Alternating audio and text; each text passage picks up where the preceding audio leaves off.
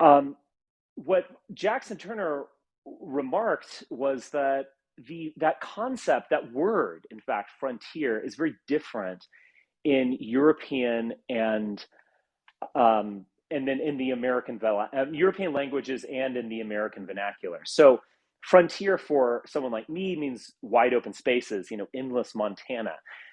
The word frontier in French means almost the exact opposite. It means a border, in fact. And so there's this, and again, America has a concept of a border, which we've had with Mexico in particular. That's resonated more recently, let's say over the past 30 or 50 years. But the fundamental resonance, again, is wide open space. Whereas for a Prussian, when you say frontier, you should imagine walls and armies and, shooting someone who steps across the border. No man's land in Berlin, someplace that I actually visited about, gosh, it's almost 20 years now. I don't know what it's like right now. It might have changed a little bit, but when I was there in around 2006 or so, you could still walk in a kind of wilderness. It was this border zone. You could go into abandoned houses and apartment buildings where you could see gun holes, bullet holes. It's actually an incredible experience. It was a little bit of wilderness and these echoes of the Cold War right there in the center of Berlin. Anyway, Russia is very much like the United States in that way, that they have a frontier concept. You have to manage this vast swath of territory. And that funnels into Eastern Europe and Ukraine, which was part of the Russian sphere or empire, if you want to say, for, of course, quite some time. That is a key spot in Russia's, imperial defense. I was about to say national defense. I think imperial defense is a better term because Russia is inherently an empire. So I don't support Russia's invasion of Ukraine. I've made that abundantly clear. But I'm not going to claim that Putin is some crazed madman or sadist who is doing this because he wants to, genocide Ukrainians or something. Now, the consequences of his invasion might very well be something like genocide. But I would stress that Putin is a rational actor. He is acting in a way that is continuous with Russian imperial plans for quite some time. And even if you, or especially, in fact, if you want to oppose someone, you at least have to understand them and not just claim that they're nuts, but understand what they really want to get out of something like this. So by claiming it's a special military operation, he was almost assuming that Ukraine was always and forever part of Russia, that this was a kind of police operation to bring these pesky Nazis back into the fold. And it also had echoes, of course, with a lot of the rhetoric around the Iraq War, in which it was a war. War was declared. It was engaged in by the president. It wasn't announced by Congress, but it was declared. But it was always couched in a kind of national security rhetoric of the inspections have failed of the WMDs. What would happen if he got in WMDs? It was framed from this kind of patronizing perspective of we have a duty to the world to contain Ukraine. Later on, it was repitched as we are going to spread democracy abroad. But those are kind of two variations on a theme in a way. It was never about conquest. We were going to go into Iraq and take the oil, say, take their women and oil. That was not promoted. Instead, it was about getting their women into undergraduate universities or something like that. It is funny. Donald Trump would occasionally use terms like conquest. He's a very transactional figure. And so he would say things like, we spend so much money, blood and treasure in Iraq. We should have just taken the oil. Um, it was one of these ways where Trump might be the greatest liar as president in many ways, but he's also kind of weirdly the greatest truth teller. He will because he is so transactional. He will sometimes just say it like it is and reveal something for what it is. And there's a value to that. Anyway, I've gone far afield here, as I want to do. But what's interesting about this special military operation is that that's just occurred is that it is threatening civil war within Russia. It is also threatening the full engagement of NATO, or perhaps Russia's direct attack on NATO. Comes in the wake of F-16s being supplied to Ukraine, and it's a kind of situation of valences, or I guess Russian dolls, you could say, where America is not directly involved in the Ukraine conflict, but at what point does supplying billions of dollars to your enemy, that is from the Russian perspective, at what point are you just might as well be involved? At what point does Putin say, listen, yes, an American has not fired a single rifle that has, damaged Russian property or killed a Russian soldier. But there is no question that those 100,000 dead in Bakhmut are effectively dead due to the support of Ukraine by NATO. I mean, that seems to be a reasonable position. He's kind of, negotiating this very difficult situation that he is in. But it's funny how this current Russian incursion is a kind of special military operation as well. Oh, the other thing I want to say is what I was thinking about is that these imperial forces, they justify their actions, or it's kind of a management strategy, let's say, of multiculturalism and diversity. And then you have underneath that, you have these extreme nationalist, blood and soil, Nazi like ideologies. So let me back up and explain what I mean by that. So we all know that the United States and by extension NATO, its official ideology is a kind of diversity is great, liberalism, rights for women, all that stuff. But then it's interesting how it will rely on, in certain key moments, blood and soil nationalism. You can see this in Poland when Donald Trump gave his speech to Poland about how America loves Poland and it's a great nation and it's so European and all this kind of stuff. That coincided with the installation of weapons directed at Russia in Poland. So it was almost like relying on a kind of how do you say it, like nationalist force on the borderland of empire. Russia is being attacked now by what I don't know enough about them to say this for sure, but the little that I know about them and just looking at their actions, I am positive that these are far right Russians. I mean, you have all the hallmarks of the far right. There's military enthusiasm, bold, maybe even suicidal gestures, the nationalism of freedom for Russia, et cetera. So there's this far right force kind of coming home in Russia. We also know about the Azov Battalion and well beyond the Azov Battalion, many far right groups that are fighting on behalf of Ukraine. So they are, in a way, kind of fighting for liberalism or fighting for America, fighting and dying, I would say.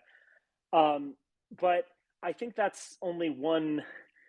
That's only part of the picture. I mean, you need to ask like the degree to which they benefit from this kind of thing, and you also need to ask the degree to which their version of nationalism can kind of function within a broader liberal empire. And again, it's not just NATO and the United States. Vladimir Putin, he's it's weird. He's like a combination of dissident right Twitter and a Barack Obama and his last speech. So he was basically saying like, "Oh well, these dummies over there. I'm sure they're drinking beer, and supposedly beer creates more estrogen, so that's bad for the old hormones." He said some just kind of half baked, mangled, almost like right wing troll comment or something. And then he said, the colonizers, that is NATO. So he's refusing to the racist colonizers. They don't understand that Russia is a multi ethnic empire and that is our strength. So he more or less said diversity is our strength. And you can understand why he would say that. Putin certainly is much more brutal on the home front than anyone in the United States. If you want to, don't take my word for it, you can look at the Chechen experience and all that kind of stuff. But he's also managing what is, in effect, a multi ethnic imperial zone. And so he, in a way, has to say that. There's also a long tradition of saying things like this. There was a certain kind of multicultural pan nationalism, so to speak, that was promoted in the Soviet Union of promoting and even creating on some level like national poets and national folkways and all this kind of stuff within the Soviet Union. So the Soviet Union wasn't all Bolshevik and hyper modernism. It also would promote things like this. So there are a lot of interesting tensions going on. The other thing that I would say before I open up the floor is that we in the United States, and I think to a strong degree, but maybe not, it's not as intense. We live in Western Europe. We live in a polarized society. So in the United States, everything you do is political. Drinking a Bud Light is political. Enjoying the latest Star Wars film is political. Being a Taylor Swift fan is a political act on some level. Everything is political. It's or anti-political. It's hyper polarized.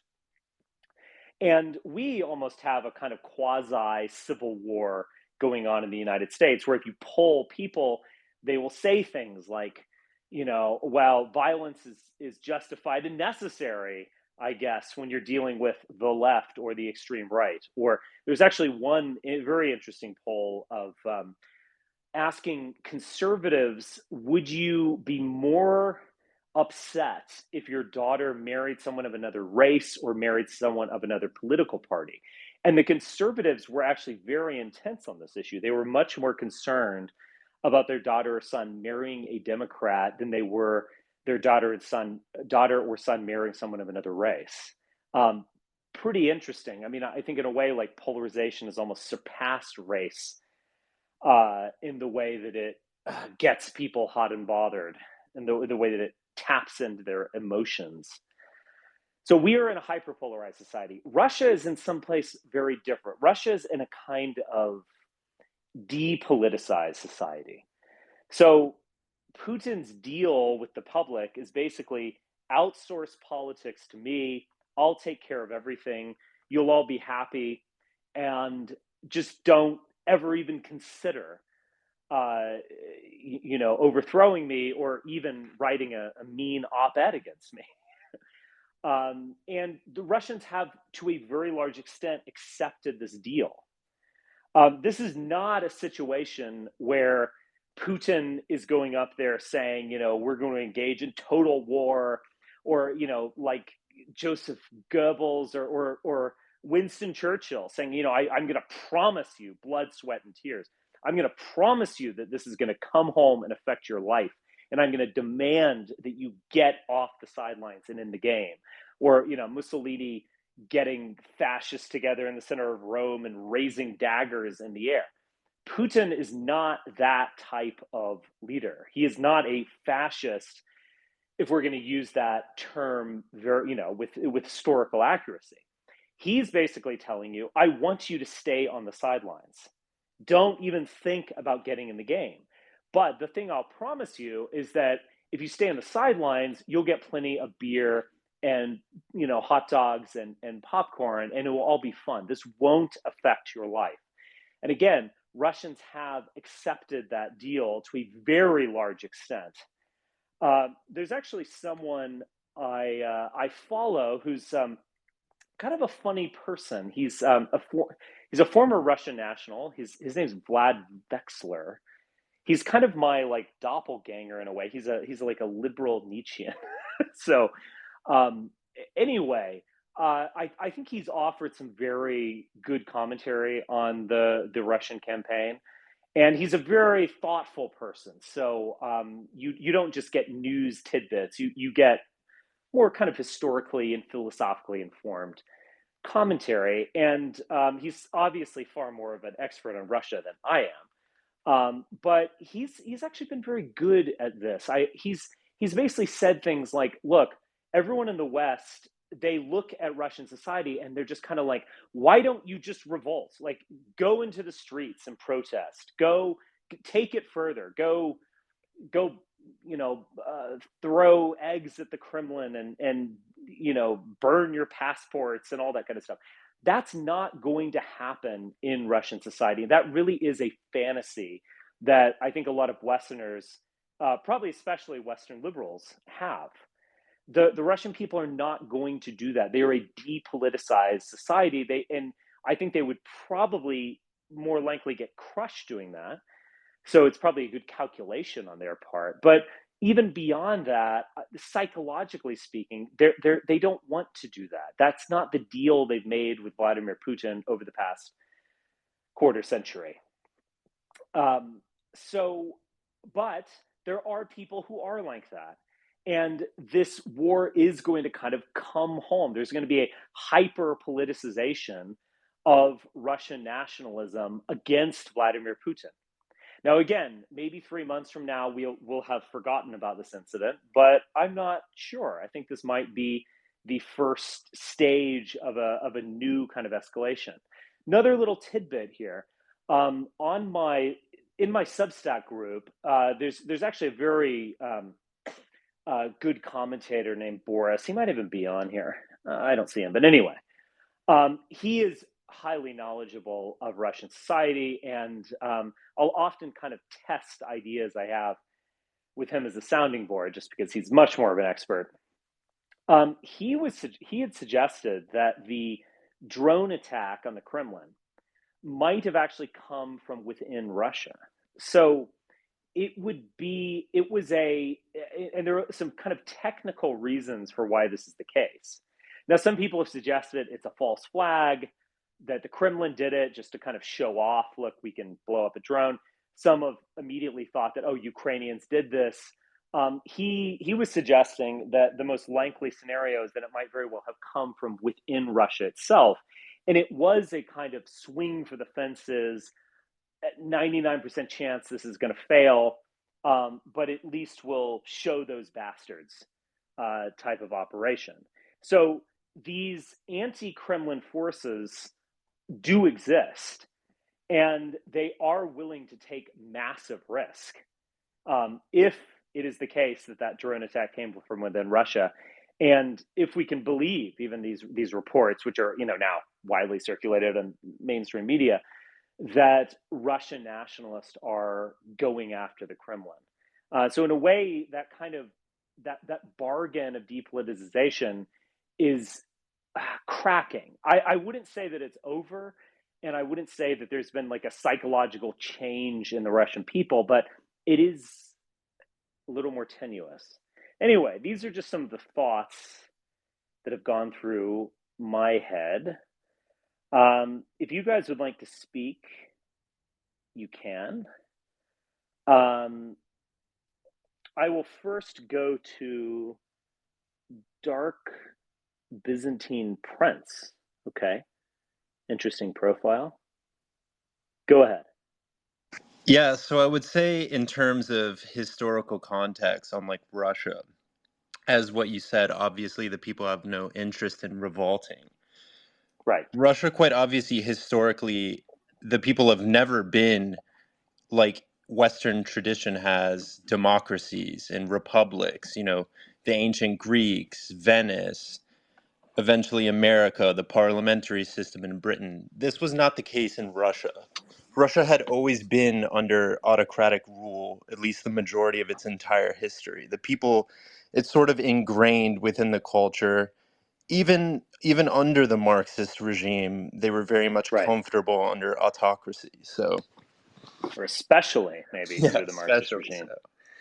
And I Yeah. would say in regards to the context of like, why is it like Nazis fighting Nazis, like white nationalists fighting white nationalists or whatever?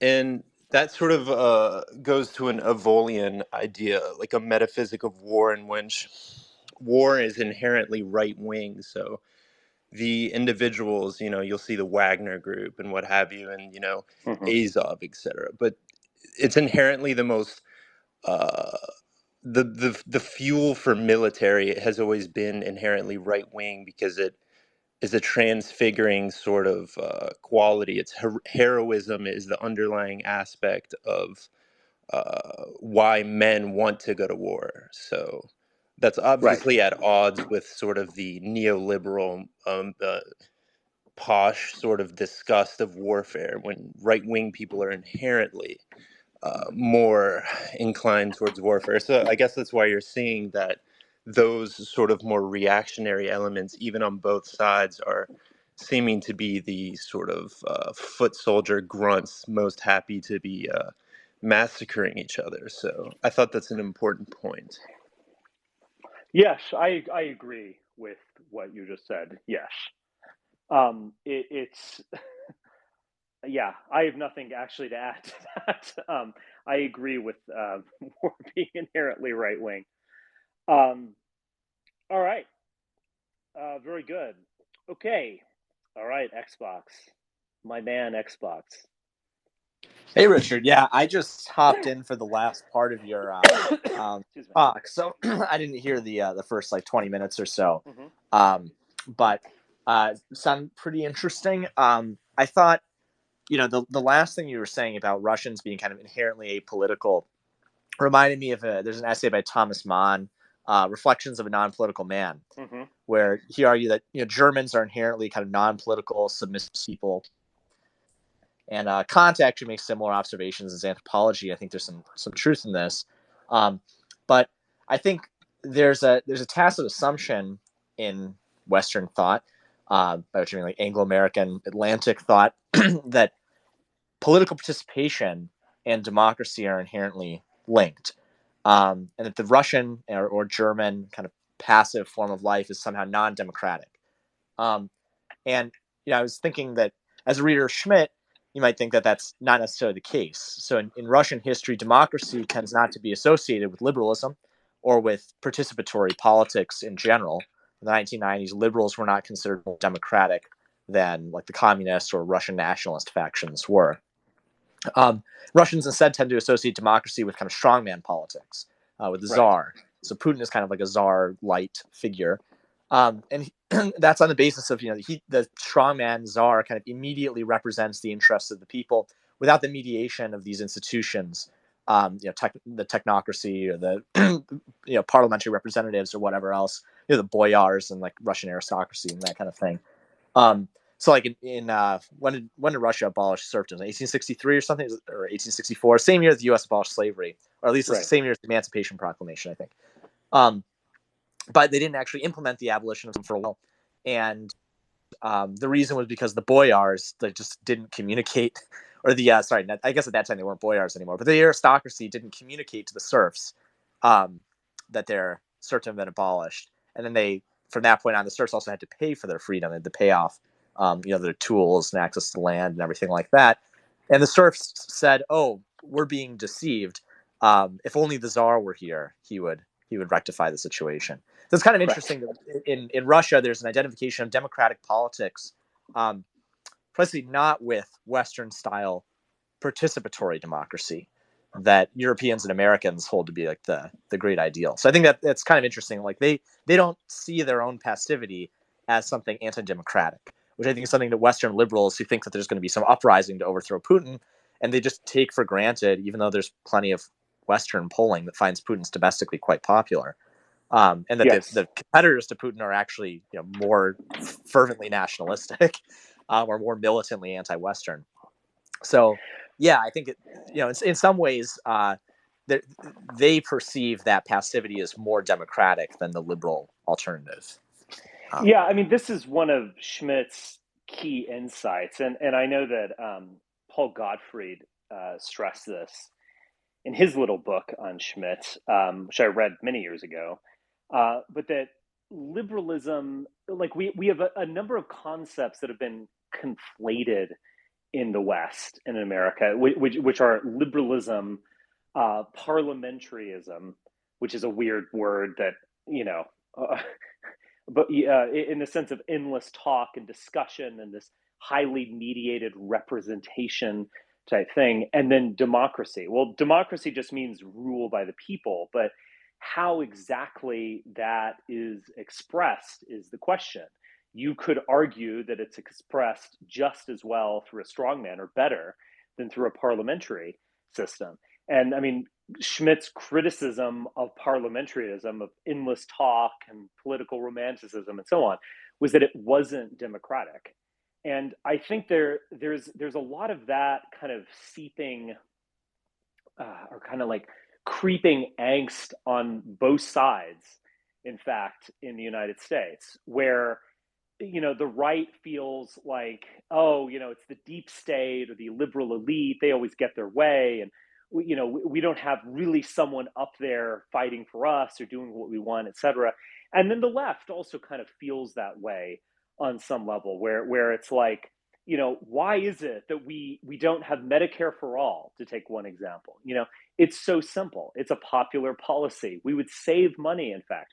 The reason why we don't have it is that these big corporations are paying off parliamentary representatives to prevent this from happening. I actually think that is exactly the case. But in some ways, all of them are kind of fighting against this lack of democracy.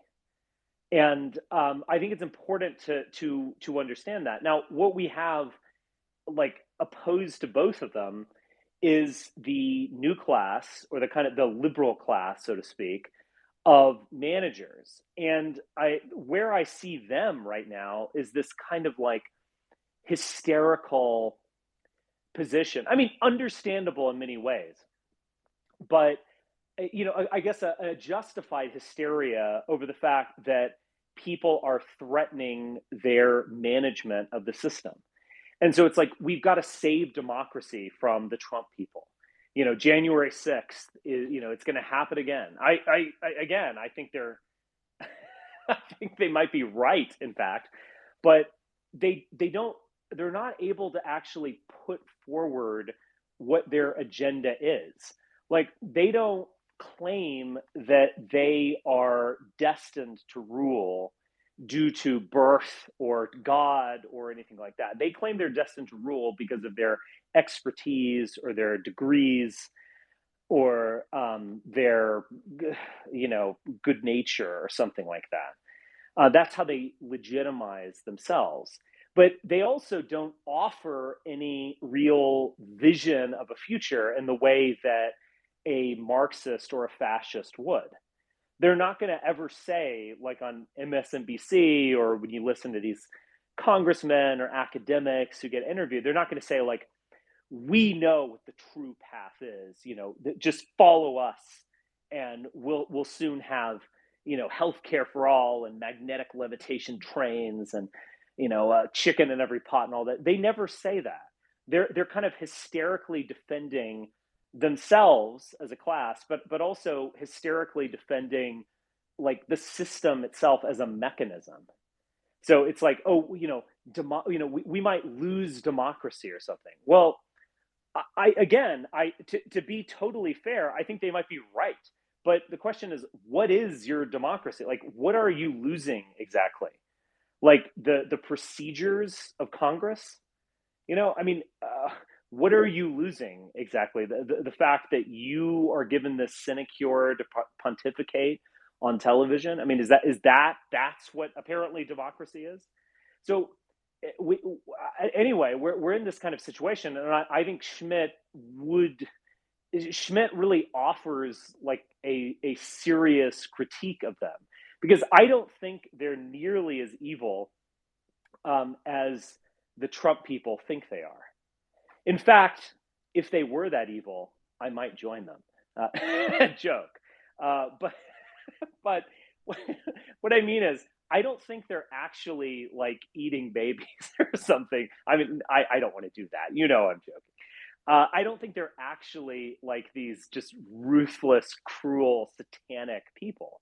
I think they are who they are. They are exactly who they say they are, and they are what they walks like a duck and it quacks like a duck. It's a duck. But again, that's a kind of precarious position ultimately to be in. Like, I think they are genuinely and understandably feeling the heat. Yeah, kind of like concerned negative political theology going on, where like they always think like simultaneously, like the arc of justice or arc of history bends towards justice or whatever. There's this kind of like inevitable triumph of progressive values. On the other hand, we're also always on the brink of fascism, which is represented by someone else.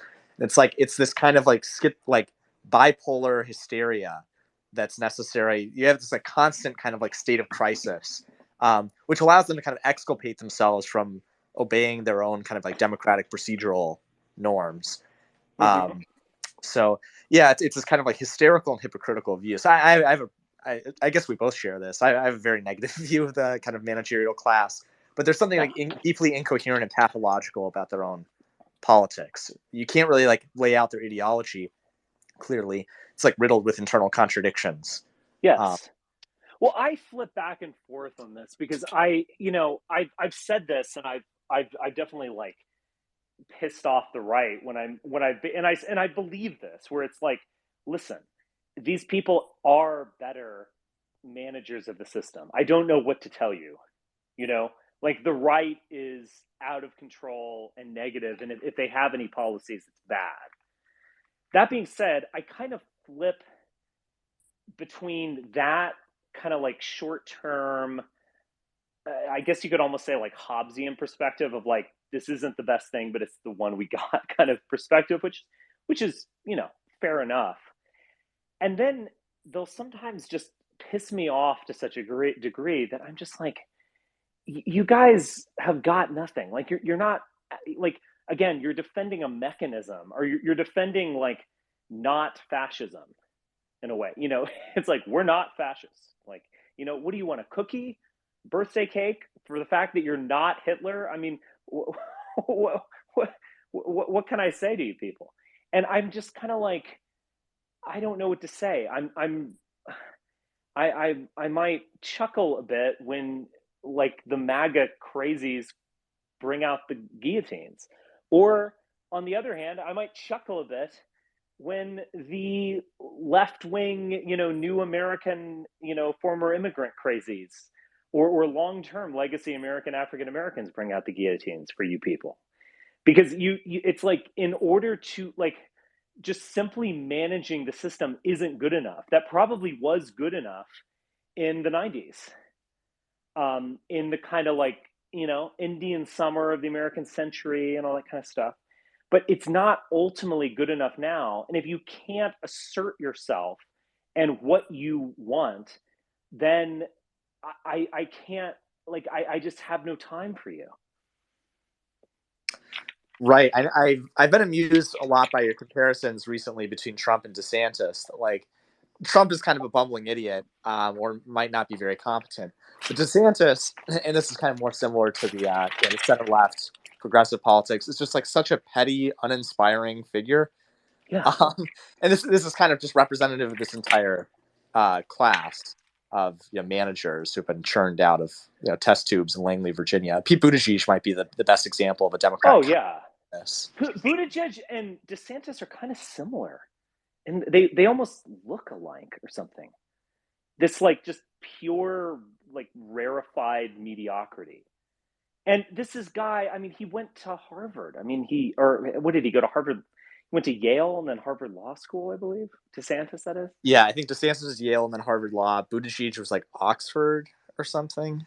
Right. And then he was like a consultant at McKinsey for, yeah, I mean, I'm not going to claim that either of these people are dumb, but it's like, this is what we produce. Like, it's just so shocking on some level, just like the lack of any impulse or vision. And as again, I don't take back any criticism I've ever said about Trump, but like I have a soft spot. I can't believe this because I was so anti-Trump for many years, post say 2017, really. But like I've developed a soft spot for him because it's like there's something there. There's some like desperate, dumb hope that he carries, and that is better than like the spiritual nihilism of someone like DeSantis or Buttigieg,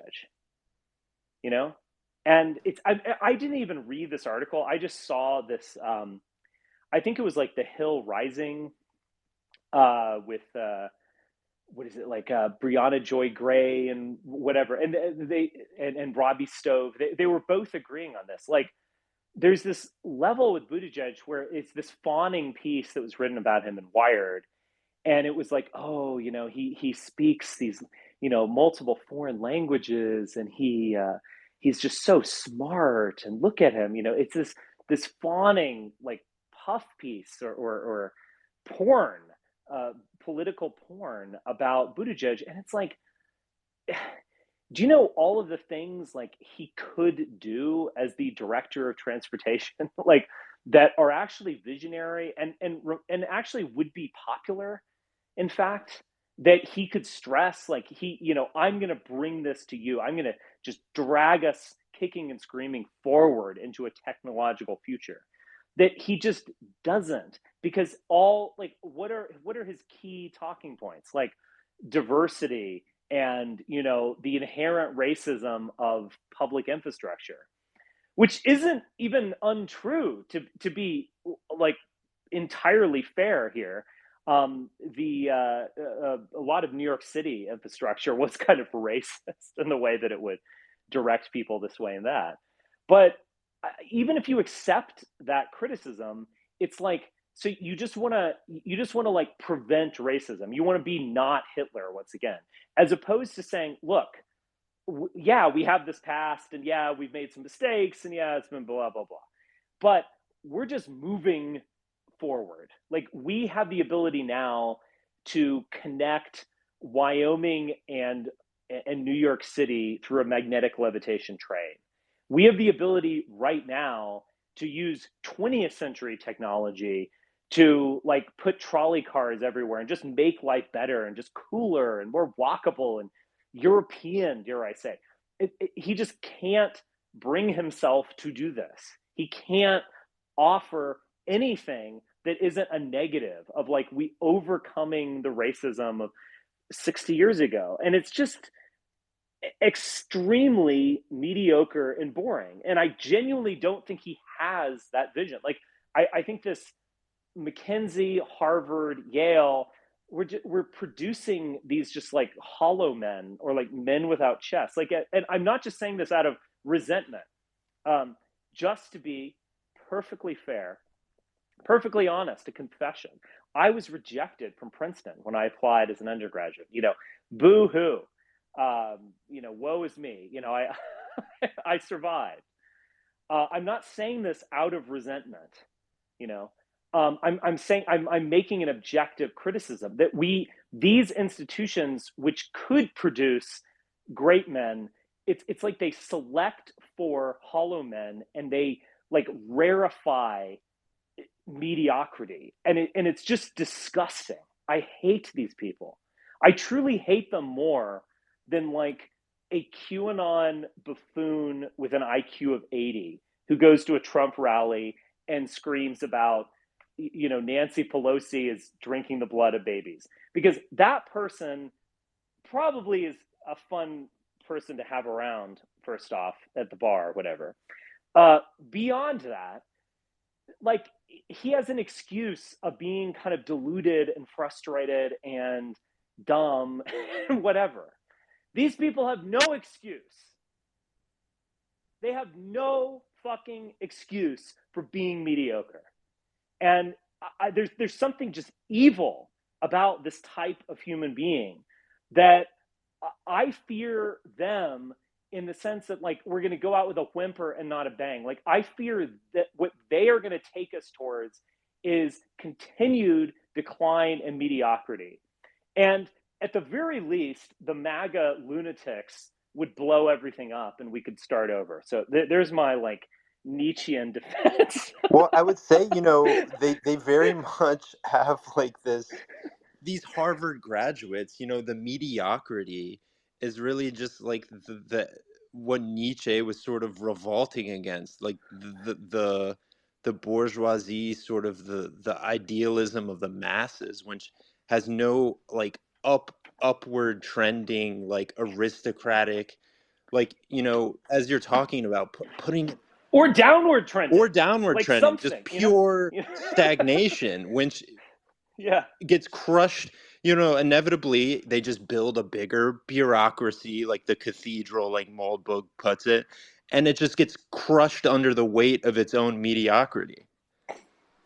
Yeah. Can I ask a question? Sure. Oh, you've heard about some of the stuff with Prigozhin and Wagner. Yeah. That is kind of weird that he's the one who's not just like, I'm the more radical guy and I'm going to be more aggressive in warfare, but actively, like I take it, my position, I think he's sort of like doing this optical thing where he's sort of like appearing to be more radical than Putin. Probably, I think on some level, there might be some differences like on the ground, but like I think it's kind of like him doing this is almost like, the more radical sections of the Republican Party, if that makes sense.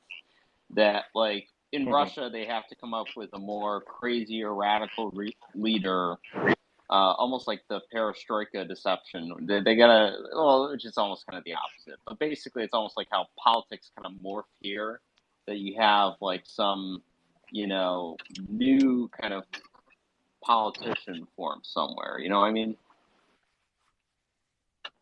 I don't quite know what you mean. I mean, Prigozhin, like, there is no doubt that he crossed the line. Like, he was, in those Telegram videos that he made, like, he was outright questioning the sovereignty of the Russian state, though he was claiming to, be a defender of the homeland. So he was playing a dangerous game, let's say, in doing that.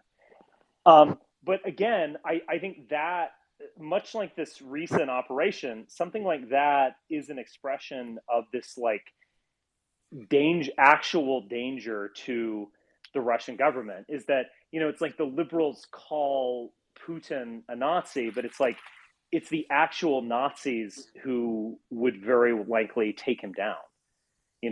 It's, if you know what I mean, like the actual, like, activation of real fascism is what Putin will consciously try to avoid, and what will actually threaten his regime.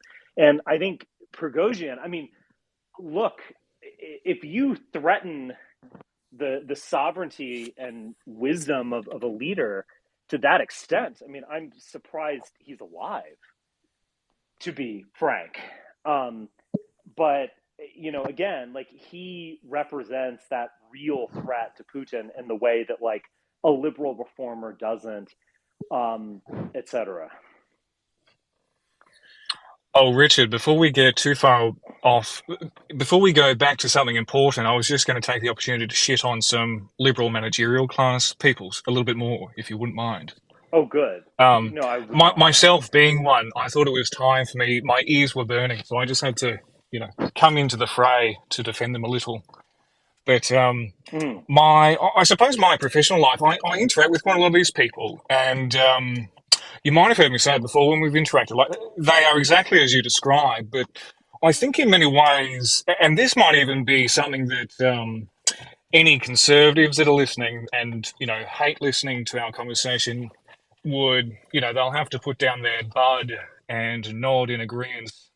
But lots of these men that occupy these these professional, like the public works programs, whoever the idiot was that you were just citing in the United States, like there's equivalents throughout the entire Anglosphere of people that are just, sure. to use the technical term, pussified. And so, I mean, to get very Freudian for a moment, it is a penetrative act to just be declarative and say, you know what, we're fucking building a gigantic railway network which will just surpass everything else. Like, you've got to come at it with some big dick energy. And there, I mean, another technical term, but nobody of either side. I mean, even Trump, and as you said, like it's buffoonish and stupid and low IQ. There's no real like technical master who's actually plotting and scheming and stroking a cat while he's actually not in front of the camera. It's always just buffoonery. Hmm. And it actually, as you say, like it actually does take someone like that who's just like action oriented and willing to really stick out. Whereas 99.9% of these people are just managers, and as you say, like they would be redirecting their staffers to, let's change the Excel spreadsheets on our, application forms for all this because it's just, you know, insert ethnic minority is having a difficult time reading them, so blah blah blah, rather than, crudely, fuckers, let's just build this motherfucker, can we? Whatever it is, let's just do Yeah. something. Yeah, exactly. I mean, I Now, would defend the them really a little politically bit. incorrect thing. The really Oh, yeah. politically incorrect thing is, does his being a gay man contribute to his lack of vision when it comes to the penetrative act of building a serious infrastructure program? Well, I googled that. I don't. And I came up I with don't some think it disgusting does. stuff. Well, I don't think it does actually, because Is he the wrong kind of gay? well, no, because don't you think he is? I mean, I hate to delve into this language, but don't you think he's a top and not a bottom? Who knows anymore, man? Who knows? Right, but gays will often have He gave me, by high the way, he gave me a testosterone. tour of Harvard. He and what's her face, Elise Stefanik, when they were dating at Harvard back in the day, back when he was heterosexual. He dated Yes, at least. He might very well be a crypto hetero. We need hilarious to with that. contemplate that possibility, which is really funny to think about it. So he dated the congresswoman from. Yeah, Where's he she dated from? the number 3 Republican now, Elise Stefanik, Where and is she from? New York State, or where's she's she from New York State. Yeah, Yeah. my friend Corey Klein and I went on a campus tour, and Pete Buttigieg was like attracted to Corey the whole time, and it was a very weird experience, to put it mildly, especially seeing as they both went on to become political people. It was very Right. strange. Well, he's kind of gay in the '90s sense of that term, in the sense of being lame. I mean that Yes.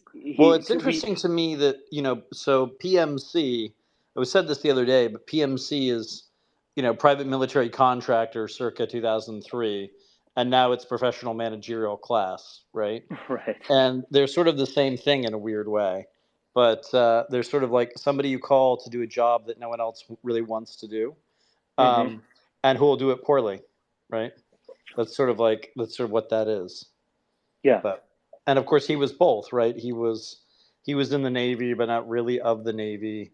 He's sort of not a serious man. He's like Maltese, which isn't even really a country, right? He's just pathetic in every sense. My conspiracy In defense of the gays. my conspiracy theory on this, by the way, is Joe Biden has Uh-huh. punished him with this job, That might be true. Yeah, I've which heard is that. I've heard you which is say that. which is actually why I love Joe Biden more and more. But He's if taken all he, whippersnappers and punished them. well, I know, but he could have turned that around and done something interesting. But in defense of the gays, you could make the argument that the lack of children would inspire someone like Buttigieg to leave a legacy through some other means.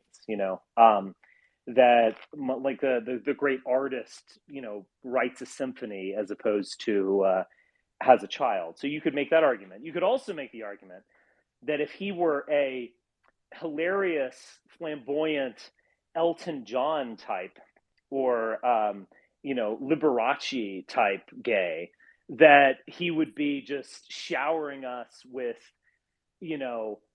tasteful yet with a little bit of outrageous flamboyance thrown in, public infrastructure, and that this would all be actually great. But unfortunately, he is gay in the 90 sense of that word, which means that he is simply lame and boring and dumb. Well, he's not dumb. He's smart, but you know what I mean. They always say he's smart, but I see no evidence for it. These are test takers. These are like Mandarin smart. You're good at taking an SAT. Bro, I was a test taker, okay? Like there's a type of person. Exactly. There's a type of person that does really well in these tests. Like I'm one of them, right? And we don't really understand why we're good at it, but we are. And like they give us a pat on the head and like admit us into these like stupid clubs. And then you join the club and you don't want to be a member, but he wants to be the president of the club. Which is even worse, Well, you're not. I mean, to defend you, I don't think you're a pure test taker type. I think you want, at the very least, want to be more than that, and so on. A test taker type, it's like someone who could solve a Rubik's cube, but that's not real intelligence. I can do that, unfortunately. Yeah, but I take your point. Well, yeah. Well, and it's something I remember seeing this. Like Bobby Fischer, I think, was like this. There's some great YouTube clips of him, like on Johnny Carson and what was that talk show? Dick Cavett, I believe, who was a kind of smart. He was like a smart liberal humanist type, but he would ask a very interesting question. Anyway, television used to be a hell of a lot better. But Bobby Fischer was on there, and he would solve like little puzzles, like. There would be like a 3x3 square with one of the tiles removed, and the number, you have to get the numbers in order or something. He could do it like in 30 seconds. Like it's something that I would like fiddle around on for 3 hours at the beach or something. He would just do it. I mean, he was on another level of intelligence, of like just practical autistic intelligence than I or everyone on this call, in all likelihood. And yet he wanted something more. I mean, I don't even endorse all of Fisher's, commentary, but like he clearly had a view of the world. I think someone like Buttigieg is so shallow that like he solves the Rubik's Cube, but he doesn't think about anything beyond the Rubik's Cube. He just it's like, oh yeah, here, this is how you do it. The joyless pursuit of joy, right? Yeah, exactly. And it's like I would almost prefer someone who would be like, why is there a Rubik's Cube? Or someone who just like throws the Rubik's Cube up against the wall and smashes it. Like I have more respect. Now you and I, you were a very good student, as was I, if I recall this correctly. And I wasn't the greatest student, actually. Oh, you weren't? Okay. Well, I would get bored. I would get bored with stuff. I was a straight A, near perfect score SAT motherfucker. And I look back on those years and I want to strangle myself. Like I have nothing but contempt for the earlier version of myself that was like a grind at these kind of things. And I lowered my GPA in college by taking courses that I was just like, fuck it. Like I literally took conducting because I was kind of like fascinated by, like all these great 20th century conductors, like, Furtwängler and whatever. And I wanted to like learn about it. And I was like told by the teacher, she was like saying like, I cannot give you a high grade in this because like, you just can't do it. And, but I was just like, fuck it. Like I want to learn I want to, like, I'm here for 4 years and only 4 years. I can't take a course like this on my own when I'm 50. So like, I should just do it now.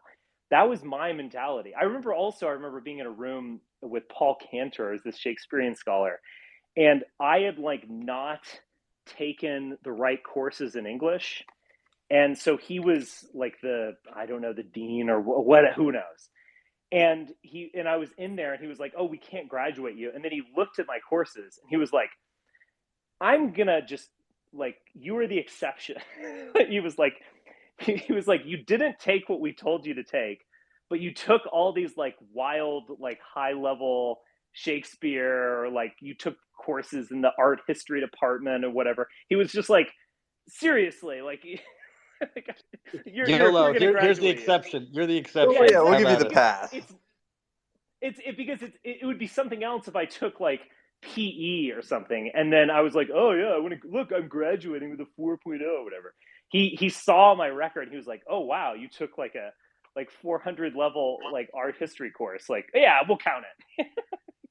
So I did all of 6 days in law school, which neither I nor the law school I went to want to talk about, and it was the most miserable 6 days of my life. And I think about that often, and just how terrible all these people are, and Oh how yeah, there's like this disgustingness to them that I think I'd honestly be dead right now if I'd done as they wanted, because yeah. when you become a part of the system, you have every incentive to maintain it, and I just can't do that. It's just, it doesn't work for me. Yeah. Well, I think the thing Question the that system. the thing that scares me the most about Buttigieg, and there's a lot that freaks me out about him, but the thing that scares me the most about him is that he invaded the Midwest with Indiana, Hmm. and he like pretends to be sort of them. Where did he grow up? He grew up in Notre Dame, like that's where his father was a university professor, Oh, and his interesting. father's like Maltese or something like that. And he's like one of these box checker types where he like did the appropriate amount of time in the military. He's now like adopted the two kids or whatever. He's like had them through surrogacy, which I know, like, I'm not anti surrogacy per se, but it is kind of like very weird to cause people to exist in the world without mothers. Like, it's a Yes. little creepy. And I know we're not supposed to say that because whatever, YOLO and civilization and all that, but it is weird, you know, and I don't know. It creeps me out a little bit. Though I wish the fellows lots of luck, on all of that. But anyway, the takeaway that I had from Buttigieg then, as is now, is that he's one of these Patrick Bateman types that doesn't make Patrick Bateman makes an account of himself, right? Hmm. And what's disturbing about Buttigieg is he acts as if his account is self-evident, you know. This Wired magazine article is extremely disturbing, that they would try to sell him as like some sort of serious person, Yeah.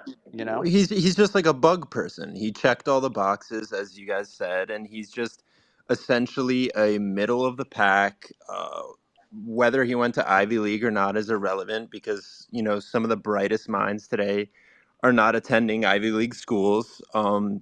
Sort of the upper middle management class really is. And I saw a funny tweet, and it was like, if Napoleon Bonaparte was born today, they would probably drug him up with ADHD medication and suppress everything about him. So, Yeah. the Yeah, I mean, I qualities, make this point all the time about all of our depressive leaders, right? Abraham Lincoln, Churchill, all the greats, they were all like not of the, they were not capable. Like Grant was a drunk, right?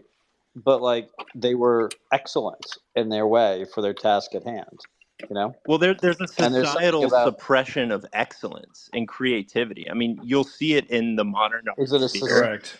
is it a Correct. societal suppression, or is it a group of people doing the I mean, suppressing I guess it's in a the pharmaceutical combination, industry? but ultimately there's this Both. sort of third estate mentality of the masses, which is sort of dictating things.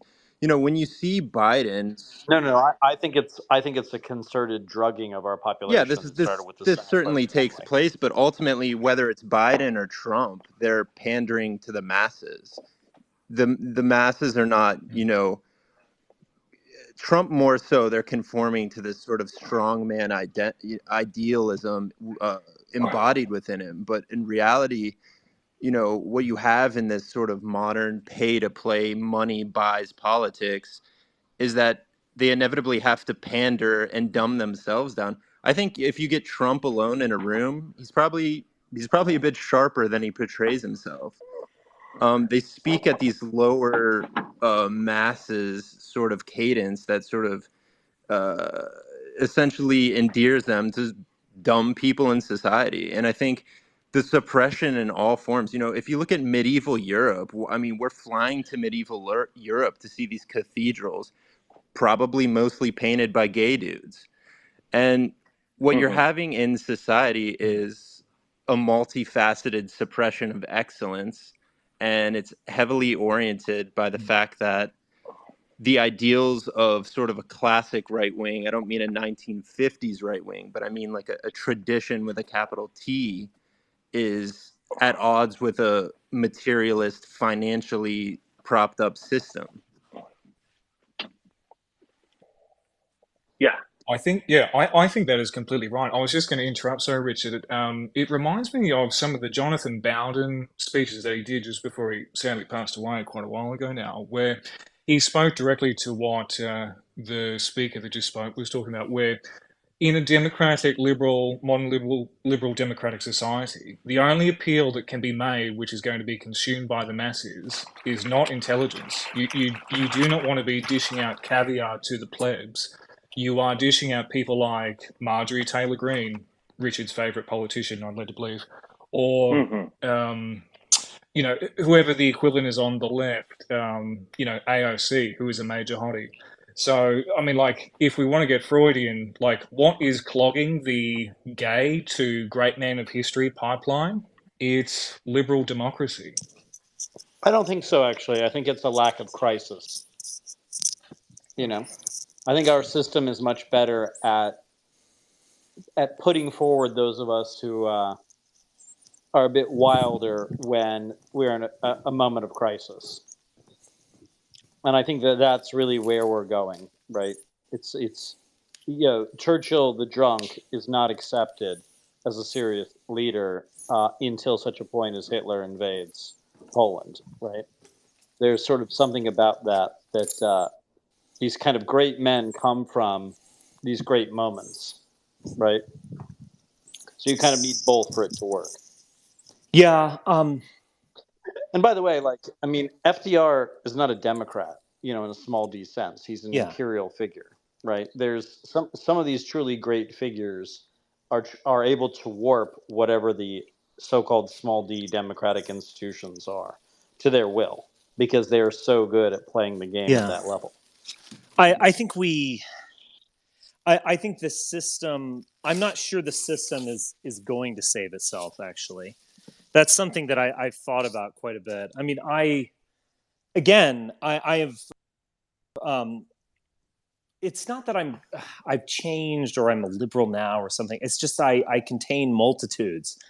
I'm able to kind of look at things from different perspectives. And after the failure and stupidity of Trumpism, I was, spoke for millions of people when I said this, when I was just like, I just want like normal, I want the managerial elite, because what's happening is so dumb and self-destructive that I would prefer a smart person just kind of managing this society. But I don't know. I kind of go again. I go back and forth on this. I also have this system, like it's the Buttigieg. It's not like the system has a particular mind, and it's like, well, this is peacetime, and this is liberal time, so we're going to produce Buttigieg or something like that. I think the system, and but in another time we would produce a great figure who has a vision and is willing to enact it, at all costs or something. I think the system is like geared towards this. And I think it's much more likely that it won't be able to defend itself because it's just going to produce a bunch of people whining about the threats to democracy and so on. Like systems do, they can get reset, and America has been reset multiple times. But the people who make the argument about democracy are some of the people who live in the most, anti-democratic, white bourgeois environments. Of course. Right? So they're not really Democrats. It's just a fake. It's a fake argument. That they really are is they're self-preserving.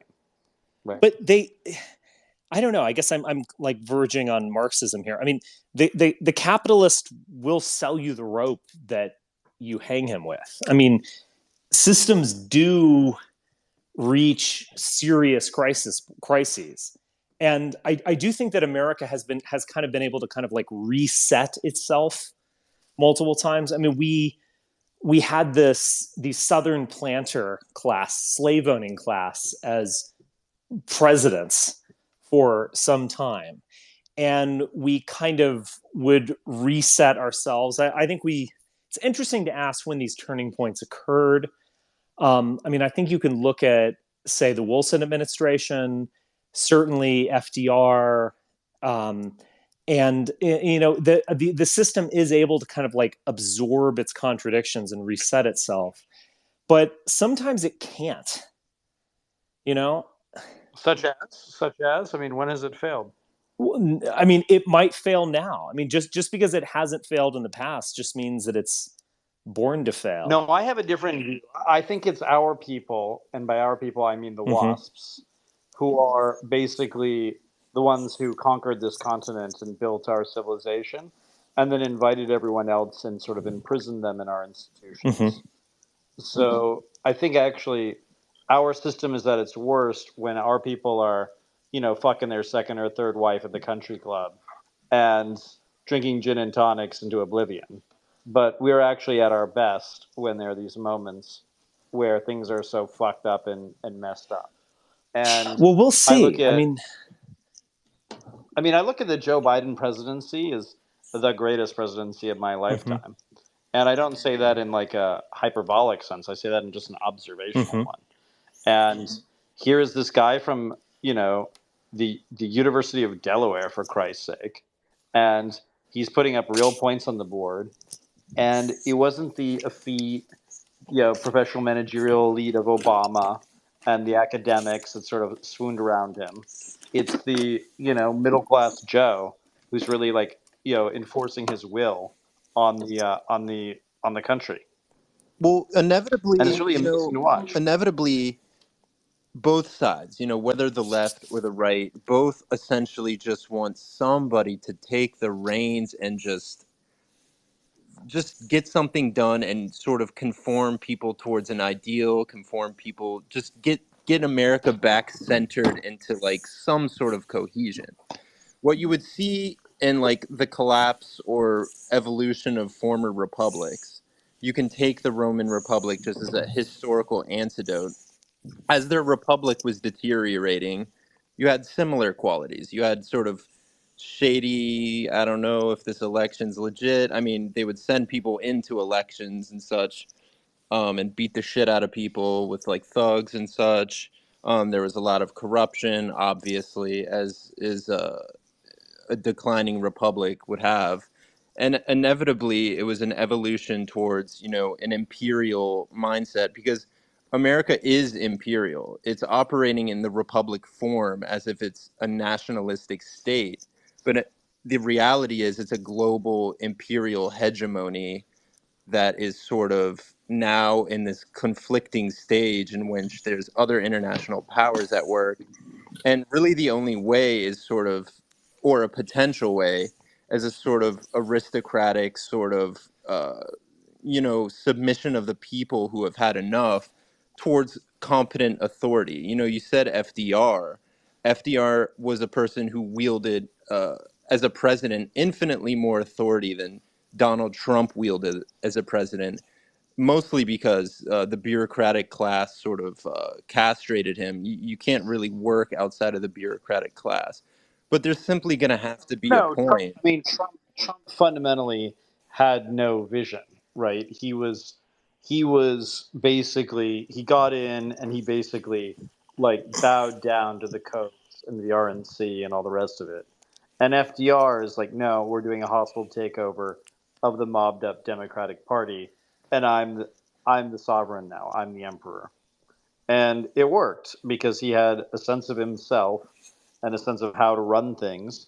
And of course, the fact that he was friendly with OSS and the British and all that from his days as Secretary of the Navy under Woodrow Wilson mattered a lot. And the fact that he was of the founding stock of this country, which is, I mean, he's He's an as Anglican he and I are related. president. Yeah, he and I are related. My family married into the Delano family. So, I mean, there's just a level of like WASP savoir faire that people are not comfortable with yet. But they're always comfortable with it when there are these moments of great uncertainty. Because what people really want is they want somebody who's the decider, somebody who's sitting in the chair making the decisions and having the vision for propelling our species forward. Yeah, I mean, I also like Biden, but I think he's going to ultimately be a victim of the backlash that's to come. I think the interesting one interesting way of looking at it is this kind of like problem of America where it is both a nation state and then also an empire in kind of two ways. So it's like it's an empire in terms of being this massive, like untamed country, the frontier that I talked about at the beginning. But it also is a global empire. We kind of made, efforts in that old style colonialism for a while. Certainly, after the Second World War, we made efforts in the Woodrow Wilson administration for sure. But certainly after the Second World War, it was kind of like, we're going to have to pick up this burden. And those things can coexist, but I ultimately think they are going to like lead to contradictions that are fatal, in fact. I mean, like you can't have a like nation state where all of these people are demanding their day in the sun and to be recognized and their piece of the pie, their ability to live this lifestyle, which in a way we haven't even had for 50 years, but they demand it. And you can't have that and kind of like pick up this burden. There's going to be, and I haven't even mentioned the kind of like American underclass, which is there and brewing as well. Like it's very difficult to do both. And as Kissinger would talk about, like all of these, presidential elections, they're not really about foreign policy. They're kind of about pocketbook issues or, what can you do for me kind of thing. And can you sustain that degree of a contradiction for long? I don't think you can. I think Biden is good, but it's like he's disciplining his own side. He's kind of like disciplining the far left of like, don't take what you want too far. I'm going to kind of hold back here. And then he's also disciplining the far right, which is, let's engage in lunatic activities like J6 or something. He's kind of disciplining both sides. But I think one of those sides is going to win. One of those sides is going to have their J6, but it works. And I don't think, I mean, Biden is probably, is not probably, no doubt, better positioned to restrain one of those things. But at some point, there's not going to be a Biden in there. And at some point, these lunatics are going to be successful. Yeah, I don't share that view. I look at all the ways in which Trump was stymied and how effective the deep state was at cutting him down and tripping him up and making him fall all over himself. Yeah. And I suspect the same thing will happen to some other great challenger. I Well, don't I think it's think going to be a grave challenger. I think it actually will be the mob. Yeah, and I think the mob will be swatted down then too. I mean, I don't know. I don't think I it mean, I will in look at the the sense January that, 6th thing. as to Richard's point, when you look at the modern right and you look at the modern left, they don't have inclinations towards centrism. They don't have inclinations towards the status quo. They have inclinations towards victory over their ideological adversaries. And that's almost like a Weimar sort of point of Yeah, contention this in is not a history. serious point. It's not a serious point, though. I mean, like the debate between look, Joe Biden first ran for office as a political independent. Okay, whenever he speaks woke, it's like watching somebody in a hostage video. Yeah, It's I get not. that. I It's get like that. this is But there's going to not be like someone after so. Joe Biden. But it's the fact that he is talking woke that's Yeah. the symbolic expression that he has to speak woke, otherwise the left will quite obviously attack and not support him. So the point I'm making it is that the left of like the left in the sense that you define it as like this moderate left, each day every day that passes a moderate leftist dies, and the youth of the left and the youth of the right is not inclined towards this status quo maintainment of the Is system. anyone speaking? Yeah. Oh, Yeah, but none of that really matters, right? What matters is what does the moneyed class in this country want? What does the professional managerial class want? What are they willing to sacrifice for? What are they willing to do about it? And I must say, like, I never believed that we would see the kind of pushback on the Supreme Court that we've seen, the kind of corruption of a Ginny Thomas or a Clarence Thomas, right, collecting bribes and all the rest of it. I never expected that we would actually see people push back on that. But our deep state is very much engaged in this fight, or the publishing of the tax returns of all the various oligarchs in ProPublica, which was a kind of shot across their bow.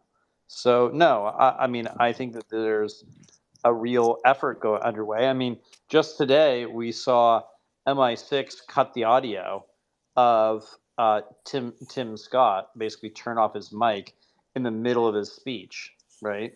So my argument is like our people haven't even begun to fight and to roll these things back. Um, and as many of us, some of us in this room get richer and more powerful, like what are we going to be doing? We're going to be buying the weapons and building the weapons that actually preserve our imperial order. And of course, it'll be like all successful empires, and it will lie for many, many years and pretend not to be an empire. But that doesn't make it any less imperial. So no, I mean, I think there's life left in this old republic or in this fake imperial project. I mean, it's still very much the dominant player in the world. It's increasingly strong. I mean, there's really no other country on the planet I'd rather live in or trade spaces with in terms of raw power. I mean, is there any such place for you, Richard? I mean, it seems well, unlikely, right? I get that, and I don't fully disagree, but I'm just saying, like I think other people on this call are saying this, like there's going to be a point at which that just doesn't work, and we're going to probably see that in our lifetimes. I mean, I'm not as often. I mean, I like these. I like Biden as much as you do, but like I don't see him as like inaugurating a new era. I see him as kind of like coming at the very end of a 20th century era, this like last gasp of the 20th century America. And I don't like what's ahead. Explain to me. So, what was this cutting Tim Scott's audio? What happened there? Oh my God! Did you guys see this? It was epic as fuck. I mean, it was amazing. So he's giving a speech. So Tim Scott is Likud in blackface, So and he's the South Carolina. What was he? A yes, senator or a he's a congressman? senator. We already had the closeted homosexual, but that was a black president. That was Barack Obama. Now we need one from the right. So that's why we Well, have Tim South Scott. Carolina is remarkable. They have two homosexual senators. Yes, as one of my friends once told me, who was in South Carolina politics, we celebrate diversity.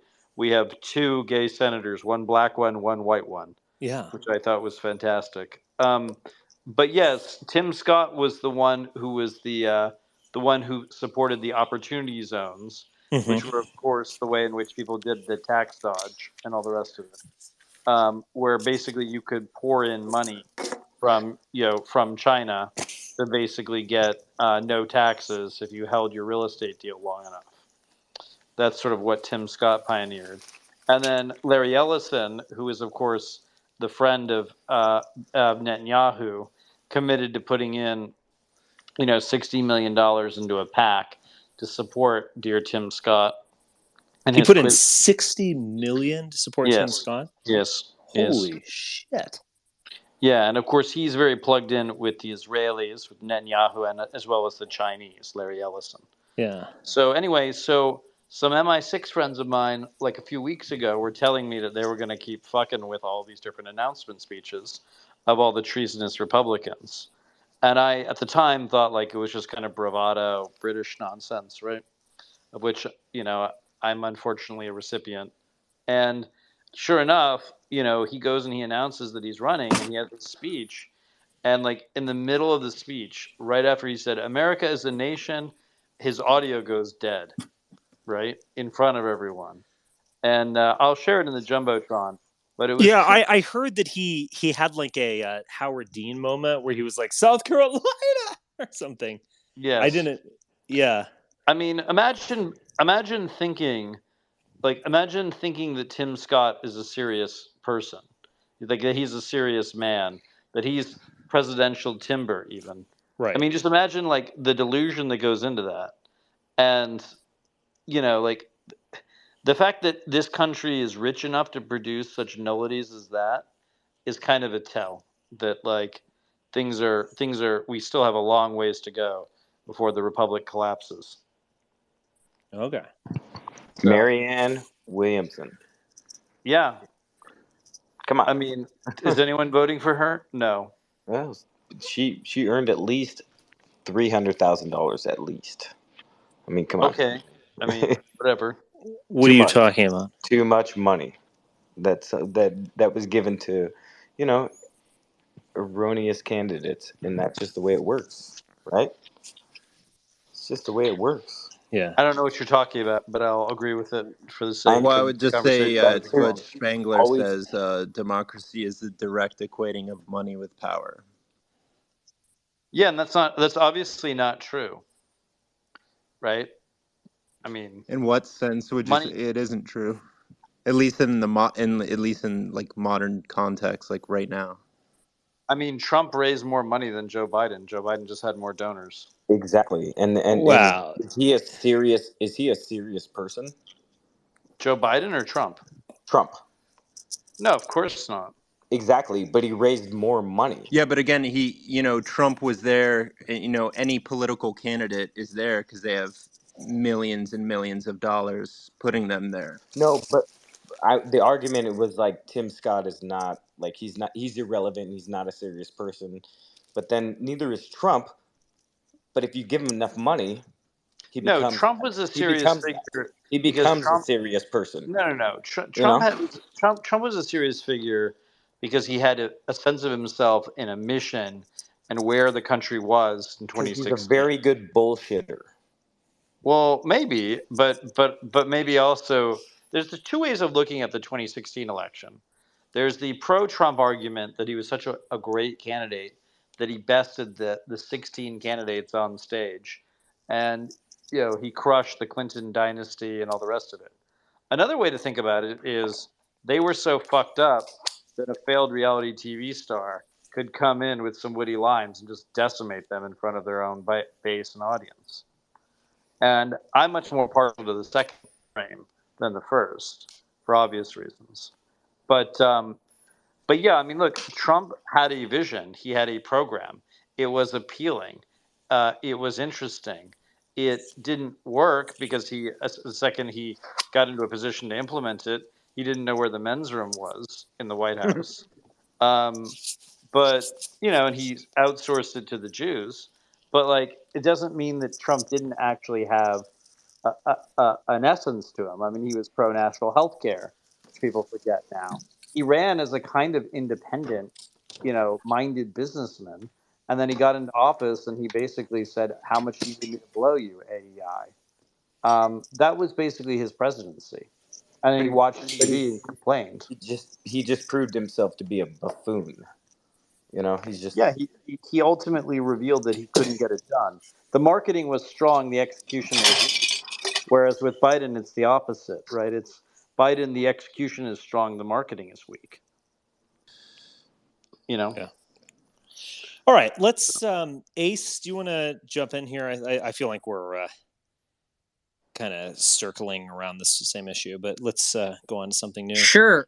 Richard, I wanted to ask you why Barry Lyndon is your favorite film. I hope that's not too forward. Oh, That's based. I'm not positive it's my favorite film. I think I might have. Did I say something like that? I mean, it's definitely up on a there. poll. I think you it was ranking all the. You had a bunch of options, but Barry wasn't one of them. But then I think you made that your answer in a quote tweet. Ah, okay, interesting. I think it's an amazing film. It's a very typical kind of like Kubrickian send up of aristocracy, and in this kind of very Kubrickian way, much like Full Metal Jacket. It's kind of like a anti-war, exoterically anti-war film that's esoterically pro-war, as Full Metal Jacket definitely is. How is it pro-war? I think you have to understand, like with Full Metal Jacket, yes, he's going to show you all the horrors of the movie, of what war is like in the movie. There's a scene where before the kind of final climax in where Modine Joker shoots the Vietnamese partisan. They're actually looking at a map and they said, "Oh, we need to go this way." No, I think we need to go this other way. And I think that was Kubrick's kind of signal to the audience that he's taking the ship in a different direction. All of those characters are also kind of like doppelgangers of the characters you meet in basic training in the first 45 minutes or hour of the film as well. They're kind of, you see these flawed and in some ways like cowardly people or self-destructive people, suicidal people. And then they're kind of like uncovered, and you have the what is it, 100-mile stare, 100-yard stare, something like that. And he's showing you a kind of martial ethic that they can become. I do think, I mean, there is no question, like you can look at Barry Lyndon and just admire like the painterly nature of that movie. I mean, it was as technologically innovative as 2001 was, in the sense of like camera lens use and mise en scene and tableau and all that kind of stuff. I mean, he did amazing things, shooting things at candlelight, very difficult. But the inner essence of it is, of course, sending up the aristocracy and a kind of nihilistic message about Europe, in fact. So it's an amazing film. It's kind of a forgotten Kubrick film. You see him, do you think people talking about 2001 and so on? I mean, 2001 is a very fairly nihilistic movie. Do you think Barry just like needed a father figure? Is that supposed to be the takeaway, or? Well, but the whole, I mean, yes, but like the whole film is about like attacking Europe. I mean, it is a very interesting movie. It is anti-aristocracy and anti-European high culture. He's kind of sending it up in many ways, while he is creating these beautiful tableaus that you can kind of gawk at. So I think there's this kind of double move going on with that movie. No, that's he also does something kind of fascinating in the film, in that it's an epic film. Like there's great battles, there's beautiful palaces, there's duels, but the interesting part that he does with Barry, as opposed to the classic hero in many of the movies. I mean, obviously in modernity, there's subversions of this now, but at the time, the hero was this noble, great person at all times. But with the character of Barry, he was sort of this sort of treacherous, cruel, sort of Wastrel. uh, Yeah. yeah, and it was just a very interesting subversion of the hero character. Yes. But I wonder, is there a very special military operation? Wow. That was a super Kubrick dad joke. I never thought I'd see those two things in combination. Richard, I do have a question for you though. Like, are you familiar with like sort of the Bronze Age pervert sphere and like sort of what's going on with that? Because he very much takes inspiration from Nietzsche, as you sort of are obviously read on Nietzsche. Are you familiar with the sphere and sort of do you have any like opinions on sort of what's going on with that as Bruh. sort of that pre-Socratic sort of idealism? Chuck, you're hot. Yeah. I mean, all of those people seem to hate me and have been hostile towards me. So it's very hard to like them. Because they're Israeli spies and traitors for Yeah. one. I mean, I think from what I have gotten from my reading of him, probably mostly on social media, a little bit of his book, which I just never really finished, to be honest, because I Because you're a literate man who actually likes the written word, it's just and you don't want to see terrible things done to it or to the children that read it's that a real book. teenage version of Nietzsche, if I want to be honest. And I'm sure there's a lot of things. There's probably is some crossover, but I have really a hard time getting into that stuff, to be honest. Ghastly stuff. Richard, do you relate to any of the Barry Lyndon characters? Would that be I relate to Barry, to be kind of self-critical. It's hard to relate to Kubrick's characters. I mean, he's there's a kind of Kubrick is so intellectual. It's about kind of relating to the movie, I think, much more than really identifying with one of the characters. But I mean, do you guys want my hot take on 2001? yes, okay. yes. Give it. I need to go revisit Barry Lyndon, and I'm sure I could come up with something like this. But so David Bowman, curious name.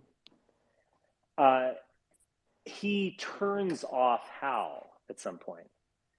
And the common interpretation, certainly the one that I had since I first watched that movie when I was a teenager, was that it was a kind of heroic vision of turning off the computer, touching grass, getting away from suffocating and bureaucracy and all of these kind of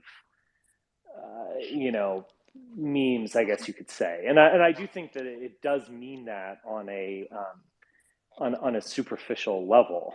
But you have to ask, like, what was going on in NASA at the time of the making of that film?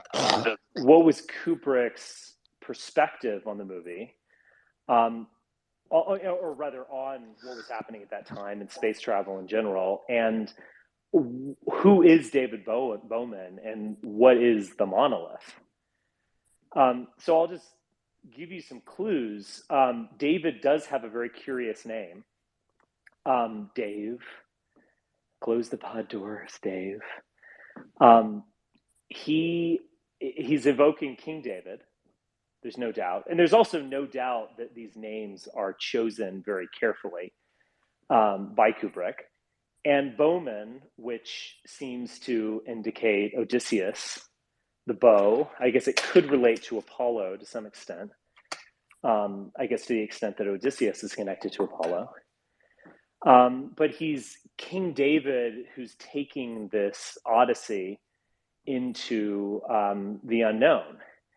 But what is the monolith, really? It's this black stone slab that comes down and teaches humanity or pre-humanity, ape men, how to think. In Arthur C. Clarke, it was actually clear.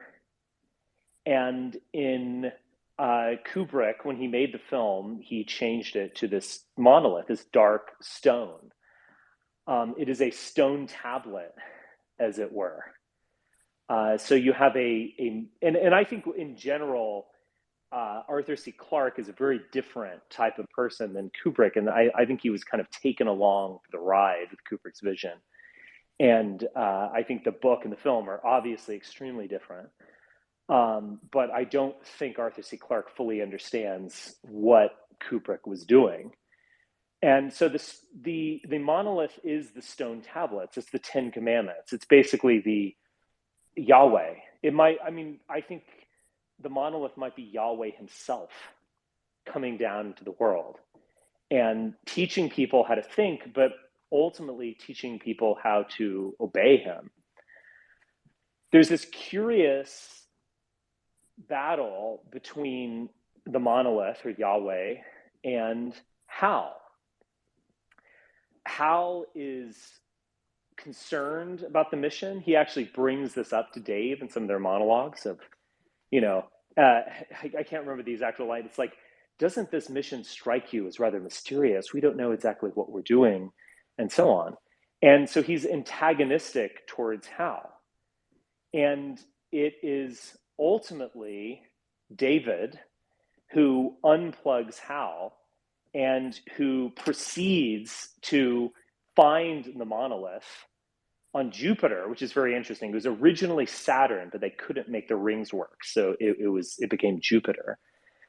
And David, who doesn't so much as go out into the unknown, he goes into the monolith. I mean, quite literally, he experiences a higher level of enlightenment by re-engaging with Yahweh. And we've in some ways lost our touch, our sense of Yahweh. We've only created mechanical war machines like the bone that you can strike out against your fellow apes, or some, technological marvel in the sky and so on. We've only done that. We've lost that connection to Yahweh himself. And David, King David, takes us back to Yahweh.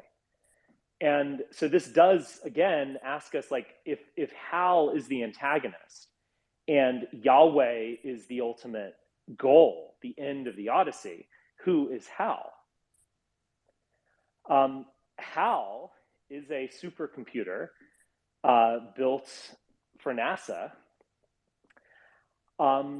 The common interpretation is that it's IBM. If you just move the letters up one, you'll get IBM for Hal. I think IBM is maybe like one resonance of who Hal is. And I think Hal is ultimately NASA. He's ultimately the Operation Paperclip. He's basically the Nazis within NASA who are going to create a regimented martial force in space.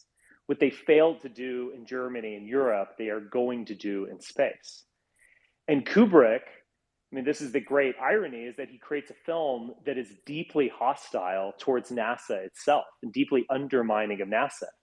You don't go out into the unknown to uncover wisdom of the stars or a new species out there or whatever. You reconnect with Yahweh. And so David is a Jewish force that is reconnecting humanity with Yahweh. Hal is a Nazi. He is the Nazism that persisted after the Second World War within NASA itself. And Kubrick is basically telling you to disconnect from that, disconnect from IBM. There might even be a little bashing of IBM as creating the mechanical machines, international business machines that were used to perpetuate, to do the Holocaust or whatever. I mean, maybe that's there too.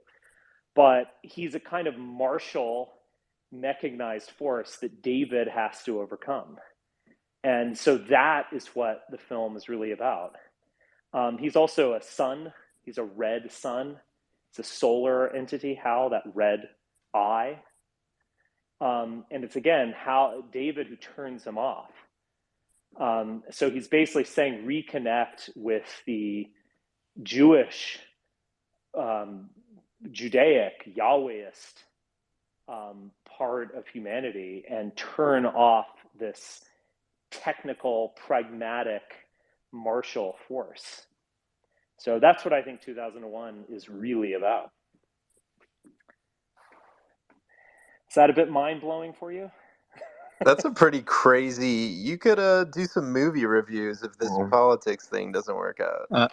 I just want to say, Richard, my daughter woke up and I put her in my arms and she was falling asleep because you were talking, and then I've known and then to rest. Yeah, she was like relaxed. She was relaxed and everything, and then I looked over and her eyes were wide open. Oh, really? And I was just like, oh my god. So is the new unconscious cinema about to drop now that this is... Guys, Right? I've done it. I did like an hour and a half. You shocked her. Lecture on this. It is available on Substack. But yeah, so I mean, who are the villains and who are the heroes in 2001? I think that's the real question. And who is Kubrick? I mean, what does he ultimately want? Is he really an atheist, as you might imagine him to be? I don't think so.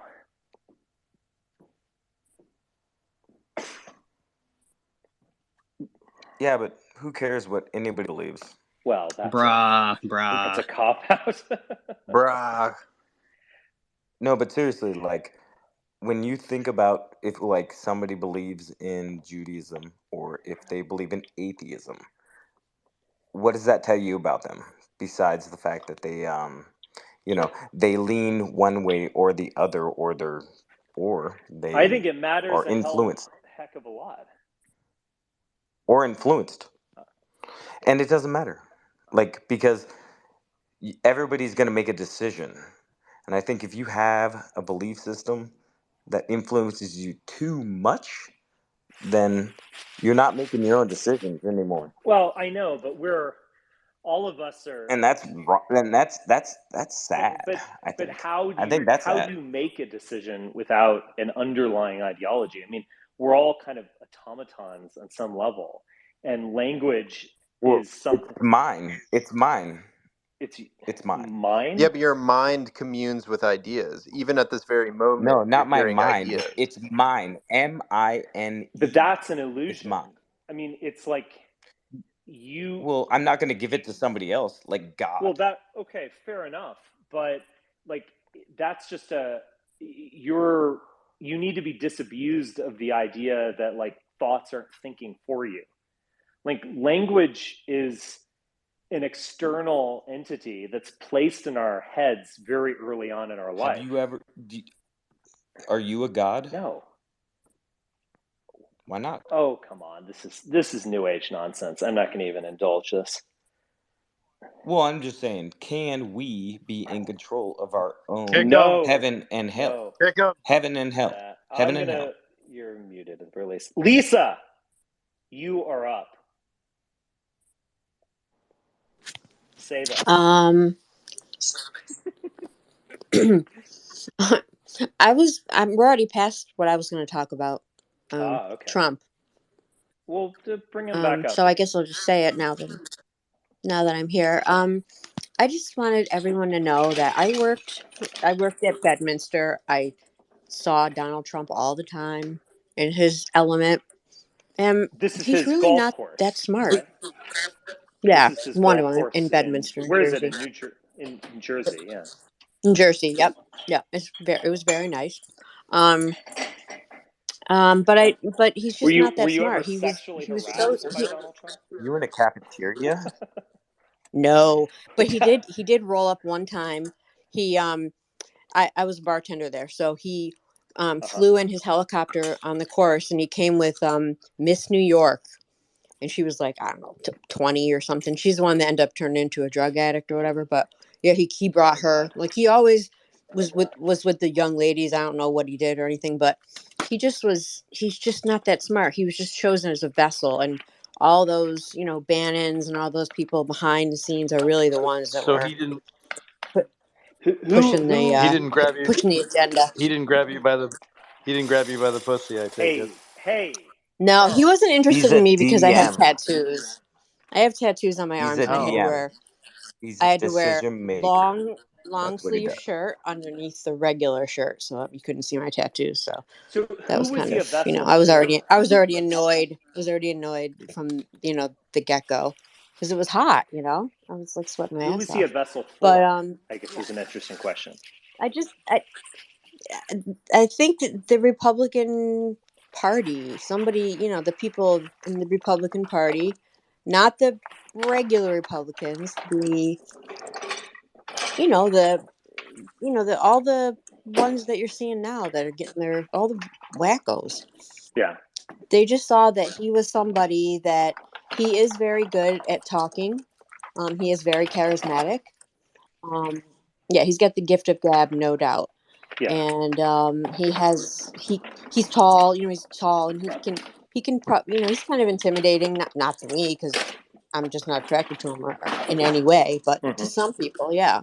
So I think they just, and they knew he was so combative, and just that he could mess things, he could shake things up. So who Which benefited most from his presidency?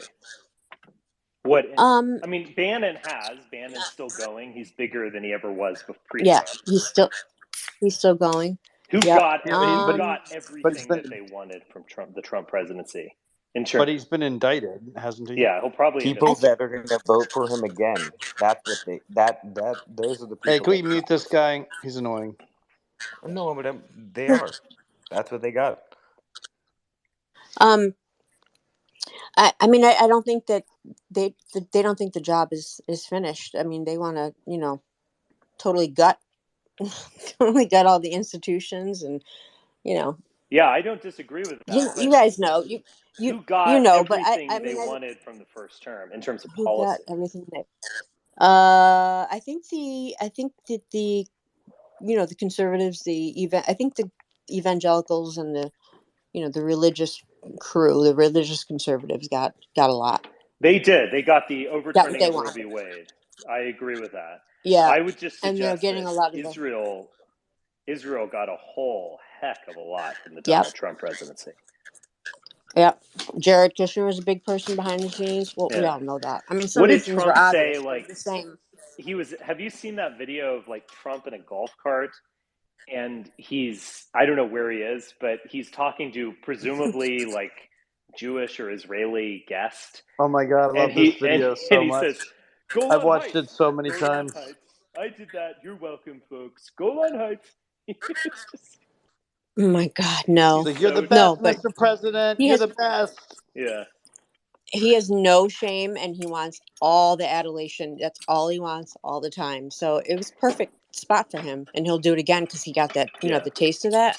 Like, that's the ultimate, Yeah. the ultimate stop on his, in his life, on his legacy as president. So I don't know, but I just Do you think wanted to he's going say to do it that. again? Like, yeah, I I agree with you. Do you think he's going to do it again? Like the indictments seem to help him. Like, I'm not sure Yeah. an indictment in Georgia is. I mean, that is going to start to get really serious.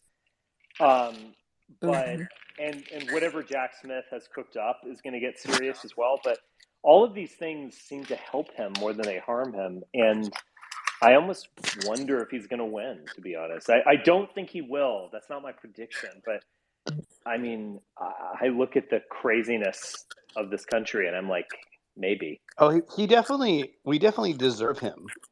Mm-hmm. On some spiritual level.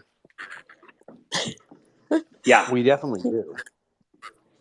because he's the con man, right? Like Obama and he are both con men, Hey, and we don't really deserve like we don't really deserve a no malarkey president because we're all full of shit. Yeah, I mean, he's Right. like an embodiment of like kind of America right now, in a sense, and that's almost what gave him so much gravity. That like, although a rich man, you know, he was appealing to the working class because he sort of has these elements of everyone. Like he can, you know, he can banter and shit talk like an average Joe, but then of course, you know, he's well versed in, you know, intermingling with more elitist aspects of American society, and that kind of made him at least palpable to like you know, the country club GOP at the time and stuff. So yeah, I think he's an interesting figure to say the least. But obviously, if he gets back in, it's just, you know, more peace deals for Israel and a small addition to the fence on the southern border. I told Matt that one thing he should do as congressman is he should move to make Israel the 51st state. That should be just like what he does, and just see how many Republicans would vote for it. Just go like hardcore, crazy pro-Israel. Oh, Like, that's what did what's his name? The Sacha Baron Cohen was doing that too. Basically, evangelical Republicans. You know, yeah, just like basically, yeah, I'm you an just take. Israeli, like, you know, I'm an Israeli fight trainer or whatever. Let me teach you how to handle this kind of stuff. And they were just falling over themselves. Yeah, I think that's the way you do it. Is you make Israel, you make it like so crazy pro-Israel that it's like it like defies all expectations of You normality. make it great Yeah. So again. you put out a bill that like forces all Americans to become Israelis, and just see how many of your fellow Republicans vote for it. Yeah. You know, Well, I mean, you I say also this. wanted to ask Richard. It's not like Go ahead. you legally must support Israel to do business with the governments of Texas and Florida. Like correct. it's insane. Like you Right. So cannot then criticize the it. question becomes, how can you make that even more crazy? Well, And okay. how could you make that like Mhm. where is the limit on the pro-Israel stuff? I don't Right? think they have a limit. They'll die. Mm. I mean, No, but they'll this is what I'm saying, right? Is that like finding that limit in like a political sense is extremely powerful. Right? So yeah. like where is it? I want You to know? kill myself and turn myself into a human battery that will, you know, support the Israelis, like their electricity or their military. I mean, people would Yeah. do it. Yeah, I they want to be would. turned They into they Like a fertilizer in order to. matrix, like you're in the pod and Israel's just sucking your energy out. Mm-hmm. yes. So then the question is like, how crazy could you make this? You know? That crazy. I don't know. But the thing is, it's like all of this, like, Like why are donate they your like? blood, donate your body to Israel, right? Like, could you actually? How many Republicans would vote for such a You could bill? just join the army. Tons Yeah, of them. But like, why are they like this? Is the question. They pay their political campaigns. Yeah. See, I think that that's of course true, but I think is only half the issue because many of the, you know, why is someone who's not getting paid like that? I mean, it gets to the power of belief on some level. Richard, I have another question for you. Sure. Okay. Is there anyone that you think in either party that, you know, is a star and that should be, you know, that's somebody to look at? Because going back to your comments in the very beginning, that I just think that there's not really, people just aren't interested in being politicians anymore. There's other, you know, tech, there's just other things that are interesting. And I feel like people are like, it's not worth it. So that's why we're not getting Well, any, innovative, those kind of people that you were talking about that are going to, like, make the Jetsons thing happen, I think Gavin Newsom has that like potential. Hmm. I don't think that AOC really has that potential. I don't think she has the vision. I think she's like extremely good at being a modern politician in the sense of like she's a social media influencer basically. But I don't think Yeah, she has that's a yeah. vision for much of anything. No, mm-mm, no.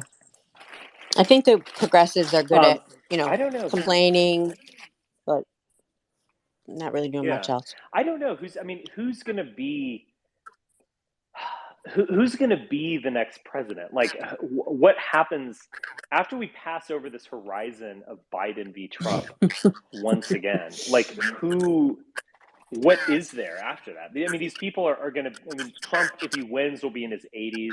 Biden is already 80. I mean, Yep. Robert what That's Kennedy. the is thing. on the There's horizon? no answer because there's just no good answer. There's nobody good No. Robert Kennedy. because Yeah, we're not I getting. don't think so. I mean, do Yeah, you I guys want think to go be that is a. do you want to be politicians? Yeah, I Do you think I want to could be a handle it. I think politician? I could get You shit together. I mean, I Well, whether think you you guys want to are or not, it's smarter like than whether they people. allow you. No doubt, but like whether they're going to allow you to do that is the question. I mean, I think the system is very content with the congressional critters that we have right now. I mean, they don't want something more. I mean, inexorably, there's value to the sort of mold bug sort of kind of political theory in which, you're sort of target the more higher aristocratic elements, sort of the oligarchs of America, in a manner in which to sort of convince them to help themselves and sort of resolve things this way. I'm not saying I per se agree with this specifically, but I think it's an interesting model in which you should instead uplift your aristocrats and uplift the real, the people who make decisions in the country, the people of I value. just think we need a better class of aristocrats. I mean, it's these Silicon Valley people are just really obnoxious and not good enough. I mean, I understand what that kind of thing is in theory, but who are the intellectuals surrounding Elon Musk and Peter Thiel or whatever? Glenn Greenwald and Cat Turd, Ian Michael Chong and Kim.com. I mean, it's pretty depressing, actually. Yeah, so it's Yeah, like it's almost slim this pick. idea that, if you can sort of move those people in the appropriate direction as opposed to just being sucked into the lower class brain drain. If you can instead point them in an upward directional trajectory, at least almost like in a spiritual sense, but more so like towards higher ideals, kind of like a Nietzschean sort of more higher idealism. I think that's a pathway to sort of resolving some of the dog shit that we're dealing with. Well, I agree in theory. It's just like in practice, we have what we have. I mean, like, what are these guys who have billions at their disposal? I mean, they're doing some interesting stuff, Bezos and space and all that kind of thing. But like, I don't know. I want to see it from them. They certainly have the capacity to support something like that, but they're not. I mean, I'm just to sorry to break in here, but I was George Santos's field director. I work for the RNC, and I deal with the donor class, and speaking personally, they're all basically just liberals. Uh-huh. They're all like, oh, I Are you really being hate how. serious about this? You were George Santos's field director? Yes, sir. Yes, I will. A big fan, Wow. by the way, Richard. Oh, thanks. Amazing. You inspired me to get into politics. But I just want to say, these people are just liberals. They're like, oh, I'm so sad the Republican Party is, opposed to abortion. I just really wish it was like back when Rudy Giuliani was mayor. How is Curious George? Not, I don't speak to him personally. Not well. Yeah, I'm not. Well, we'll involved in see. that. I mean, he's out on bail, so it can't be that bad. Whew. No comment. How wild would it be if it came out in like 12 years or so that he was an Israeli spy? Like, how wild would that be? Because I just think he's an asset. I mean, I think he's like. I sure as fuck hope just so. Asking. It's way more. He's asking to be utilized. I mean, that's what he is. Dude, it's so much more defensible if he's an asset than if he's just batshit crazy. Oh yeah. Like. Well, no, I'm curious here, Buck. So, I guess you don't get as specific as you'd like, but like, was he a fabulist even in like your personal relations? Like, was he always lying to you, or even when it didn't matter? He would, yeah, I'd say. Probably the most interesting thing was his obsession with other men's weight. That's he used to call a lot of other men fat, who were relatively handsome men. It's pretty base. I'd say that's probably his most like.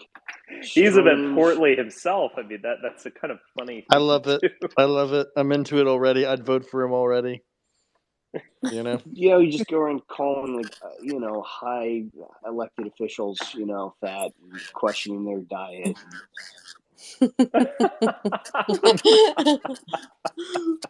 Oh, dude, you should write a book. You should write a book about your experiences. I swear, it's good stuff. That is maybe once my career's over. Yeah. I want George Santos to write a book. I would buy that in a heartbeat. My life, George Santos. I mean, the question is, could it be actually my struggle? Like, would it actually be in the fictions department or the like nonfiction? It's very unclear. Well, it would be funny if he wrote an autobiography without cracking a smile, like about the fictional life that he created. Like how he was a great volleyball star, and then was at Goldman Sachs and survived 9/11 and killed Osama bin Laden. Like that would be kind of funny. Well, he did. So he said the thing about. It would be funny if he like got just like brutally honest and just said that like, yeah, I did it. I accept responsibility for all of it. Like, and he just totally opened up the kimono. That would be Shel Farley, who's like a big Republican donor, and she's like married into the Kennedy family or whatever. She was telling me that Santos went around telling people that she worked at Goldman Sachs with him.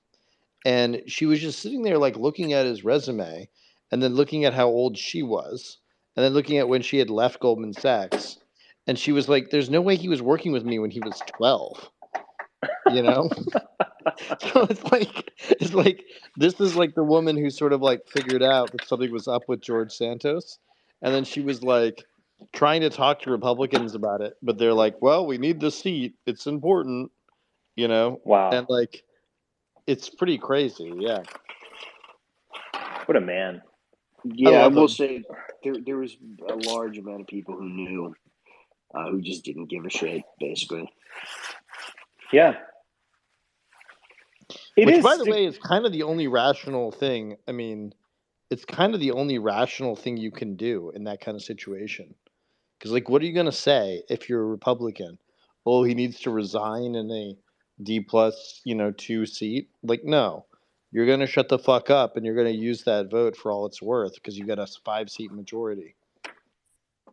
Yeah. Well, that's what they did. Yeah, I understand. I mean, I think it's long-term a disaster. Well, for who? For whom, though, right? For whom is the question? Like, for the Republican Party. Yeah, but if I'm George Santos, I'm like, listen, feds, how you guys doing? You're all fat, and here's the deal: because you're all fatties, that you need to You fat fucks. all go on a you all need to go on a diet.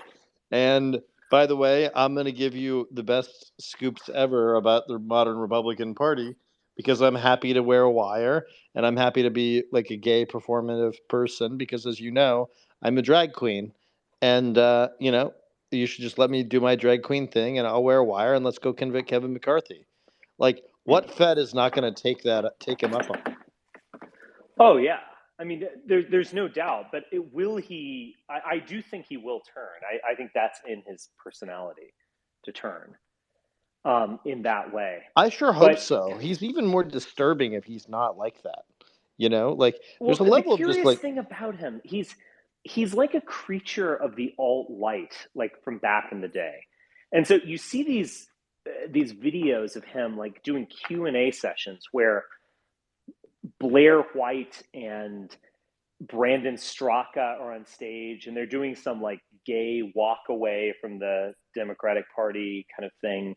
And he's in there. Like he's this, it's weird, the people who have like who came out of that 2016 world and who have been like wildly successful and kind of rode the wave, so to speak. Because there were a lot of figures who like, like, look, I'm not making headlines at all at this point. I'm doing my own thing and I'm happy that way. But like I'm not on Fox. Like someone like Lauren Southern, who's a nice girl in many ways, but like I do think there's this kind of like so what quality to her. Like I don't, she probably does have a following, but it's just kind of like, who the fuck cares what she thinks about anything?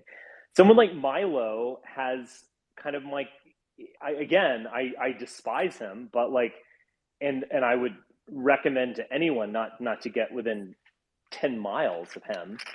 But like, he's been able to maintain it. Like he keeps, like he's about to crash on this wave and he jumps onto another one. Like there's something almost like animalistic, this like will to survival and will to reinvent himself. That's kind of amazing, if horrible. I mean, it's almost But like he's still kind mystical of in a way. horribly relevant. What? I was thinking it's like mystical how he can just jump and reinvent himself repeatedly, and then. Well, because he's a sociopath. There's no there. Like he probably does have some like general feelings, but like he sees where energy is and he just goes to it. And he can sometimes be kind of early on those things. Like he went and conned Marjorie Taylor Greene. He went and conned Ye. He conned Bannon. Which makes me kind of love him. I mean, again, yeah. I mean, I'm giving the devil his due here. Yes. Someone And like myself doesn't do that because, like, I am self-centered. Like it's about me and my ideas. I'm not going to go and be like, I'm going to be the impresario of Marjorie Taylor Greene and Lauren Boebert or something. I would, that makes my skin crawl. But with someone who has no self, like a real sociopath, as Milo assuredly is, they don't think that way. There is no shame because there's no like there. Like it is a remarkable thing. I mean, you have these reptiles who walk among us. They're what is the sociopaths? It's a startlingly high number of people, like 1 in 40 or something. Most of them are just boring. They're not intelligent enough to really affect things. But when you get like a high IQ sociopath, you have Milo. I even think the kind of weird homosexuality or bisexuality is again a part of this. Like in a weird way, he's not even gay. Like there's no there. There's no self that could actually desire a woman or a man. It's for him. It's just sex. There's nothing. It's hard to put yourself in that mind because most people aren't like that. Yeah, horrible. Has anyone ever hung out with him like on a regular basis? Oh yes. Yeah, Is he I've what's hung he out like? with Is he him. I've weird? talked to them over the phone. It's the same thing. It's the same person you see on television. At least that was my Oh, impression. okay. There's no there. Yeah, it's everything's a Just performance. There's just no actual self. just I can. very good at trying to get you to give him money. One of those So he's types. just a professional grifter, just popping on whatever bandwagon that's his job. Yeah. Yeah. There's something kind of weirdly expert about it, It's sort of like it's amazing he hasn't been deported yet. Yeah, I mean, sociopaths, they're calculating. They're not bogged down by emotion or things they see as arbitrary that normal people just have as a natural condition. So, he can just calculate. Yeah. He keeps moving forward. Like he'll go from Trump to Marjorie Taylor Greene to yay. He'll go from, gay populist to Christian nationalist. He'll go from homosexual to gay married to heterosexual post gay. Like there's no there, but he kind of like senses where the energy is and he jumps on it and makes sure that he is riding that wave. It's a I remember remarkable personality type. I remember he was on Bill Maher like maybe 4 or 5 years ago. It was the first time I ever saw him. And he's totally different now than he was then. He's probably had like 10 reincarnations since then. But I don't even know what the reason was Bill Maher had him on there, but I don't know what the Well, I topic remember was it or was whatever. back in 2017. It was kind of, you're speaking, you're representing the alt-right or the new conservatives who are pro-Trump, and it's so weird that you're gay and you like him and blah blah blah. Yeah, he played that card. He wrote apparently, or I doubt he even wrote it. I'm sure there are many valences of this. Marjorie Taylor Greene paid him to write a book, which he paid someone else to write. And on Christian nationalism by Marjorie Taylor Greene. I mean, it's just Fucking hilarious. pathetic. Yeah, I love it it. is truly. I love it. I mean, it's truly fitting in many ways. But yeah, and even with the yay thing, like so, and this was all exposed by Laura Loomer, who I have to say, I mean, I kind of like Laura Loomer now because she's just so like genuine and so kind of like obviously nuts, but kind of nuts in a like authentic way. She's a patriotic nut. Yeah. But she exposed all this stuff because she was just like, I'm not going to let this like guy win. And like he was in charge of the credit card of of the Marjorie Taylor Greene campaign. He purchased the URL for Yay24 for like $3,000.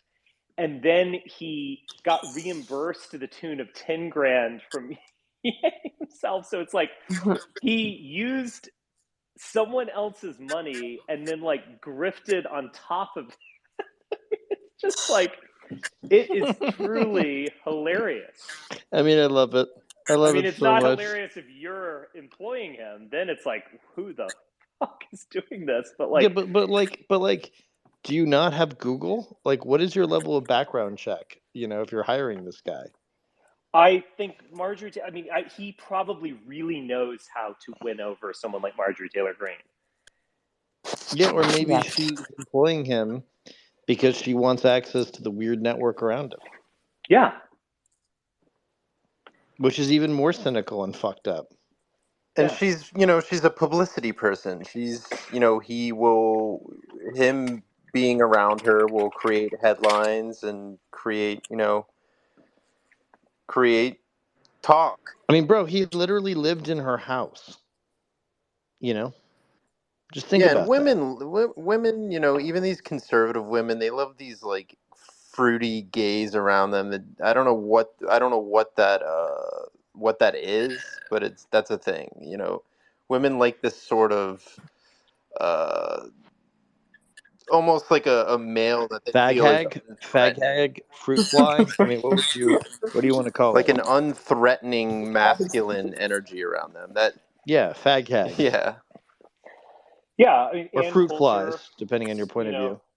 will always defend Milo, and yeah, it's a real thing. I mean, So those are our politicians. These are the people that we got. So we got to do better. conservatives are such easy marks, though. I mean, my God, it's depressing as fuck. Like It is. Yeah, I mean, this shit would just not conservatives, be tolerated.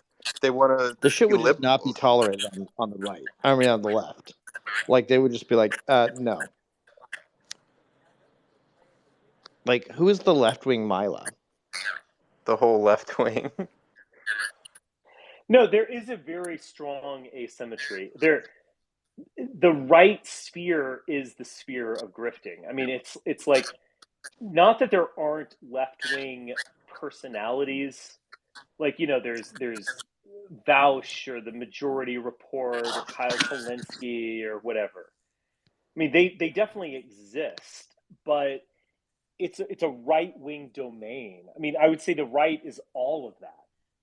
Like, there's no, even the institutions like National Review. I remember when I was, first doing this many years ago, and it would be like, oh, the National Review institutions were the ones you would attack and all that kind of stuff. Now those things are just totally irrelevant. I mean, the entire right is like Tim Pool and and people and Exactly. Crowder and whatever. It's all this like weird grift space.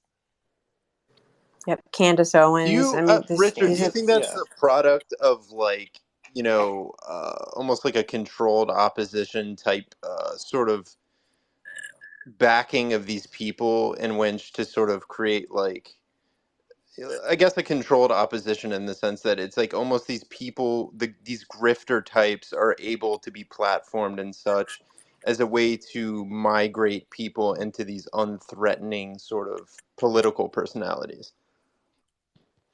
Well, I think yeah, I mean, it is controlled opposition. Candace Owens is another one who popped up in 2016 and then has kind of exceeded beyond anyone's expectations. She was actually kind of invented by Paul Joseph Watson and Alex Jones, and she has this weird history.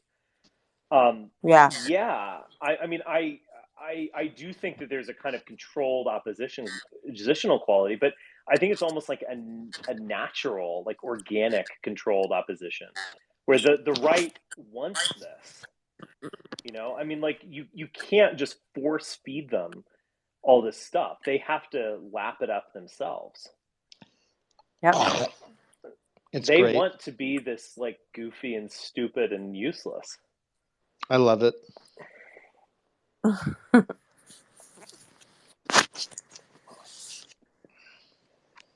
Ooh. So, Richard, when you see, like, obviously, I'm among the sort of Zoomer, right? And, obviously, I'm a trad cath. So you have these individuals like Nick Fuentes and stuff. How do you see the sort of Christian elements that are sort of do have some gravity behind them in America at this time? How do you see that sort of playing out? Do you think there's any sort of effectual sort of gravity behind that? Or do you think it's just a passing fad? No, I don't think it's quite a passing fad. I mean, I think it's an end station in many ways. I mean, the alt right emerged with Trump, and it kind of emerged as something very secular in a way and nationalistic, and I think it's going to kind of eventually drift into the end station of being traditional Catholic or something like that. I think that's here to stay. I don't think it's a fad. I mean, yeah, I mean, I think it will have some, power, but I don't know. I mean, I kind of said, and I'm not just saying this to be, like disagreeable or bitchy Oh, or you can something. bash I, them. I Feel do, free. well, I do think it's kind of a spent force, and it's something that can easily be manipulated and absorbed. You know, like the irony that I see of like the Groyper War against Charlie Kirk was that Charlie Kirk kind of adopted all of their stuff. You know, like there's that dynamic that is very common on the right, where you have the real right versus the establishment. Sorry, Lisa. I'm gonna mute you. There's this dynamic of the real right versus the establishment, and I would see this throughout my career. Like, even when like McCain was getting the nomination in 2008, there was a kind of like immigration restriction uh, rebellion against McCain at CPAC in 2008 and so on. I mean, there's always been that dynamic, but I think at this point, it's like the real right has absorbed all of those alternative energies in the sense that like Charlie Kirk is going to give you like vaccine conspiracies and they're going to endorse or apologize for and deny, but also sort of endorse J6. And they're going to talk about Christian nationalism. They are, that dynamic of like the establishment right is always drifting leftward. And they're going to be kind of like, oh, we accept our gays or whatever. We accept this and that. We're prim and proper and we're not ruffians like you. In a way that's been kind of flipped of late. And I think like the ultimate trajectory of the right is going to be, anti-trans stuff and Christian nationalism and vaccine denial and all sorts of just goofy nonsense. Yeah, because I don't think that's going away. well, I would say as opposed to what we have in the current right, in the grifter, Crowder sort of, the useless right that offers no tangible differences. What you see, at least I'm seeing in this sort of younger right, like the Zoomer right and shit, is that there is a pull factor in which they actually offer palpable change. And they also have a sort of But not really. well, like they have the change in the sense that the trad cons, the trad Catholics and stuff get along, although they fight, they get along with these sort of new Nietzscheans on the right. There's obviously conflict and disagreement and shit posting and trolling, but what I see is that as opposed to sort of the establishment right that was not really right wing at all, there is a stance in which these people are sort of pandering to the right, this sort of right, in the same way that moderate Democrats sort of pander to their left. And I don't feel as though I was seeing that to such a substantial degree Yeah, before. but it's all kind of useless entertainment. I mean, look, like I've talked about this on my podcast. I mean, I think that the Daily Wire will start to actually they've already called out anti-white racism, and I think they're going to start being pro-white in some very vague sense, and they're already also kind of basically Christian nationalists. I mean, they will be able to absorb you, but like, how do you read that? Do you read that as progress? I don't. I read it's like they're absorbing this as kind of useless entertainment. I mean, think about this. Like, and again, I'm trying to be as fair and as objective as possible. I don't want to get into any kind of like intramural, I hate him because he's more popular or whatever. I'm trying to be as objective as possible. So Nick Fuentes and Michael Knowles, two ostensibly at least very different figures. You have one who's connected to Ben Shapiro and the Republican establishment and the Jews and all that kind of stuff. And then you have Fuentes, who tells Holocaust jokes and goes nuts and his, whatever. They're basically like, they're not too different at this point. I mean, Michael Knowles went on stage to CPAC and declared that we must annihilate transgenderism in our time. Not just, like kids we don't like hormone therapy or whatever. Not just that. No. We must annihilate the whole thing. And that's like, where does when Michael Knowles is saying that, like, where does Nick Fuentes go really? I mean, yes, he differentiates himself with, being, crypto Hitlerian or whatever, or willing to go after, go after the Holocaust, or he'll do things that are, undeniably like edgy. But in terms of like where the rubber hits the road, like what are you actually for? What could you conceivably do? There's really just no difference. And that leads me to believe that, like, if your only differentiator is like, my entertainment is like more marginally more edgy, I don't really I see that as kind of a spent force. I mean, I think you guys have in a way already been absorbed into the right. And again, you can see that, you could plausibly, in fact, see that as progress, and like you're influencing them. I don't see that as progress. I see that as death. Like, you don't want to be integrated into their nonsense. As in, it will poison the And well. well, it could poison. What you mean, poison the well of like ruin the right because it's too edgy? Well, I would say in the sense, like, if we are being inherently absorbed, or in fact are, that essentially it's as a almost a control mechanism to sort of be like, okay, yeah, because the trans thing really, it's low hanging fruit. They're not. Yeah, exactly. Yeah, they're not really, most common Americans are not really, dying on a hill over, pumping kids full of trans hormones. So obviously when you're attacking these sort of things, you're not really giving the meat to the trad cast or the hard right. You're sort of just, giving the low hanging fruit. Exactly. But what do you want? I mean, like, Nick Fuentes has said, I want a Catholic dictatorship, or something like this. He said this specifically.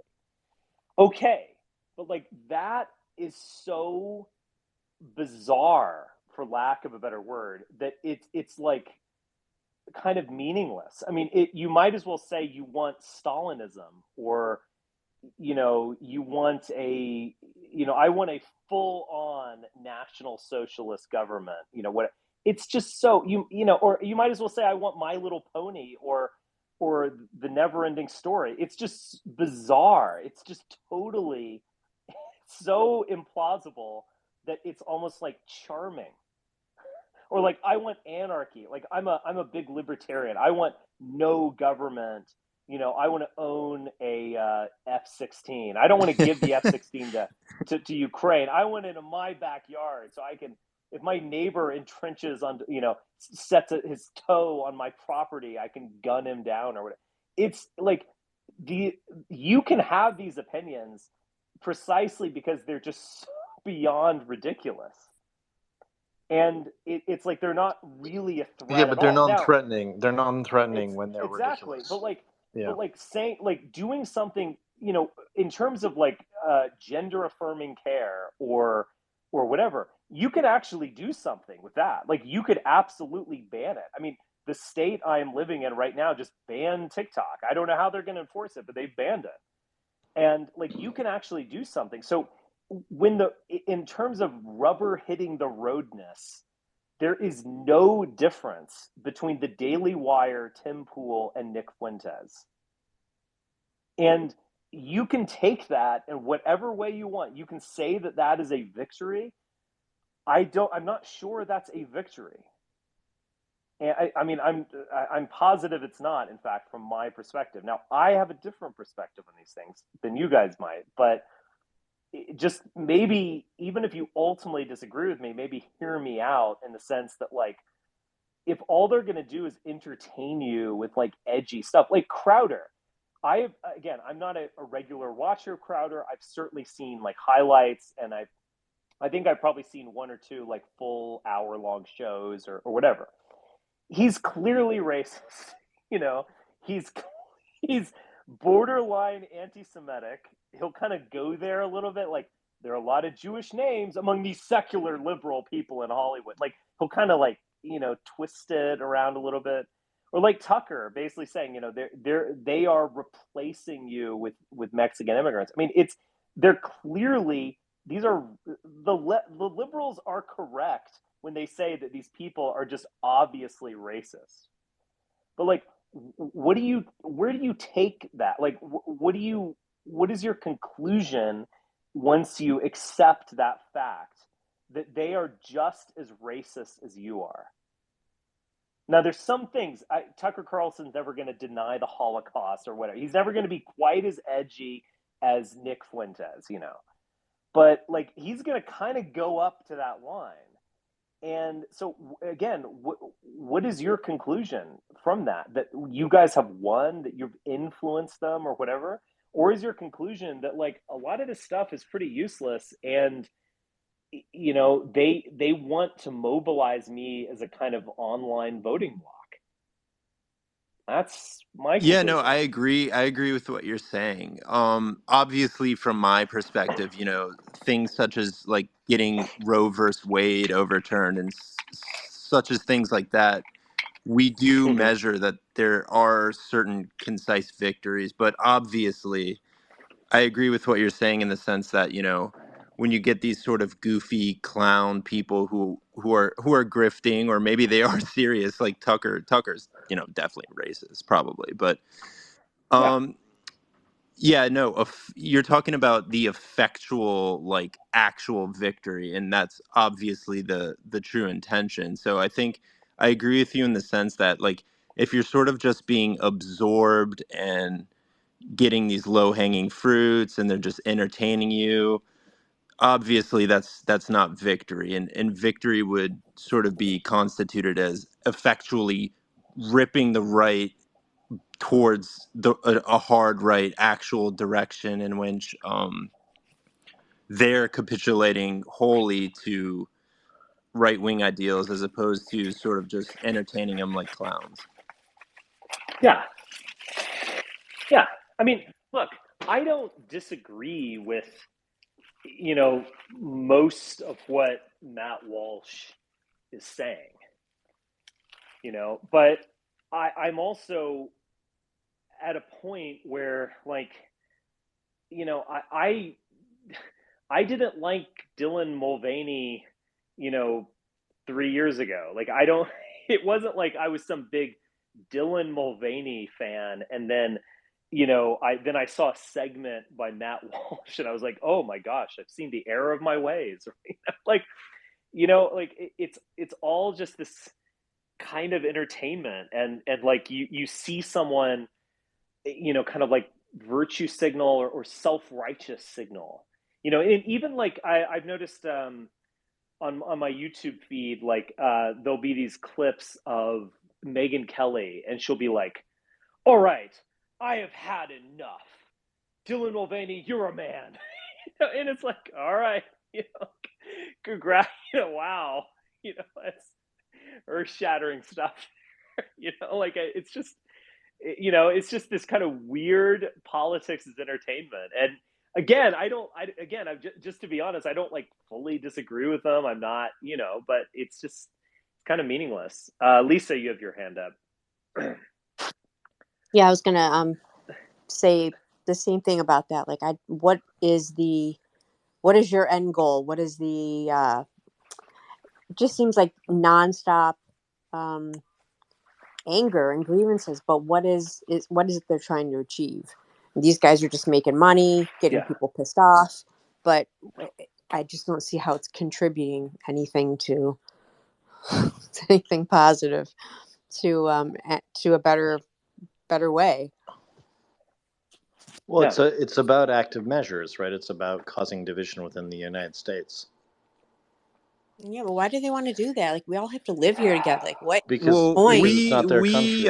We don't prescribe to Americanism in the same sense that you do. Yeah, because you guys are traitors. Yeah, I mean, I mean, if we're honest about it, like you don't Well, believe in the United States as it's currently yeah, constituted. we're against Enlightenment ideals. Yeah, So because you're traitors. Like it's okay. what am Like I you could just admit it. like? I don't know what I'm betraying though. Like I'm an American citizen. I The just spirit of the American founding and the revolution of the United States and all that good stuff. yeah, but it's like That's what you're betraying. I'm not. I don't have allegiance to like some aristocrats from the 17th century. Like there's nothing about them that Well, for one, substantiates. they're from the 18th century, so that shows that you haven't really studied them that well. Sorry, 18th. I meant But no, I mean, 1700s. like, no, you are availing yourself of. You're living in a society that is animated by those principles, and that those principles then were enshrined in law, and you're living in this society and benefiting from all these institutions, and of course you want to overthrow them with some like weird papist nonsense, and yeah, that's like a real problem. Yeah, but the thing is, like, I don't wholly reject Americanism either. I'm not saying I reject all American Yeah, you want to pick values. and choose, which again is a kind of form of treason. It's okay. Like we could just be honest about it. I don't mind you being a traitor. Like it's fine. Like let's be real about like there were a lot of like tradcasts that showed up and tried to like overthrow the government on January 6th. Didn't work out so well. Yeah, but effectually, But who's the traitor if you are, uh, content with a sort of mediocrity that is declining and degrading the country into a state which is unrecognizable from its yeah, 18th so century form? I don't agree that the country is being degraded. I think, as I said before, I think President Biden's one of the great leaders of our time. He's like I a think what's solid degrading the like country. placeholder, but I wouldn't say he's like some sort of heroic Oh no, I president. think he's a visionary that's handing the country off into a better place. So, and I look at like his accomplishments versus like that pretender, Barack Obama, or that weirdo George W. Bush, and it's not But even again, it was close. to I an mean, earlier point, like I think Richard made. Like, who is he handing it off to? Like, well, I mean, who are just the because somebody great doesn't show up, just vanguards? because somebody doesn't show up to the relay race doesn't mean it's the fault of the relay race runner. Yeah, I mean, I might even side a little bit more with the tradcast on this one. I mean, I think I think Biden is the end of an era, and again, I do think much of what he's done has been great, and some of it, This is the less Gen so. Xer in you. Well, This maybe is the that's Gen true, Xer. but it doesn't mean I'm not right. Well, we'll see. I mean, it's an observational point, not it's a predictive point, not not something more philosophical than that, right? You're making a bet about the future. Well, yeah. I mean, I don't think we're headed into like a new era. I don't know where we are going to go after we've gone over this horizon. But I do think that major contradictions within the system, and I totally agree as well that like there's no force that plausibly is offering an alternative. Like China. I mean, no, thank you. And whether it can ultimately like exist post Chimerica? Question mark. Russia, give me a break. This is a complete joke. So I agree that there's like no compelling and in fact plausible alternative, but that I mean, Richard, the way I look at this is you've won. I mean, AUKUS is, Richard Spencer, Hail Our People, pretty much everything we wanted from the Trump years, we're getting from the Biden years, but we're getting it in liberal face.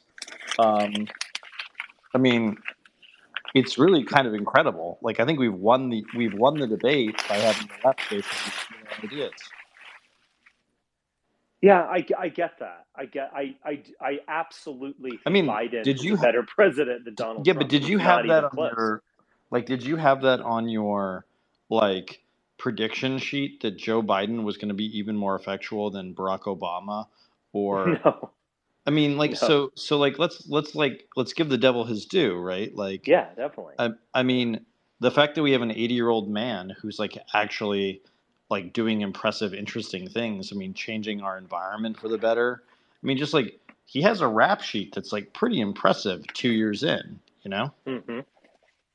I mean, I I would guess what I would disagree with just that say. personally. You know, like what about our relationship with Israel? You know, I'm seeing a lot of people who are leaving. You know, donors to APAC who are leaving. You know, I think there's a serious danger to America's relationship with Israel that is not being addressed. You What know, does like that What? even to mean? What are you talking about? well, I mean, I'm just this is just people I know personally. You know, No, what are you friends even of mine. talking about? Like, I'm like legit confused as to what you're even talking about. Well, I mean, I'm talking about some of our closest allies. You know, like Israel. I feel like Are you America is serious? Like, are you losing. Oh, trolling I think here? I think you're He's trolling. trolling. He's got We're it losing our trolling. special Yeah, relationship with Israel, okay. uh, and I think it's a serious problem. You're doing donor speak. Our greatest ally, baby. Yeah. It's a Yeah. serious problem. What are you talking about? Well, I don't see what's the problem here. It's a serious problem. What the fuck? All right, obvious. You wanted to speak.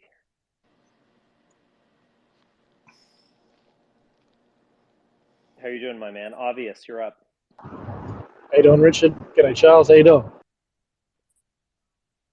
Good Well, you day. know, doing all right. I like the homage to my look with your look. You know, furry and bearded.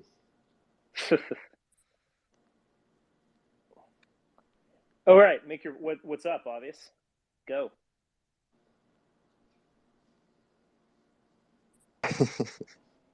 Obvious. All right. Come on, man. This is Speak. even We're better. so back. All right, Ace, you're up. Rich, well, I just want to thank you for answering for going down the Barry Lyndon route. I know that was very off Oh script, yeah, sure. but yeah, man. Do you have a nuanced take on Lolita? I don't. I haven't seen that in some time. I would have to really go back and look at it. God, what a great film. Yeah. I'm told it's misunderstood. I imagine it is. I don't know how that fits into Kubrick's I mentality, though. I feel like if I gave my actual assessment of that film, I would like self-cancel. I would like have to light myself on fire after having finished it. Yeah, I'm not personally a fan.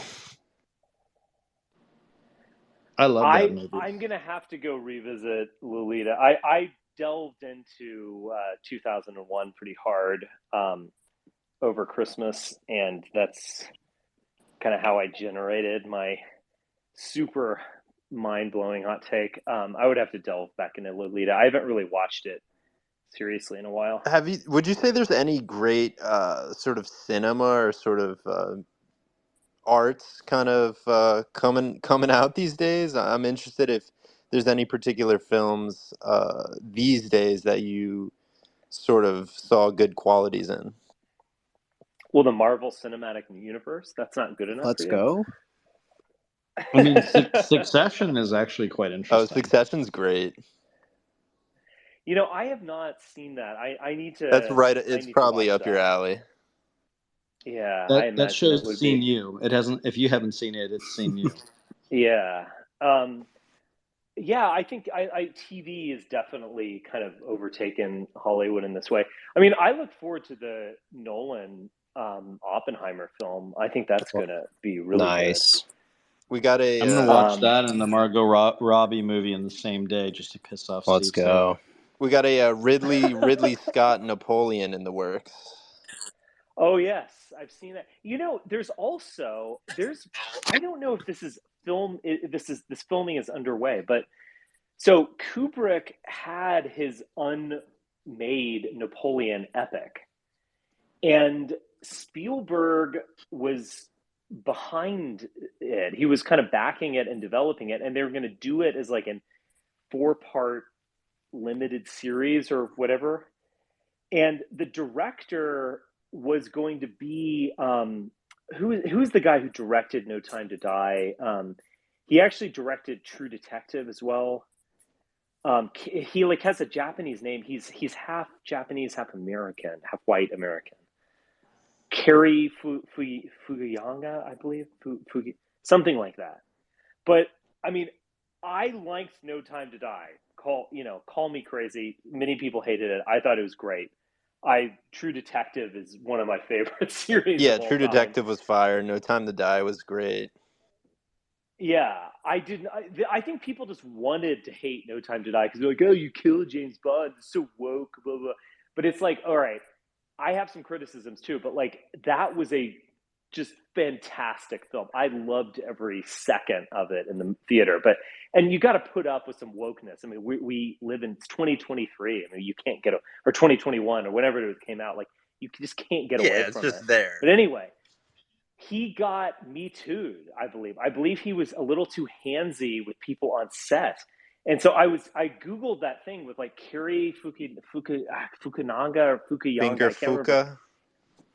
Fuka. Something like that. And then I Googled that in Napoleon, and I think it's like on hiatus because he got Me Too'd. You got I don't think for anything like pulled a terrible, like Weinstein, you know? This is by the way, yeah, I mean, why all the movies suck now. Is that all yeah, of the greats love to grab a tit that didn't belong to That's them, true. and those right. ladies should just let those tits be given up to the higher Say what arts. you will, man.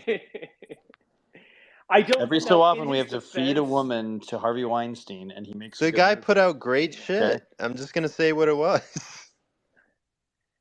look, I mean, yeah, I know we're talented not Mr. supposed to Ripley, dance to Michael Shakespeare in Love. Jackson. I mean, I know we're not supposed to enjoy Michael Jackson's pop, but I do, and I'm not ashamed to admit it. Like, yeah, don't throw the baby out with the bathwater, man. Yeah, it's not like I yeah. need to it's not like I need to meet my steak's parents or it's not like it's like, just enjoy the steak, like relax. And in Carrie's defense, the accusations are not like he's not like a horrible child molester or something. He's basically just been accused of like hitting on everything in sight and dipping into the intern pool and all. Basically everything that was just like accepted 5 years ago, he did. And so I think he is talented. Maybe he needs to like sit out a year or something and then come back. But I think he's a I also talented feel like guy. we have a right, if they get Me Too, we should be able to see the woman in question. That's Okay, always the hold on. I'm problem. looking at Yeah, it's Lisa. Lisa's voice thing is all fucked up. Yeah. Lisa, drop out and come back. Yeah. But like, I do think that if you have a Me Too allegation against you, we have a right to know how hot the woman was or not. You know? Anyway, I am looking for. When is the Ridley Scott's Napoleon coming out? Is that coming out in the fall or something? I just last I checked, and this was months and months ago, that it was like in production. Joaquin Phoenix is playing Napoleon, and they just released some pics of him like in classic Joaquin Phoenix, like on set style, just like ripping cigarettes and stuff. So I dressed I as think it's Napoleon. November 22nd. Yeah, it's Okay, that is it's awesome. Thanksgiving. One thing about Ridley Scott, like I would say, even like most of his films have left something to be desired. Like they haven't been a full, complete film. But in terms of visual aesthetics and grandiose spectacle, I mean, I don't think there's anyone better. He just knows how to do it. Oh yeah. He's like a Have you Cecil B. DeMille. watched his Prophets of Science Fiction, where he goes through all of the great science fiction writers one by one and talks about No, like I what have he learned not seen that. about them? Holy shit, is it Interesting. good? I will watch that. But yeah, I think it was But on. I mean, even like that Crusades movie he yeah, made, Kingdom of Heaven. Kingdom of Heaven. Like there are some problems with that. There's actually a lot of very subtle messaging in there, but there is. I've got to say that was the most indulgent film I've ever seen. I know, but like just grandiose battles, just totally insane. I mean, perfect aesthetics. And he and his brother as well. Top Gun is just an incredible picture. I mean, in terms of aesthetics, it just can't be beat. Gladiator, to say nothing of Gladiator. Yeah, I mean, amazing. it was awesome. Yeah, right. I don't think Gladiator is like as successful in terms of like the writing and all of it, but just the aesthetic. I mean, Hannibal, like the Silence of the Lambs sequel, is not as good. Like Silence of the Lambs is a brilliant film and just perfect as a horror movie. I mean, did you see And all the Hannibal is money in the not. world? But in terms of like just the shots of where are they? Are they in? I think they're in. Are they? They're in Firenze. They're in these shots of Florence, and I mean, just incredible. Have I you mean, he's seen? an amazing Have you seen? visual artist, kind of like Zack Snyder. Kind of like the writing isn't always there, but just the ability to create this amazing aesthetic vision is there in spades. Have you seen All the Money in the World, Richard? I have not seen that one. Oh my God, is it amazing? Really? Like, Okay, interesting. Is it accurate? I mean, it's good enough. Like, as I see it, was Getty's book, and Getty wrote his own autobiography, and it was just really good. And then of course, House of Getty is what a lot of it's based on. And yeah, they basically got it correct. They got the time period correct. I'm a huge Getty obsessive because Getty is, I think, the most interesting family in American history. Yeah. So anyway, My mother actually went to school with a Getty. well, I mean, Gavin Newsom is an adopted Getty, so this is why he will. Yes. Has anyone ever seen Nocturnal Animals? Tom Ford. I couldn't finish film? that one. Should I retry it? Oh, he's only got 2 films, but they're both amazing. Yeah, I think you should retry it. I was the I know same way as Ace. I mean, think dude, I even liked 30 minutes of that and got Well, bored. I even liked Matchstick Men of Ridley Scott, yeah. and I liked what was the one with American Gangster? That was a good one too. He's Well, there's a 85 new years film old. coming out. He's old. There's a new film That's coming old. out. Throw mama from the at train. Cannes.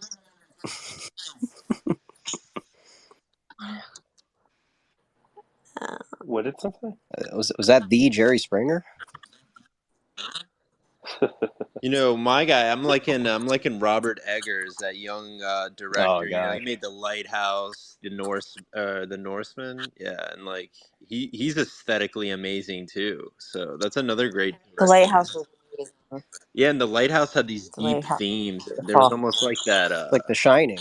like a Promethean theme to it, with like he showed it symbolically with like the seagulls like eating at his like intestines at the ending. It's just pretty fascinating stuff he puts in his films. And the cinematography was impeccable in that film. There's a new movie coming out. It's Martin Scorsese. Oh, It's yeah, of it's course. called Killers of the Flower Moon. Richard, did you see that? And I've not seen it. I've seen a trailer for it. It's yeah, like it's not on coming Apple, out. isn't it? Yeah. It's coming out in Very October. very symbolic of Scorsese as the Wasp, who's kind of aging into some guilt with these Native American types. I don't know what the angle is, but I'm hearing some negative things. I didn't quite know what to make of it. I'll definitely give it a shot.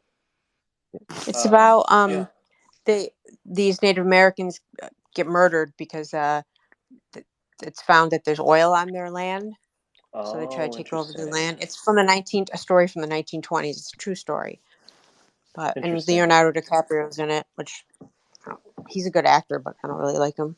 It's over. But it's supposed to be fabulous.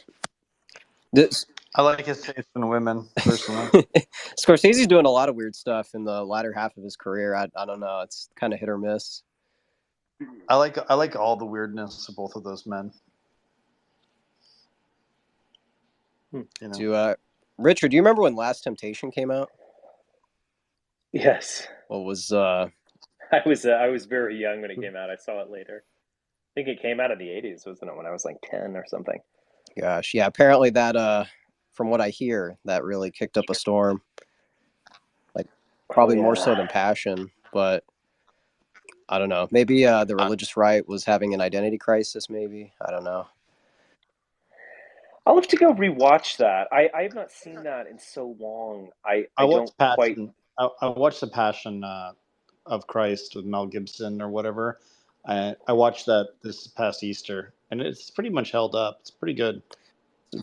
I think that's a visually. I think Mel Gibson, like Ridley Scott, he is a visual filmmaker, and I think a really fantastic one. The Mel Gibson movie, which I think is, criminally underrated, is Apocalypto. Oh, without question. Oh, I haven't seen that. That's It's good film. It hasn't. It's not entered the culture. Like I rarely hear people talk about it. I've not seen it in well over a decade, but I need to rewatch it. I just remember being blown away I watched by it once, and then I took like a day or two off, and then watched it again from beginning to end. Mm-hmm.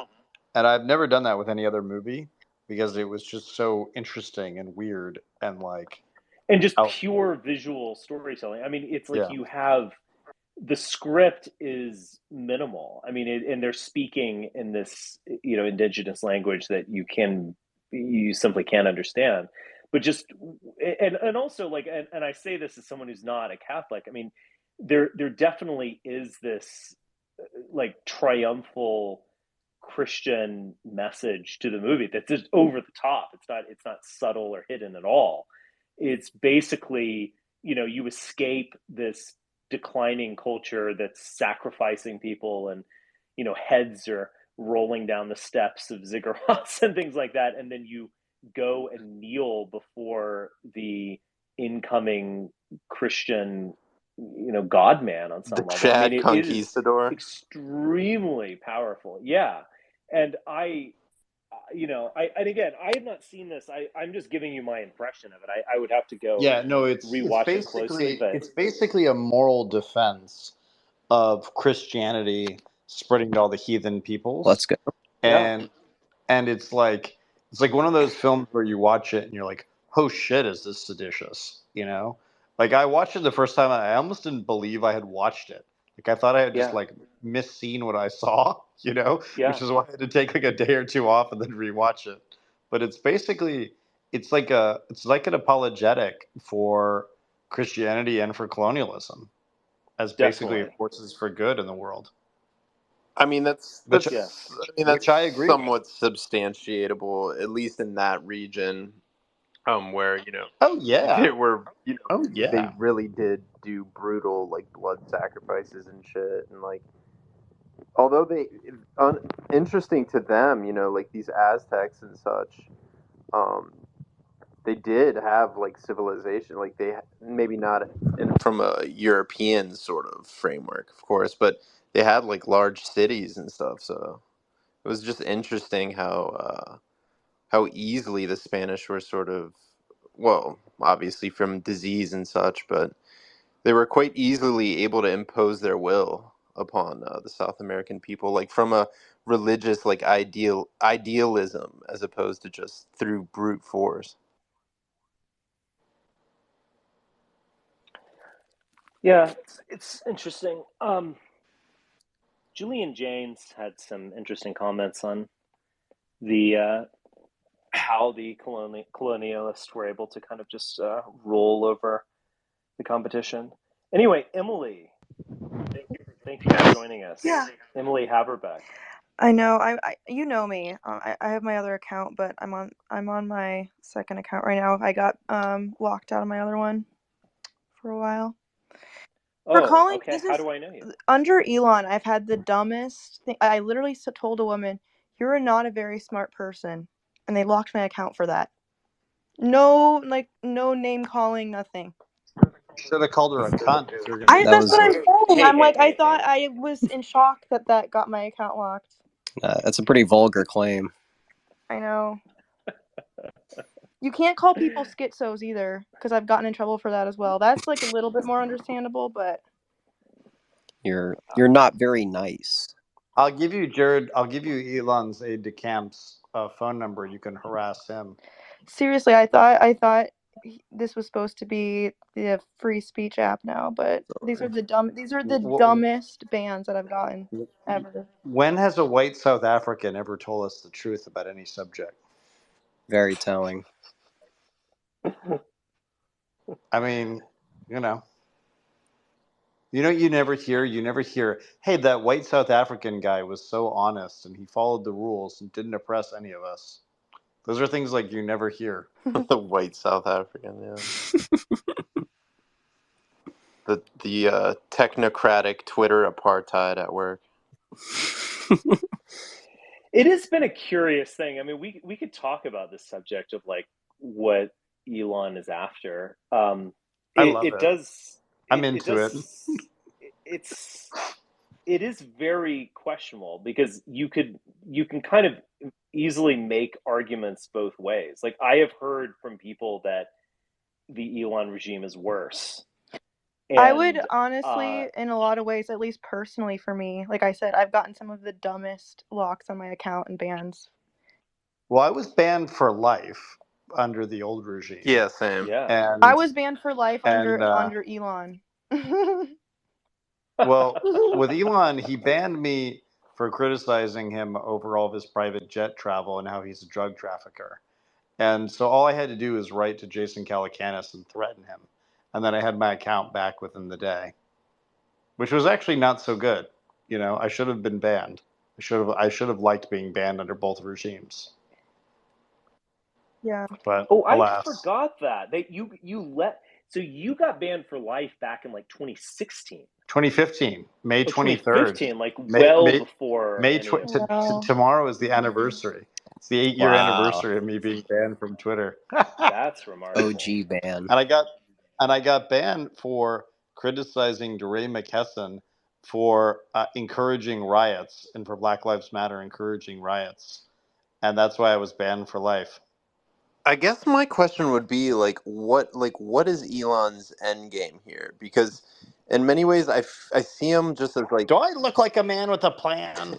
He just seems like this autistic guy that just the occasional funny sort of center right meme, and he was just kind of like, eh. Bro, do you even think he runs his own account? I mean, clearly not. No, I think he does. I think it's pretty clear I think he does even too. more You depressing. don't think by like the way he responds to people. What he tweets like he's like a 15-year-old kid.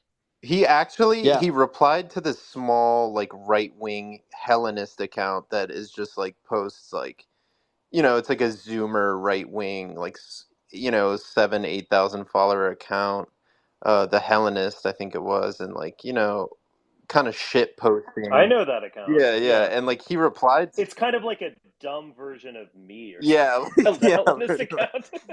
Yeah, and why he did replied. It's like we must destroy Christianity, like the religion of the weak and the feeble, like only the strong. Yeah, like, the slave morality.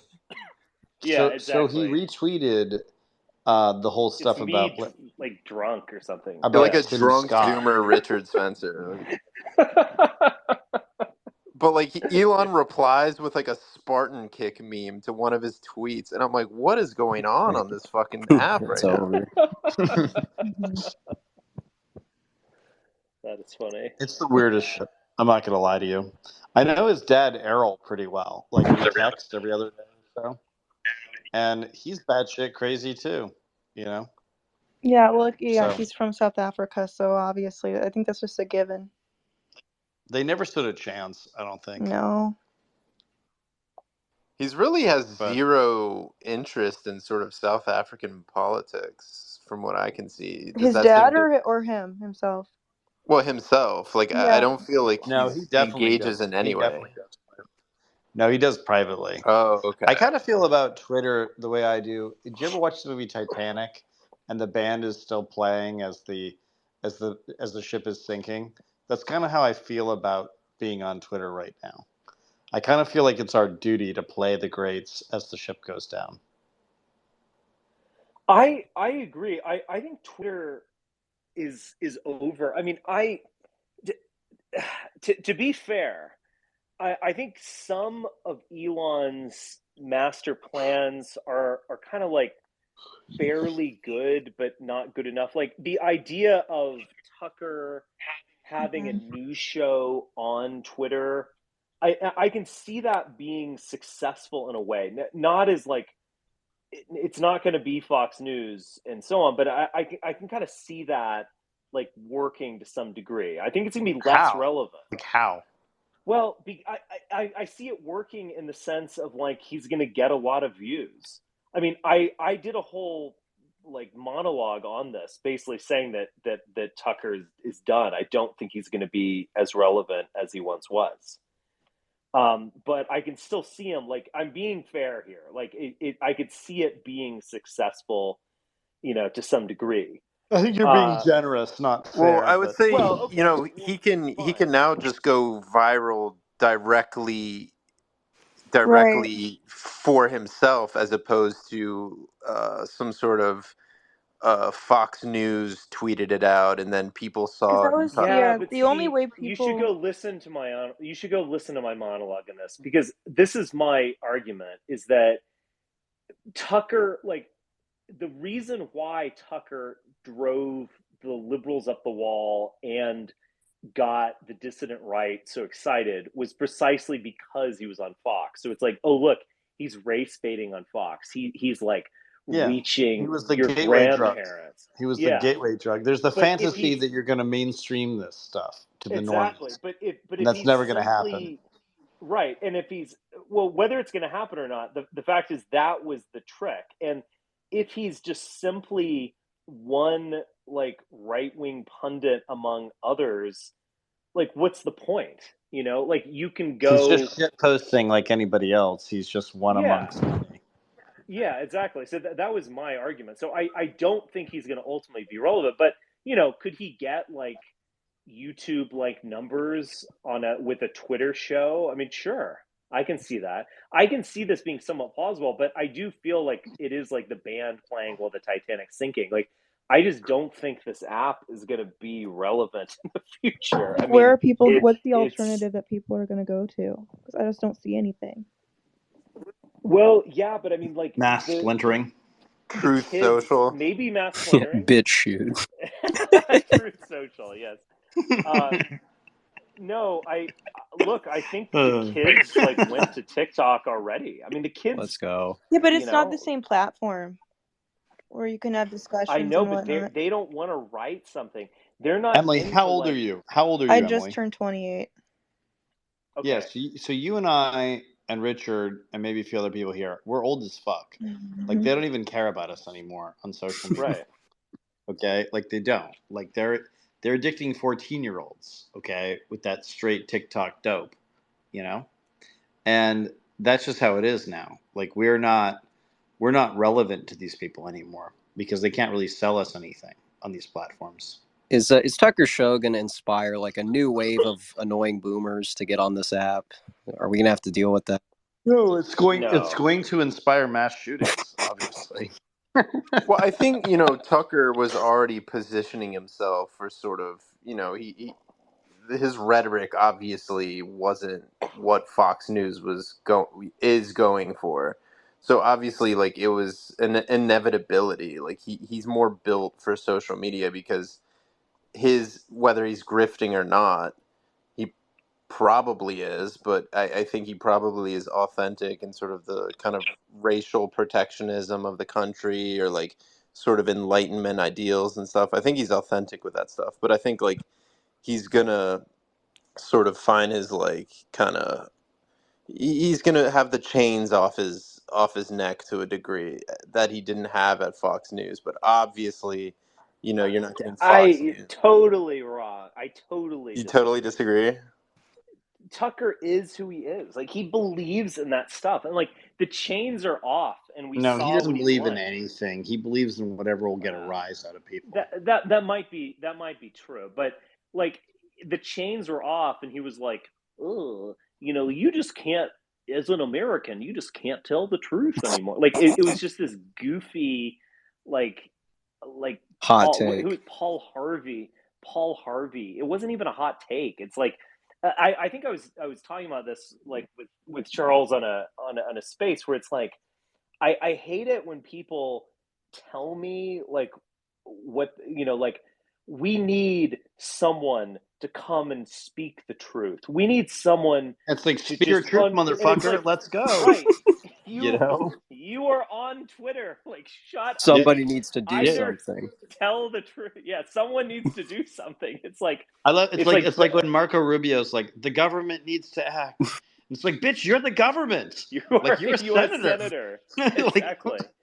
I just find it really goofy and annoying, and so I don't think there like what we saw from Tucker is Tucker, and in terms of the idea of like Fox News they want to go mainstream or something, I actually think they're in a huge crisis right now because Fox News will forever be about race baiting like boomers. yeah, it's I mean that disappointing. It's disappointing that they don't race bait as loudly as they once did, because I used to love going on there and just watching them say like real racist shit and then just laughing because they could get away with it. You know what I mean? It was like watching a time capsule to like some kind of New York like bar or something circa 1992 or something. But now they're like they try to be much more subtle, and it actually is kind of lamer. Like it doesn't make me like they used to just say like I used to watch Red Eye at my school at my college because I ran the computer labs and we had a TV there, and I'd watch it, get like a giant sandwich at the school cafeteria, and then just watch Greg Gutfeld say like the most racist, vile shit, Pull your pants and up, son. yeah, and then just laugh. Like I couldn't yeah. stop laughing about it. But now it's like, The knockout game is like literally the most important thing in yes, American culture right now. and you'd hear this. Youths in New York City are going up to i.e. the viewers of Fox. They're approaching elderly conservatives and just And they're hitting them asking on the them their back of the politics, and then they're smacking them on the back of the yeah. head. If they see you wearing some kind of crucifix or some kind of indication that you are conservative, if you're holding a book by Joel Osteen, they're just going to go attack you on sight. Like You better stay at home so and watch Fox News all day. Don't leave right. your house. Yeah. I think you guys are giving Fox News way too much credit. I don't think they're that No, man, badass. No, we're not. it used to be. I mean, I knew Roger Ailes. Like I was his like token millennial, and he used to call me, and I used to laugh and laugh and laugh because he would say the most racist shit, and it was They like don't your say that racist shit uncle on the took network over. though. There's Not They anymore. do though. Not anymore. No, they Well, used to It's be. like the They dog used to be. whistle network. Sean No, now it's Hannity like is not out there like yeah, saying racist shit. yeah. But I agree with that. he's This the is golden why they're in retriever of the What if he crisis. gets show. drunk? Like listen, Megyn Kelly used to get on TV and say that Santa Claus wasn't Yeah. black. Listen, if That there's was any the if there thing. are I any know, but That was like children the. that how's that watching this, racist? It's just true. no, it is like Megyn Kelly did a segment. I wrote about this. I remember. She was like, "Listen, if there are any kids watching this, this is all hypothetical because Santa's real." And secondly, he's a white man. Real, go off. Oh man. Yeah, Vidar columnist, Megyn Kelly. It's such a stupid like who cares what Santa Claus is?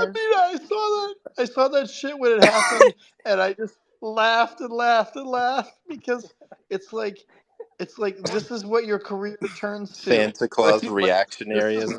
and then they were like, no, we can't let her have this one. We need to cancel her career.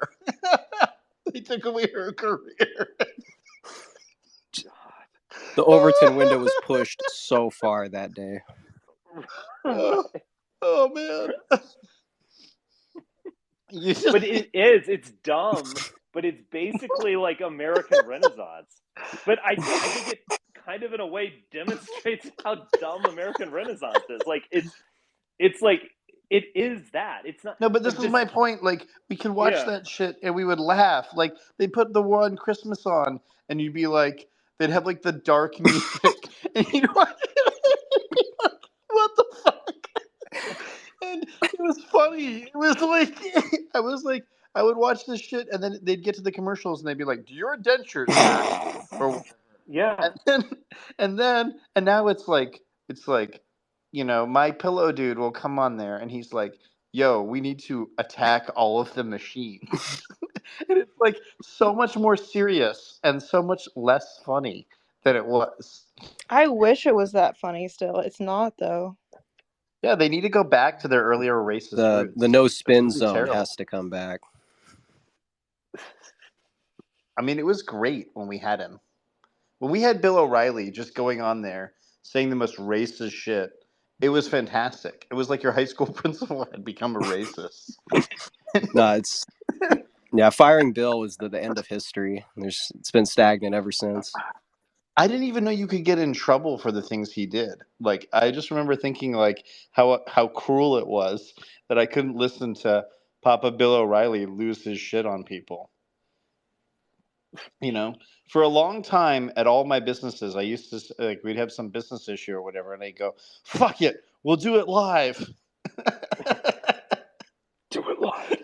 That's a That was classic. so good. I think when Fox I is don't finally, know. I mean, do you think they can't like the talent just isn't there? I mean, no, Laura they're not Ingraham. racist enough. They're not racist enough. Yeah, It's I mean, really a like problem. Laura Ingraham isn't. I mean, she has done a lot of Tucker No, type they did the things. Jeez-It thing with her. Okay, so she's the Jeez-It freak, and it's too Jesus-y, and it's like she's got that big old fucking crucifix, and it just Yeah, doesn't work. You know. I tend to agree. I don't think they can Also, pull the this women on off. Fox have gotten a lot less hot. Let's just be honest True. about Yeah, that. I mean the Real. decline and that. fall of Fox, right there. If Yes. ESPN is beating Yes. them now, it's over. Andrea Tantaros was like, there were like small felonies I would commit for her, you know? She could get on there and she could be like, I'm crazy, please commit some crimes. And I'd be like, okay, babe, I'll be out there, you know, doing the criming for you. Like that, it was just different, you know? The Banderas woman, like Julia Banderas, I mean, these were some great, grade A pieces of ass. And What's her unfortunately, name? we just, The judge. What's her name? Judge. Oh no. Janine. Judge Jean. When she goes, I just see this clip all the time from like, I don't know. It's been a long time. I think she was talking about ISIS, and it's a cold open, and it just opens, and she's like, "We need to kill them." And she's not saying who. She just goes, "We need to kill them." I mean, I just feel like these clips should be in the Smithsonian or some And she shit. would Like go there should off be a about like Fox people needing to News. be court-martialed and stuff. Yeah, there needs to be like a Smithsonian exhibit where you like go there and they're like, and this is when we used to watch cable TV news and hate each other. And you're like, oh, interesting. And it would be like, you know, Bill O'Reilly going off or something. Like, you know, it was a better time. It was a more hilarious time. In a weird way, Fox was less dangerous when it was more racist, Mhm. which is actually like kind of disturbing when you think about it. It was. You know? It was like the degree to which they dipped their toe into the election denial. Like that's what got them. I mean, this is where it's like I do think all of this stuff, like the late Trump era, like 2020 era Trump stuff, is like wackadoodle and easily debunkable and risible, but it is more dangerous in a way. Like talking about the knockout game was kind of all for laughs, and it was racist, but it was just kind of meaningless and silly. But like telling people that the country has been taken over and they're like the voting systems were like channeled through Italy, and like nothing is real and stuff like this is really serious shit that they were playing with. I can't believe they went along It with wasn't that. just race baiting. It was really weird why they went along with that. I don't get it. I guess just because they thought that's where the public was, like their viewership was, like that's what they believed, so they just went Yeah. along with it because I don't know, because it's just like Fox News was even had never had a history of being really truly like pro Trump either. So I don't know why all of a sudden they decided to go along with that narrative. It's like what I say with the rule of the bourgeois Because they wanted to riot. It's what they're feeding they're feeding their masses, their mob. That's what they want. That's why Tucker was the most popular, And it got because them ratings, I guess. Like, well, he was the most in tune with Definitely. the sort of conservative masses. right. Well, Tucker's main point was basically just like red pilling boomers. But then doing That's nothing. basically right. Well, I know, but it was all about desperation. I mean, this is like at the end of the day, all of that stuff he's warning you about has already happened. Right. Like they're gonna bring immigrants into the country and like take. It's like this is already occurred, Right. This happened and he's decades warning ago. about it. Yeah, and so it just becomes this just kind of like meaningless, defeatist. I remember like, telling him despair. one time that I was the demographic transition, having knocked up my then wife, who was Asian. I remember telling him that I was the demographic transition, and he just like kind of looked at me, like kind of uncomfortable, like not sure what to say. And I was like, "It's not a big deal, man. Like it just is what it is." And he really was like a real racist, and it was unfortunate because I always found that like that when you watch Red Eye or you watch the other shows, the racism was like it was more fun. It was lighthearted. It was like being at a bar or something. But there was a moment like where it just got everything got like way more vicious and way more nasty. And I think Tucker is a big part of that problem. He's anti-Asian. He's anti He doesn't everybody like but the whites. libertarian guys with Asian wives. It's over. No, but he hires all of them. I mean, it's the weirdest thing. Like he hires all these fucking neckbeards who like the Asians. I was always a reluctant Asian liker, where I was just a nerd, and it wasn't like the blonde hair. It wasn't like chicks that looked like Megyn Kelly were coming up offering to blow me. You know what I mean? So I was trapped. And when you're a nerd, it's kind of like when you're a star, except rather than grabbing them by the pussy, you encourage them to study with you, and that's kind of how you get them. So it's a different So tactic. true. You know what I mean? Yeah. So, and I can't help the fact that all the Asians love to study. It's not my fault. Richard, Tucker talked about you in one of his books Oh no, I didn't. Which from one? 2018, if I remember right. This is the Ship of Fools Ship book. of Fools. Oh Yeah. no, I didn't know I was in there. Yeah, he criticizes you in it, if I recall. Well, I'm not exactly surprised. No, he actually unveils himself as an undying fan of yours. And he says that honestly, I don't even know I have a show. This Richard guy is so much better. He wanted you to cut it. What did he say? I think he just called you like a white supremacist. Okay. Yeah. Yeah, you're obliquely mentioned about how white supremacy is bad, okay? Like that's the kind of section on it. Yeah. I would imagine if he writes another book, he'll probably mention like Fuentes or something. Like, Probably. This is not what we want. Yeah. I mean, this is not what we want. I have to have the monopoly on racism. Right. It's my monopoly, motherfuckers. Yeah, politics. That's exactly what it is. No more Gen Z. No more Gen Z. I have declared Gen Z illegal. It's true. No more politics. Just boomer. I just remember, the problem with Tucker's show is I couldn't watch it because it was so fucking mean. That was my real issue with it. Is it was just like depressing and mean. It's like the country's fucked up. There's nothing you can do about it. The elites aren't really helping. And it's like, bro, you have a television show where you make millions of dollars a year. It's like they're lying to you, and they are, and you're outraged about it. Like he would tell you how to feel. It's very funny. Like what I just said. He's like literally said that. That's how he would do it. It's like it's all lies. Nothing's weird. Nothing's real. They hate you, and they know it. They hate you. Now buy my book, bitch. And they now know. Buy my book. And it's true. That's literally how he talks. It's the most simple. Yeah, and then he does his weird. He does his weird little face where you're like, "What is going on in this?" He always looks confused. Yeah, well, he is confused. He's confused that he's there. They're going to kill you tonight. How do you feel? Well, he would say that he was like, "What's next?" yeah. Like this is a video we saw of a police officer giving someone a traffic ticket. Like, what are they going to do next? Kill you? Kill your family? It Are they going to kill your dog? it Why not? it always ends the But same like, do way you every really time. think he Right? believes any It's of like, that? what? I don't think No, he no. believes anything that he says. No. This is the problem, right? Is that Hannity really does believe his bullshit. Like Hannity Hannity is so believes good like at the this boomer because tier shit that he says. Yeah. he's so high on his Yeah. own supply that you like can't even get mad at him. He's like a drug addict who's just past the point of recovery. And you just keep the Narcan ready in case his heart gets bad or something. Whereas Tucker is the cynical motherfucker selling you the dope that he himself doesn't use. You know? Right. Sean is a normal boomer going to work, but Tucker, Yeah, he he's just like, you just see Sean and he's like, "Hey man, want some smack?"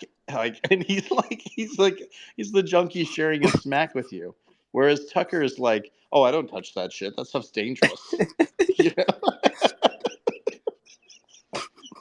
there it is. Oh man, Sean's like, man, it's that true guy's though. really fucked up. Who would do something like that? They really are that fucked. Like they really are. Like I've met them. Like they really are this fucked. You know? If reality wasn't real, would we know it? I mean, That's the meta. It's funniest kind of thing like about weird the dorm funniest rooms. thing to me about the Tucker thing is like you read his text messages and he's like, Trump is evil. Trump will kill us all. And then like a week later he interviews the president and talks about him as maybe the greatest president of his lifetime. And you're like, wait, what? Yeah, I mean, You know? he's been on podcasts too lately, and he's said a lot of shit that it just shows that the shit he says on his shows is just bait. He doesn't actually believe it. Yeah. Which is actually like even more disturbing in a weird way. Yeah, Because I know, it 100%. shows yeah, I mean it just shows that there's really no core there. It's like he will literally say anything. And that I is think like there is a core. I don't think he's a sociopath. Like, I wouldn't. I think there is where a is the core, core. man? I think the core is this like half baked, half remembered WASP like supremacy, like kind of country club racism. Like I know these. I was around these people in my youth, and I think that's who he is. I think he genuinely believes that, and he has a kind of a vague Americanism of like judging people as individuals and telling the truth, etc. But I think the secret to Tucker is that it all is this kind of like despair. I mean, like if you believe in the great replacement theory or any of this stuff, like it's already happened. Like you might as well, in a way, be a spree shooter. Like and it's where I agree with like liberal criticisms of him. Like he's teaching you like what do you do with that information of the evil Democrats have brought in immigrants so that you can't have a country. Like no election is safe. Like you are disenfranchised, disempowered. Like they've done it to you, and they've done it because they're evil. Like what do you do with that outside of like commit violent acts? And not that the vast majority of Fox watchers are going to pick up a gun or something, but it's just so like hopeless on some level. It is like disaster doom porn or something. That And I just find that pathetic. I mean, like I don't necessarily, I do disagree with a lot of the ways he frames things, but like I kind of get it, like I understand that like the class that you like basically is getting displaced. Okay, I mean I could agree with a lot of these things, but there's just this like foreclosing of any possible solution to that. Like Mhm. you can't organize on the basis of race. You can't go like full fast. You can't you like it's there's no solution outside of more despair, or maybe at the most like becoming a spree shooter, to be honest. He can't talk about how to fix it, but he will tell you how bad it is, which is Right. there's no path. And he's aggressively goes against any way of fixing it. I mean, like, if you're I am not, for instance, a pure like demographic thinker where it's all about like the real America, white Christians, and they're being displaced, whatever. I'm not like that. I think there's more. I think that's kind of like I don't know, like almost deceptive. It's so simple in a way. And but like if you are, then what are you gonna do? Like if you read vdare.com or something, like what is there to do outside of like suicide, despair, or spree shooting?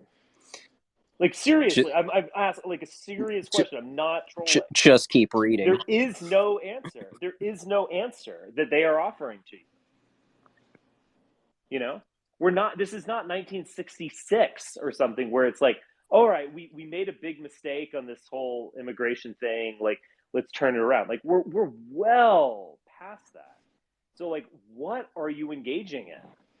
Yeah, I think he's somewhat like a mirror in that, like, his popularity is just indicative that the right or that whites or that society is in fact cynical and does in fact have this point of view. Maybe not everyone, but it permeates deeply within sort of the right wing mentality at the moment, which is just deeply cynical, deeply unhappy, and ultimately it's sort of that's why he's popular. He wasn't popular when he was wearing a bow tie on and shit when he was on whatever CNN and shit. And he was just a hack. Yeah, exactly. But he's popular when Look, he's there tapping are into. lots of people. There are lots of people who love hearing how fucked up the country is because it gives them an excuse for not doing anything with their own lives. Mm-hmm. Yeah, it is despair porn, and people love that shit. They're all about it. Because if the country is so fucked up and you can't do anything, you can't fix anything, you don't really have to do your part to fix it. Exactly. You're not really responsible. It's something that's happening to you rather than something that you control. Right. It gives them an excuse to be a failure at life, which they probably already are. Of course, they're watching Fox. Well, no, the only people who watch Fox are old people, but the younger ones that don't watch it, yeah, it just gives them an excuse to not, like you said. It's like, well, it doesn't matter that I don't do anything with my life. Just take your fentanyl and die. Like, that's your job. Well, they flip between that. I think there is this like type of personality. Another one is I mean, how many people? Deanna. How many neurotics do you think there are who just watch TV all the time? Nobody watches TV anymore. Only boomers. Wait, what? My grandma used to sit and just like watch MSNBC, and she'd freak out about everything on MSNBC. And then she'd switch it to Fox, and then she'd freak out about everything on Fox. And I remember thinking to myself, like, Grandma, maybe you're just fucking crazy. Like, maybe you just love to freak out. And this is like how you get your rocks off, you know? It's a Videodrome nation. Yeah. And there's like a lot of people I think who are like that. And so when there's a riot, like a Black Lives Matter riot or a 2020 Storm the Capitol riot, when you have all that stuff going on, that's what's really going on here, Wait, what about Kevin Deanna? Oh, he is an expression of this type of personality where they'll get in for like the God Emperor Trump. They'll go all in and just be like, oh, he's about to save us or something like this. And then they'll flip between that and like utter despair. So it's like they flip between total delusion and then total despair. Like there's nothing we can do. Everyone hates us. Whoa, yeah. Trump as Christ to Trump as Satan. You just bounce Yeah, between the two. well, not even. I don't think he flips between Satan. It's basically like nothing can possibly be done because these sadists hate us so much. And then it's this other hand of like, oh, guys, we're really getting it done now. I mean, like we got our guy in office, and and it's this weird mentality that is just like it's like the worst of both worlds. Like it's like these people, your populist Republican is actually not going to do much for you, and like your enthusiasm is totally misplaced. At the same time, this like despair porn that you engage in is just obviously extremely unhealthy, and again also diluted and like kind of self-serving as well, in the sense of like, they all hate us, it's all terrible, we don't have a country. Well, I remember seeing these tweets like, we're a stateless people. It's just like, this is just such He nonsense. And it's like there's just such an audience for that. There's just a particular type of person who just eats up that type of red meat. well, he's Anyway, I just can't stand he's it. transitioned into like anti-politics and just like community regionalism. Like Oh like God, that's even like you dumber. I have mean, to give me a organize locally, and that's really like all people can do at this point because politics is so. What does that even fucking mean? I mean, Kevin Deanna is like, at least when I knew him, he was like a member of the Wolves of Vinland, which is this like Germanic pagan group. Do they fuck in Like the Well, woods? Is that what they do, or what is well, it? yes. I mean, it's like this yo, is like that real? biker gang of like, yes, it's extremely real. This biker gang of like Odinists with like heavily tattooed Odinists who go and like yell in the woods or whatever. It's all fucking Well, I dumb. think he's Like still pagan, so he's still on that trip. Well, I'm sure he's still a member of this group. I think you're a member for life. You probably can't get out. It's like an actual gang. He unironically joins a white nationalist, white power gang. It's like, I'll show them. But it's like, I'll show what is them. that doing? What is it's called a gang? Like it's not like some new thing. Like gang, It's like when I'm going to join the Proud Boys and commit felonies. But it'll be cool because the Proud it'll be Boys- cool because we'll wear some cool uniforms that identify us all as members of that. Yeah, but like the And Proud Boys, also we like breakfast cereals, and we will tattoo the name of the gang on us. Right. So Whatever you want to say about the Proud Boys, they like almost overthrew the country. Like no, they like didn't. Well, if only they had. Well, they kind of did though. I mean, like they fucked they dress up. better. Here's the thing. It's like they tried to do the coup, but they didn't understand that like you can't do a coup in America with a bunch of I get it, but I'm saying they were clearly a threat to the system. However, they had to be punished. They had to be. I mean, Proud Boys had Ancotas. They were doing like Ancota security and stuff like that. They reached a certain echelon. I get what you're saying. Yeah, but it's like that's kind of cooler than like being a wolf of Vinland. That's like the Hells Angels. But imagine, you guys are just like imagine like sitting in prison and being like explaining your membership in the Proud Boy to like a member of MS-13 and be like, well, I'm in prison right now serving 25 years in prison for conspiracy to overthrow the U.S. government. Oh, man, that's pretty intense. What did you do, Essay? Oh, well, there was this guy. He was a Canadian guy, and he made a lifestyle magazine. And he told me to join his gang. And I named all the cereals, and then I tattooed them. Yeah, and then we overthrew the government. And then we overthrew the government, but we didn't really. It was just kind of, and we're not racist. We're not racist. And we're libertarian. We're not racist. Yes. Yeah, it's like, and we value the housewife. And you're an entrepreneur, aren't you? Oh, we value entrepreneurs. I'm gonna make you my bitch now, Essay. You're gonna give me a blowjob here, Essay. Like that's how their prison initiation is gonna go. Look, okay? we love the West. We love like Mozart and like Beethoven and Shakespeare, and like we overthrew the government. Like hey. We do lots of stuff. Oh, I say you like the West, huh? Like... It's also like can you imagine some like real white power gang being like But like what I remember, I'm doing 25 years for moving fentanyl into America. What did you do, you little bitch? like I actually got into this for the breakfast cereal, and then like 3 years later, whoa, Whoa, bro. I was hear that standing, story, I was and standing with a bloody club over a police officer. yeah, At the you U.S. hear Capitol. Like, what the fuck happened? Dude, I just like Vice you magazine. hear that story though, and you're like an actual gangbanger prisoner. Like, I think you have to rape them. Like, I don't think you have a choice. I think it's your Right. patriotic duty to rape them. Oh man. You know? But this is my critique. It's like Oh man. I remember man. in 2021 after J6, and I was on like just in the like chat group with my people, and they're sending all this stuff from like Telegram from TRS people, and they were like, oh, this was our first strike against the Jews, and we have many martyrs of that day, including Ashley Babbitt, Bruh. who struck out against Zio communism or whatever.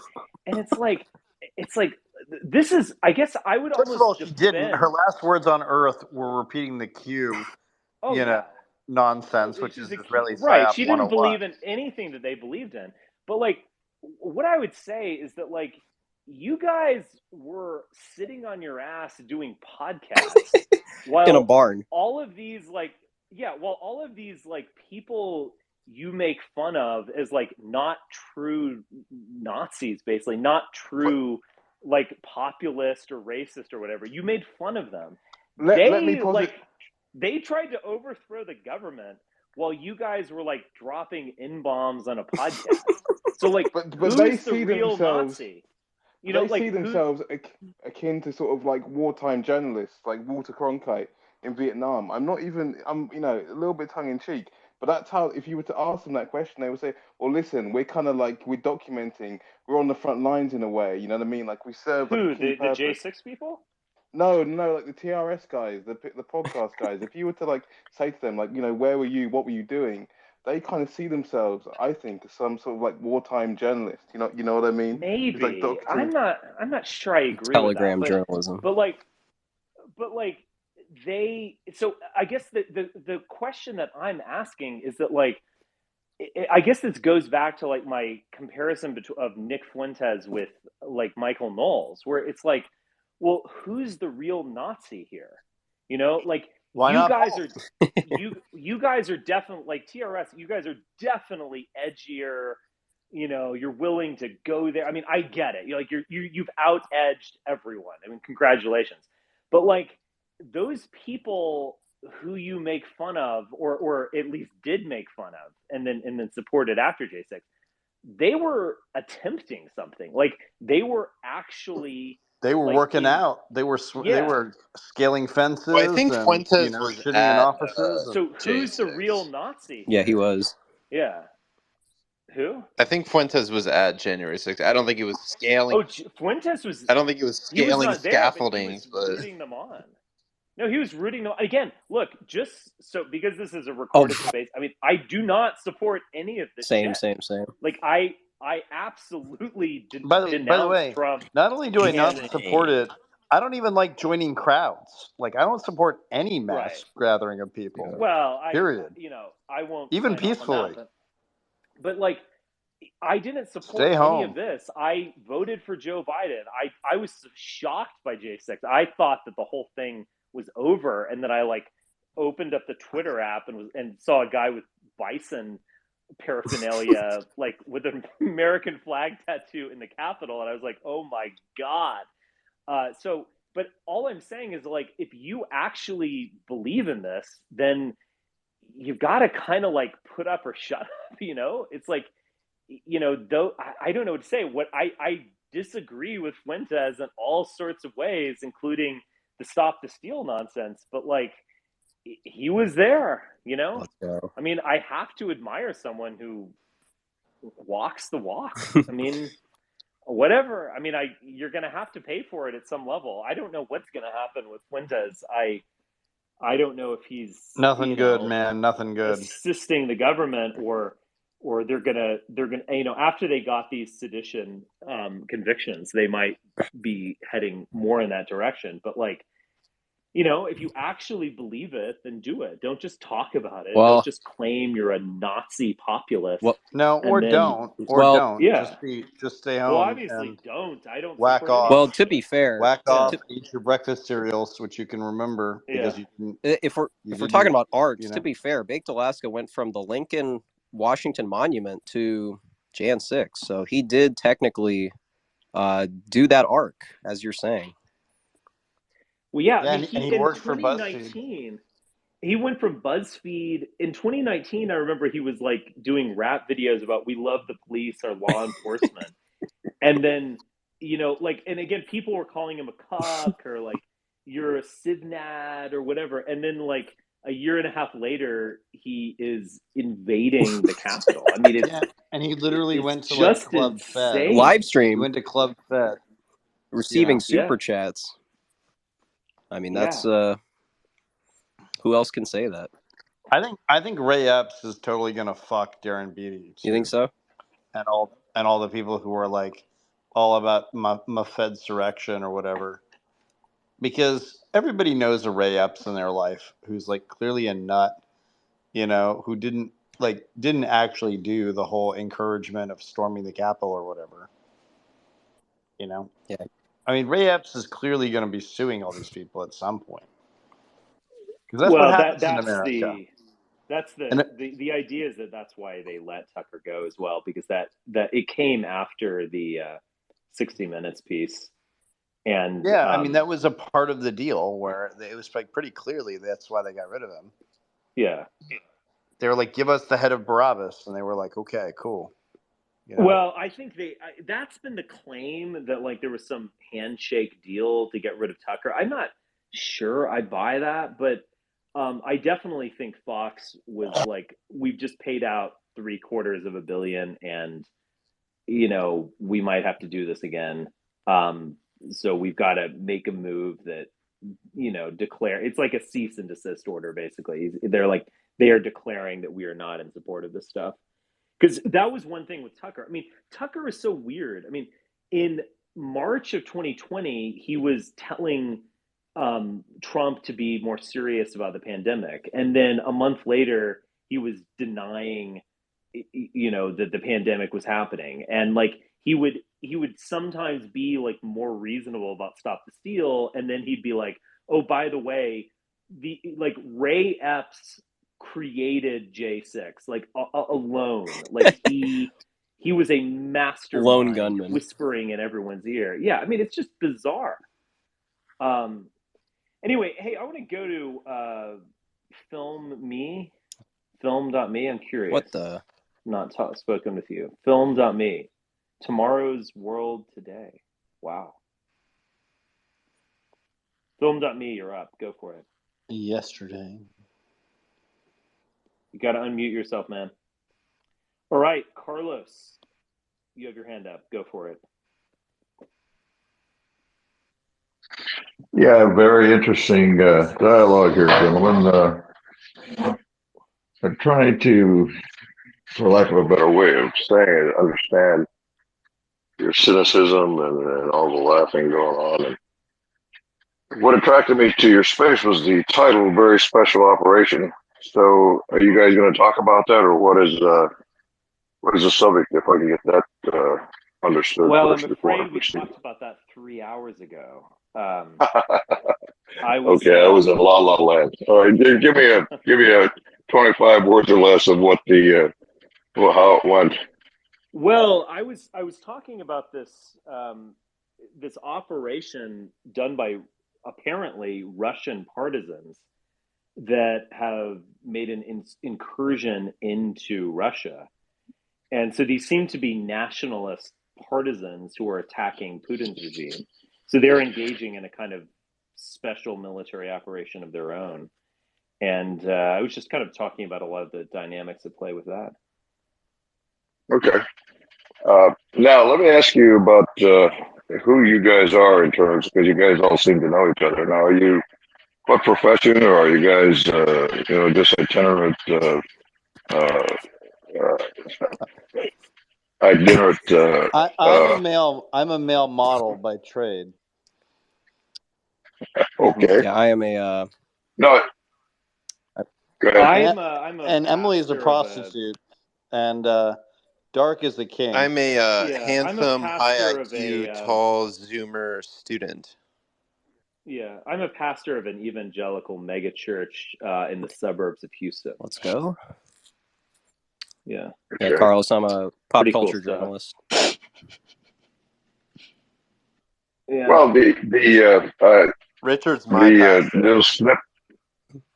little snippets of your knowledge of current events was it's very interesting. You guys are very. It seems to me you're well read and well informed. But I guess one of the things that I'm commenting, thinking about it in my head about listening to you all is uh, your your focus is on one side of the argument. Do you know the other side of the argument? Well, give us the other side. What are you talking about? No, no, no. I'm trying to listen to you guys. You guys are all enjoying each other's banter about whatever you were talking about in terms of So true. being cynical of the motives of the right. For example, okay, I'll give you an example. You asked, the way they characterize Tucker is kind of curious. It's obviously a negative slant you're giving to him, and yet you don't mention or explain how he's got a following of what he got at least 100 people that watch him every night or used to watch him every night. So I found, did you intentionally avoid that his popularity? No, I stressed, emphasized his popularity. Well, the explanation that you were giving as to who in profiling the audience, do you really think that includes all of the however many millions of viewers that he had? Probably. No, I mean he would get what would he get, like 3.5 to 4 million viewers watching him live who have cable subscriptions. He would get many more millions watching, Twitter clips or YouTube clips and so on. I mean, I would no. I mean, he's Yeah, a I'm not asking public for a figure. recount of his following. I'm just saying that he's probably one of the most popular people that were on television or cable news or whatever. Period. And the short trip that you were mocking him just seemed to be one-sided comment on it, as opposed to why is it that he was so popular if he was such had a bent view on what's going Well, I on in think I society. touched on it when I said that essentially there is deep cynicism and there is deep angst within the country, especially the white population. Thus, because he will make these talking points, people sort of love him for keeping this, sort of putting it in the forefront of the conversation.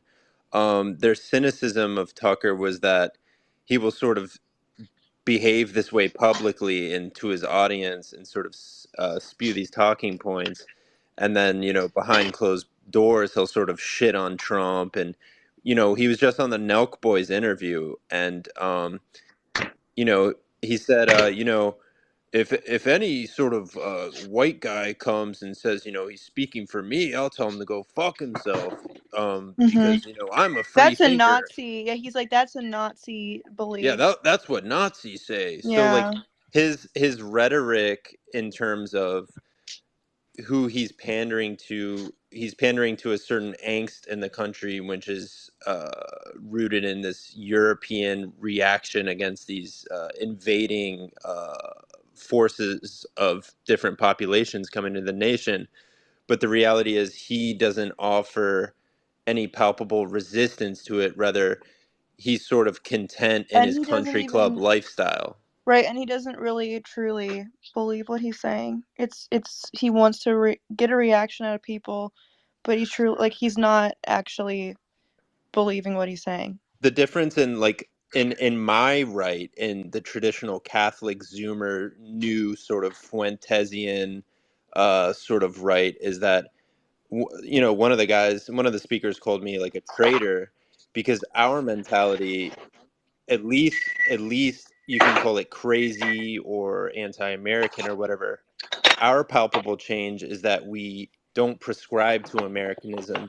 Rather, we reject the Enlightenment. We reject the very inception of the nation's philosophical foundations. We don't prescribe to them. We're not adherent to them.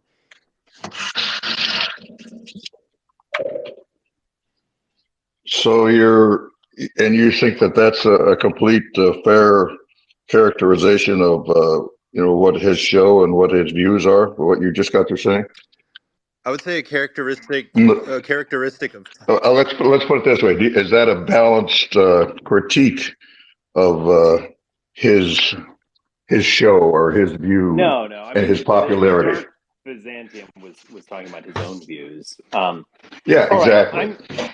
Well, yeah, but all right. I'm gonna have to. Well, that's why I'm listening to the show, because your guys' views are so bizarre to me, and my views are not the you're same wondering as how. Richard's beside me in the whatever speaking, but I would just say. Well, I'm saying the collective view. The collective view. This show or this space is so foreign to the way I look at things that you're talking about, and it's important to me to understand how you came to these conclusions. Go ahead. Well, tell us. I'm going to stick with you for a little bit here, okay, Carlos? Thanks. Don't just say that we're not balanced or something. Of course, we're not balanced. Everyone has a perspective and a strong. That's called opinion, sure. Well, yeah, but I'm not a newscaster. I mean, I'm. This is not journalism. Well, no, you're exercising your First Amendment right in a space, and I respect that. And the reason I'm listening is to understand your viewpoints and how you came to them. For example, you can listen. If you talk, one of you said, I guess it was you, Richard, that said you voted for Biden. Yeah. Okay. I would ask this group then to comment on the Biden performance of the past 3 years, and let's see what kind of critique we get here. Well, I mean, look, I don't even know where to begin. I think he's been a very good president. Begin from the start. Okay, the start. Okay, I mean, I think he's been a the day he was elected, the day he became president. Start there. How's that? That help you out? We talked a lot about J6. No, you didn't talk about Biden. I'm asking you to talk about Biden and his performance since he's been president. What do you want from me, man? What do you mean? You just told me. I think overall he's been a very good president. I don't really know what to tell you. Like okay. It's like you want me to write a book on his presidency. I mean, I think he's handled the Ukraine situation from my perspective well, if not ideal. I think things like Build Back Better and CHIP Act, all solid thumbs up from me. I mean, I don't know what you want. Okay, how about a comment on the border? The border is, it's been a difficult situation for a long time. Probably could have handled things a little bit better, but I don't know what to say. What do you? I would characterize your responses to just a couple of questions as being a lot more softball than the way you were talking about people that you want to go ahead and mock. Look, Carlos, you're going to have to listen to this because No, I'm just an old 83-year-old fucker who doesn't have very good capacity to listen, which is why the hell I listened to this space for 20 minutes or so. Go ahead. That's fair enough, Carlos. But you can't just ask me these really vague questions like the border. I mean, the border situation's bad and complicated. I mean, I don't know what to tell you outside of related to Biden. He's the president of the United States. Yes. So there was. Does that help you? COVID. Does that help you? Yeah, there was a COVID era law. What is it? Title 42. I can't remember the exact name of it. That expired as we entered the pandemic. And that is going to have some effects. Now, this idea that he is, has a wide open border or something that's kind of a right wing talking point. So that is fantasy in your opinion. The fact that the border, we are living in an open border situation, yes, that is a right-wing talking point. That is not real. Okay. How about the energy policy that he has? Just give me. Okay. All right, let me don't ask you the know what to question. say. Wait a minute. Wait, let me ask you just a simple question. That you seem to be having difficulty with a general question, so you can go ahead and carve out your own answer. So let me ask you the question this way: how do you explain what's his motivation and policy in energy and canceling gas initiatives so that we now have more expensive gas than the previous guy's efforts? Go ahead. Well, I mean, I don't know what to say. You don't attribute his policy on energies to explain why we have over $4 a gallon gas. Is that a big deal, Carlos? Is what? Is it a big deal? Well, to me it is. I think, and if you pay attention to the electorate, I think a lot of people that are struggling right now because of inflation and high food prices, high gas prices, supply chain issues. Yeah, I think it's a kind of a big deal. Where the hell have you been? Those just aren't my values. I mean, are you rich? Are you independently wealthy? That it's not bothering you? No, I'm a Zoomer. Okay, well, here's the point. You have a middle class out there that is being destroyed because of the economy. How many people are you seeing parading and holding rallies because there's full employment? Probably not a lot. Thank you.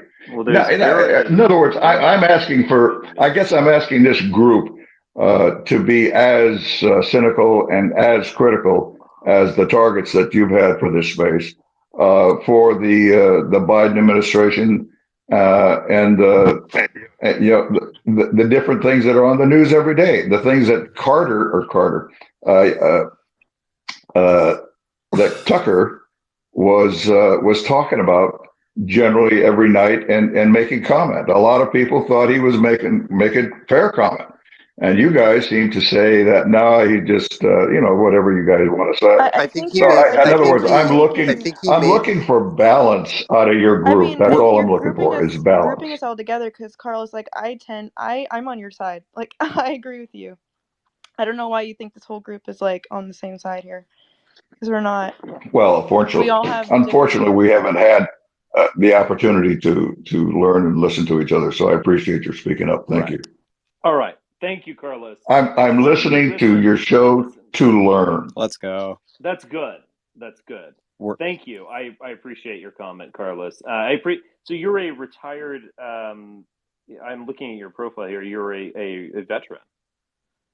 Yep. From an 83-year-old veteran from Vietnam. I got shot down 3 times flying helicopters, and now I'm a private investigator. I investigate fraud, and I investigate crime and evil. I'm a white collar crime type person, and I would tell you guys that this whole business about being fair and being critical. I'm the last person that trusts the government and their track record since I started paying attention to it. Because in the military, you don't focus or hold political views necessarily to the degree that I have them now. I came from an era that I believe my country was going to be looking out for me and do things right. That you do the right things for the right reasons. And I believed in freedom, justice, and American way. And I said, I'll pick up a goddamn rifle and go defend it and defend the rights of people in foreign countries that can't do it themselves. I really believe that shit. Do I believe it today? No. Well, a little bit different.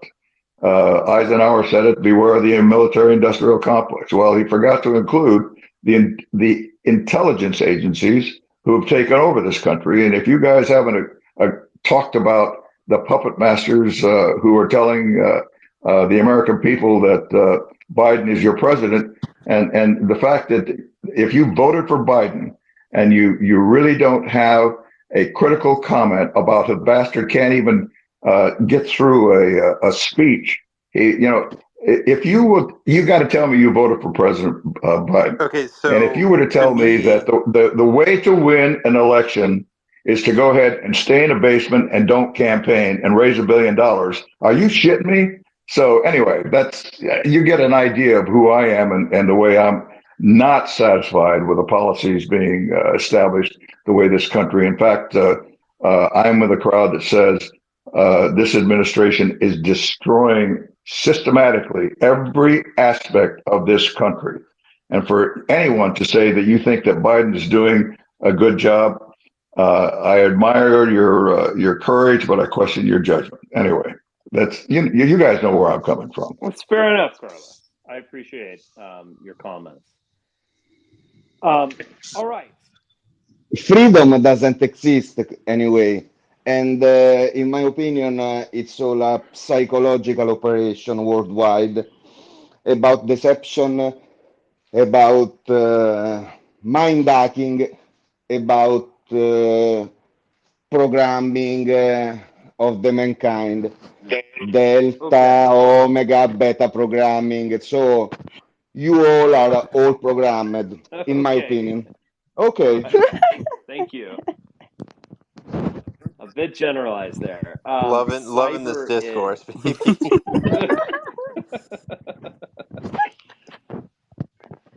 Cyber Ed. Yeah, he posted Kubrick not too long ago, so Finally, I'm up. so he's on topic. Change Can I? Hello?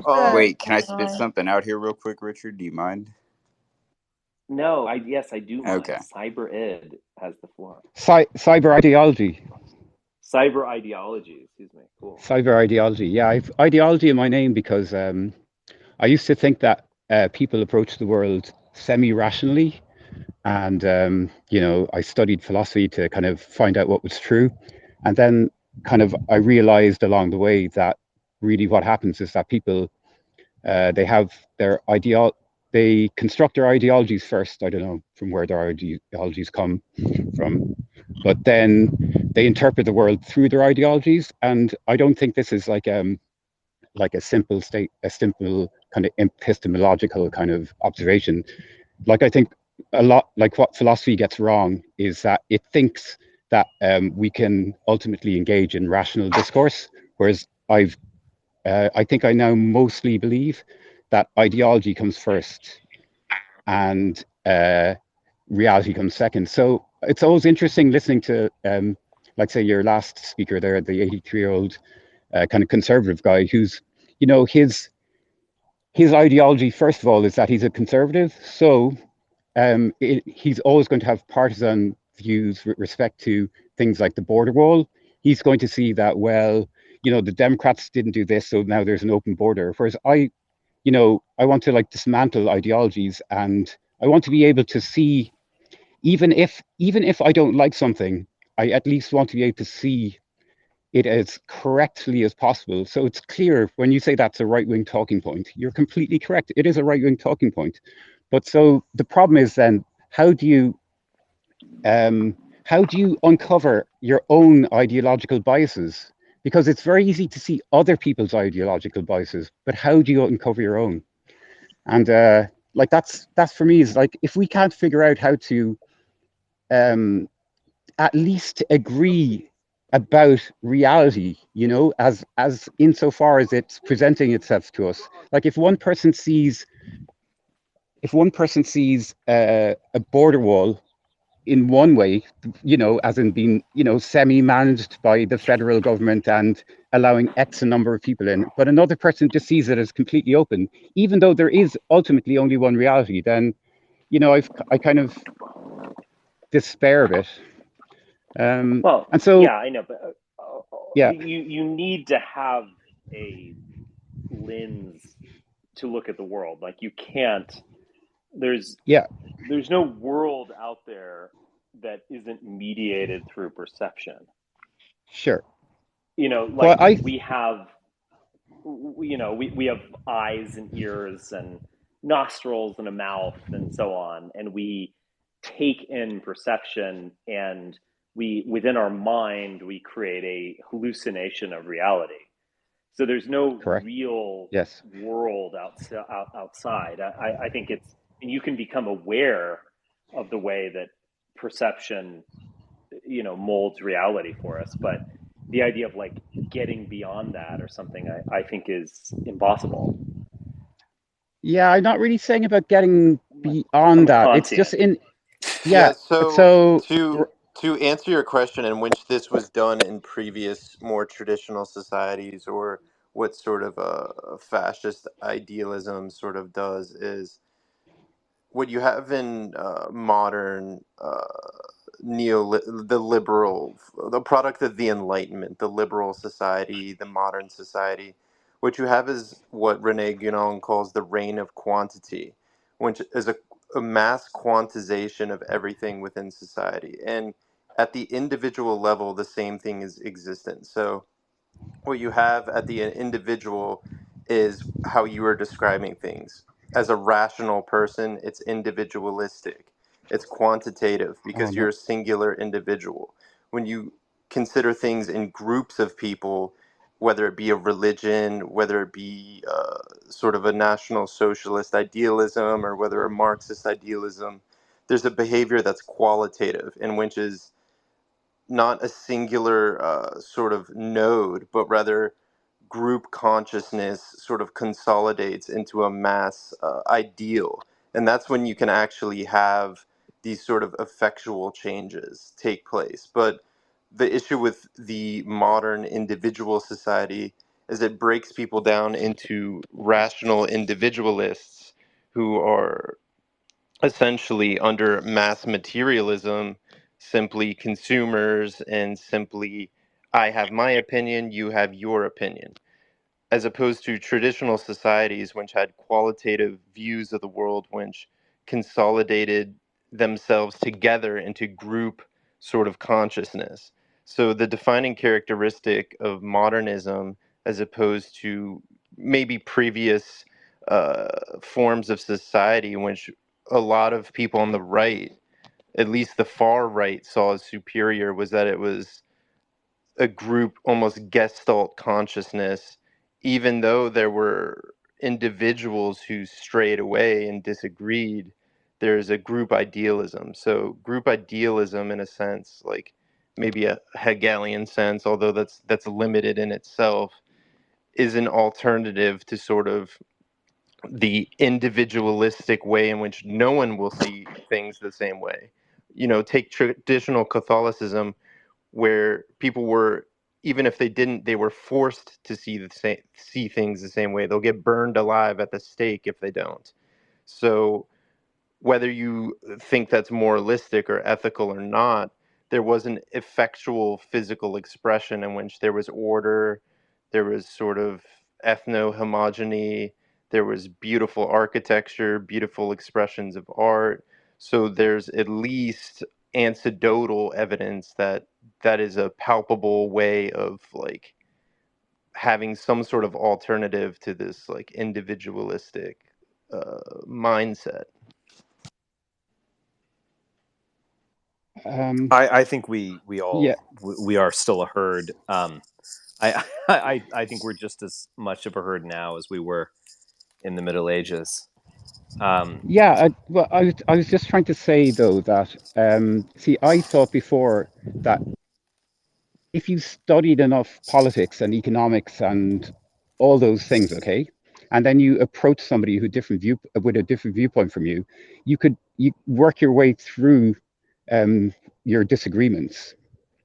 But the older I've gotten, the more I've realized that because people come to any argument with their beliefs first, they don't care about um, getting to the truth generally. And Yeah, I do but think I that there, address this. I address this. Like yeah. you're on a fool's errand because you have a mindedness before you start engaging objectively with reality. Like Mm. there is no reality outside of your perception of it. Now you can be aware of that, of your limits to your perception, but you're trying to go after like the thing in itself. You're trying to get at No, what no, I'm something not really saying is. no, You no, can't. no. I'm not. I am not. No, that's. I It is think funny how you're. I'm this massive defender of Kant, at this Yeah, stage of no, my I'm not. life. I'm not saying that. I'm not saying that we can No. get to the thing in itself or the truth in itself. But I do think that there are so many people who are completely blinded by ideology, as in, like, that they can't even acknowledge that the position that they're coming from is informed by their ideology to some extent. Like they think that Yeah. reality, like, but I think that there's lots of people who aren't. And like, when you were talking about Tucker there, one of the interests, and even though you don't like Glenn Greenwald and everything, I think part of his appeal was that he in fact wasn't completely conservative. He would have people on like Jimmy Dore and Glenn Greenwald. So he had on like he appealed to a much broader kind of base than the kind of Fox News base, and that's because there's a lot of people who were seeing past the narrow ideological frame that Fox News provides. And I think that, like, there's a lot of people who kind of see the world that way, and they're not really like, Well, I anyway. think you Oh would need to gosh. ask: are there superior points of view, and are there inferior points of view? And Can if I there Yeah. say if something there's Yeah. about both, Tyler then here? Because he one of the doesn't seem to individuals is right. he doesn't seem to elaborate on this in a very good kind of understandable manner. uh, I don't think our Irish when friend here is speaking from a Slavoj Žižek everything is ideology perspective, right? I think he's simply saying it would be real nice if people weren't living in this postmodern thought where everything was completely subjective and where we just kind of made shit up as we go. It's actually nice to have Yeah, a it's fundamental Yeah, you I theory. can't. think what you're saying is very It is. reasonable. It I mean, is. Yeah, we but can disagree about values because we assert our values onto the world, but we don't get to make up our own facts. And what's happening at the moment in across the board is that people are just making up their own facts. We're living in a world of, like, that's why people are turning off from the mass media. And even like one of your appeals, Richard, was that yeah, but even though you might have a very narrow, like and particular political ideology, at least you always, like, because you say things like, to be fair and to give the devil his due, because you're going, well, I see the world in this way, and even though I fundamentally disagree with this person, I'm going to try and give an honest representation of what they believe. And right. we need, like, a lot more people to be doing that. I fundamentally disagree with, like, a lot of what you believe, but I will not mischaracterize what you're saying.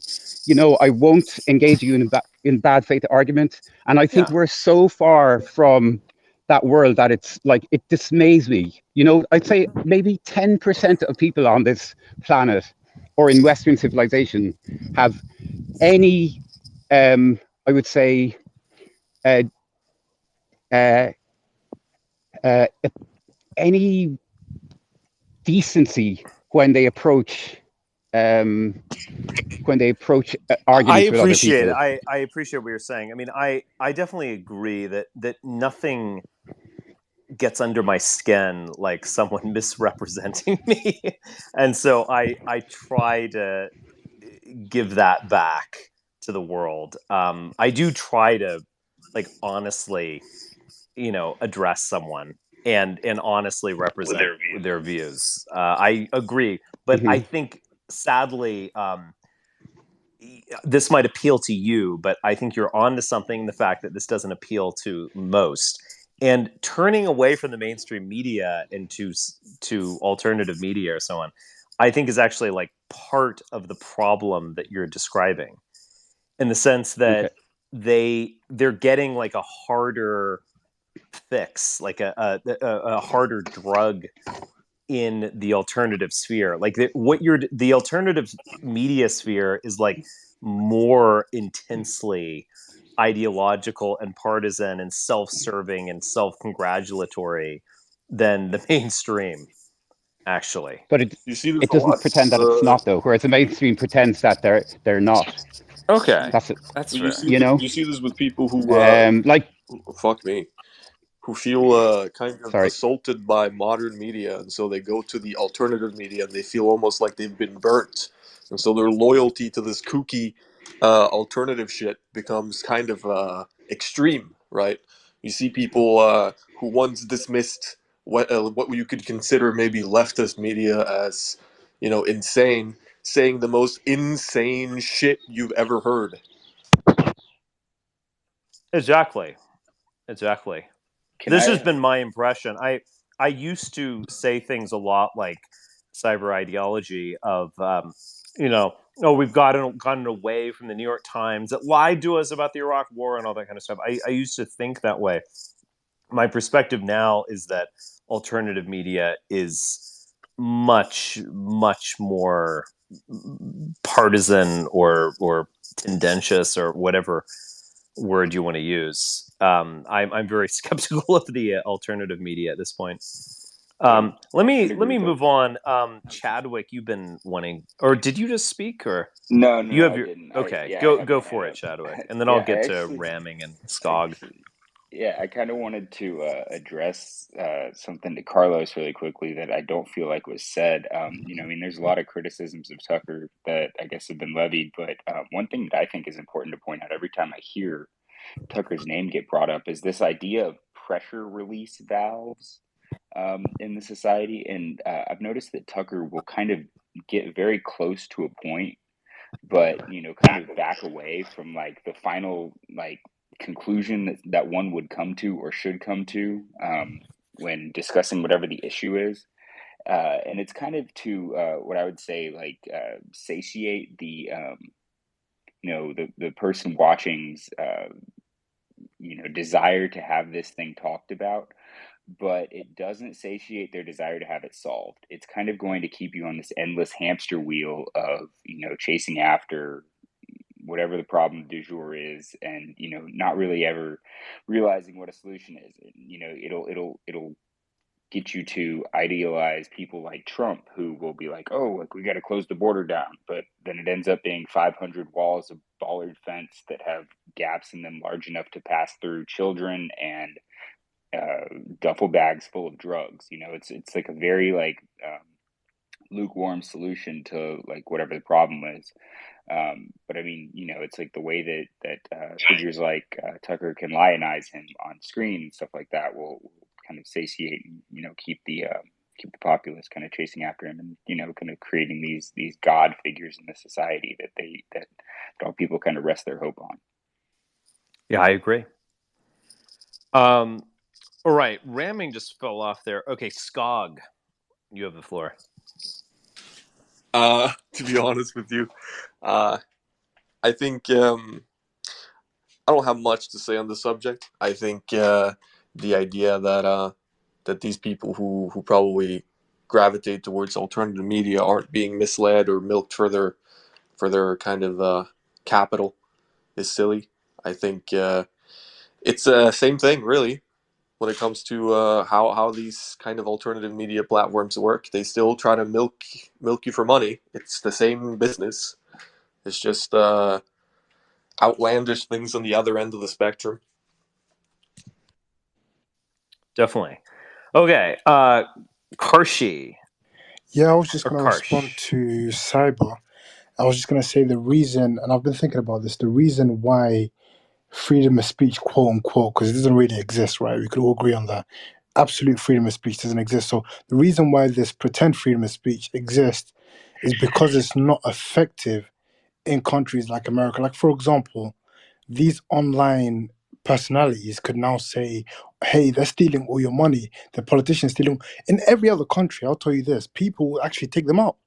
And that's what you should. I'm not saying that's what you should. That if the leader of your state or your country is a traitor, everyone agrees the person is. They need to go, right? But in America, it's like fake freedom of speech. So you can have a Tim Pool, you can have all these fake speakers there for you. They'll tell you all of this, and then, oh no, you know what? We could agree to disagree, and all these other vague platitudes that don't mean anything, right? Would you agree to disagree with a serial killer? No, you wouldn't, right? So it's like you agree to disagree because you're both nihilists, you both don't really care, and it's like the thing of the thing of oh, listening to what's his name, Glenn Greenwald, or even a Tucker. Tucker's not conservative. Tucker is not. When you say the word conservative, what does that mean? What does conservative mean? What is he conserving? Is he conserving anything? No, he's not.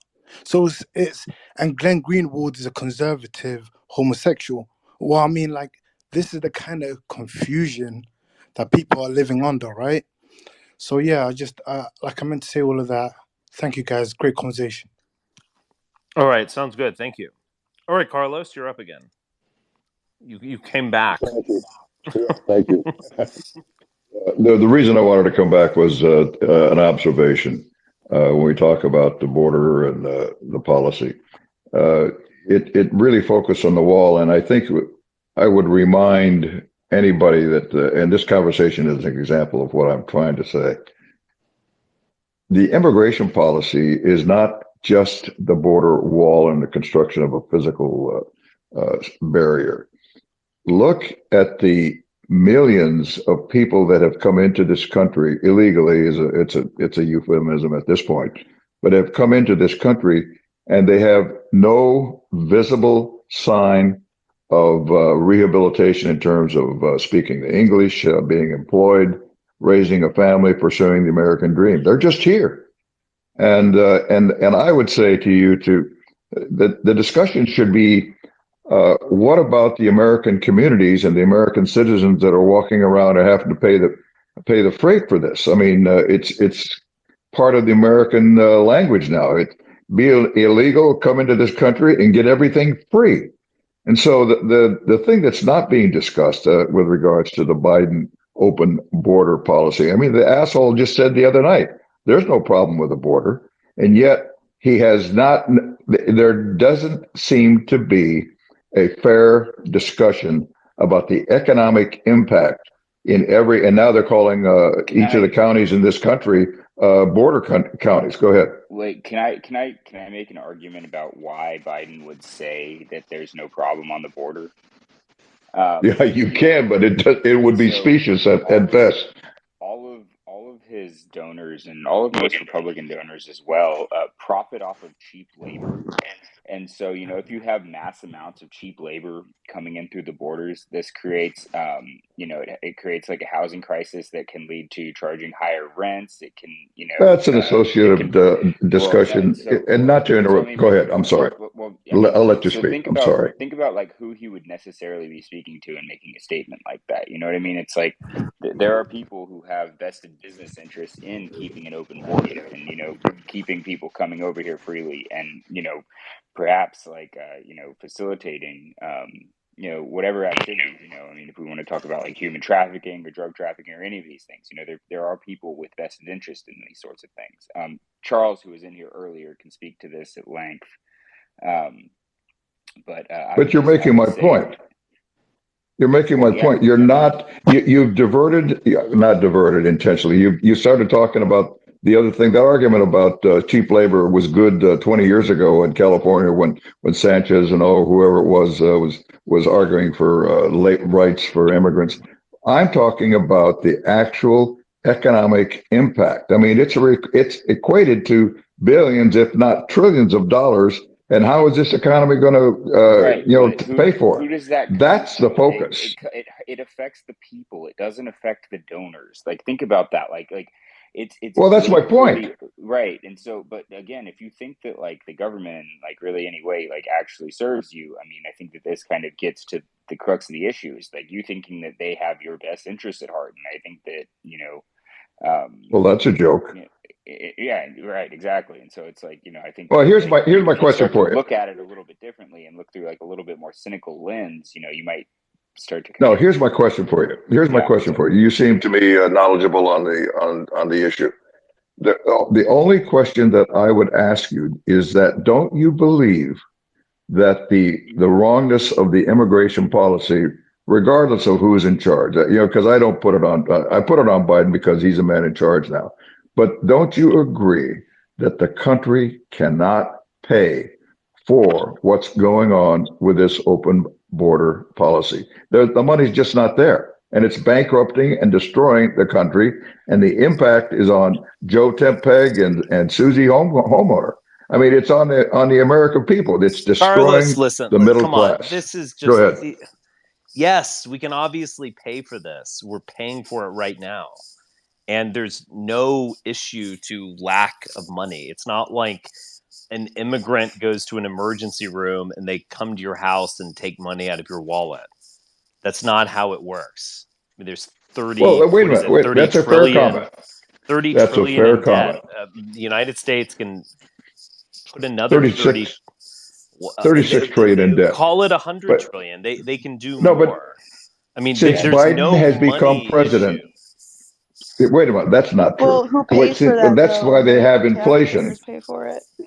Thank you very much. Biden, since he's been president, has introduced $3.7 trillion in spending to the economy. So you really think that this country can go print money and not have to worry about who's going to pay for it? My Didn't only Trump comment to double you, the deficit though? they all do. Right. So My point is, look, I am why not. focus on Biden?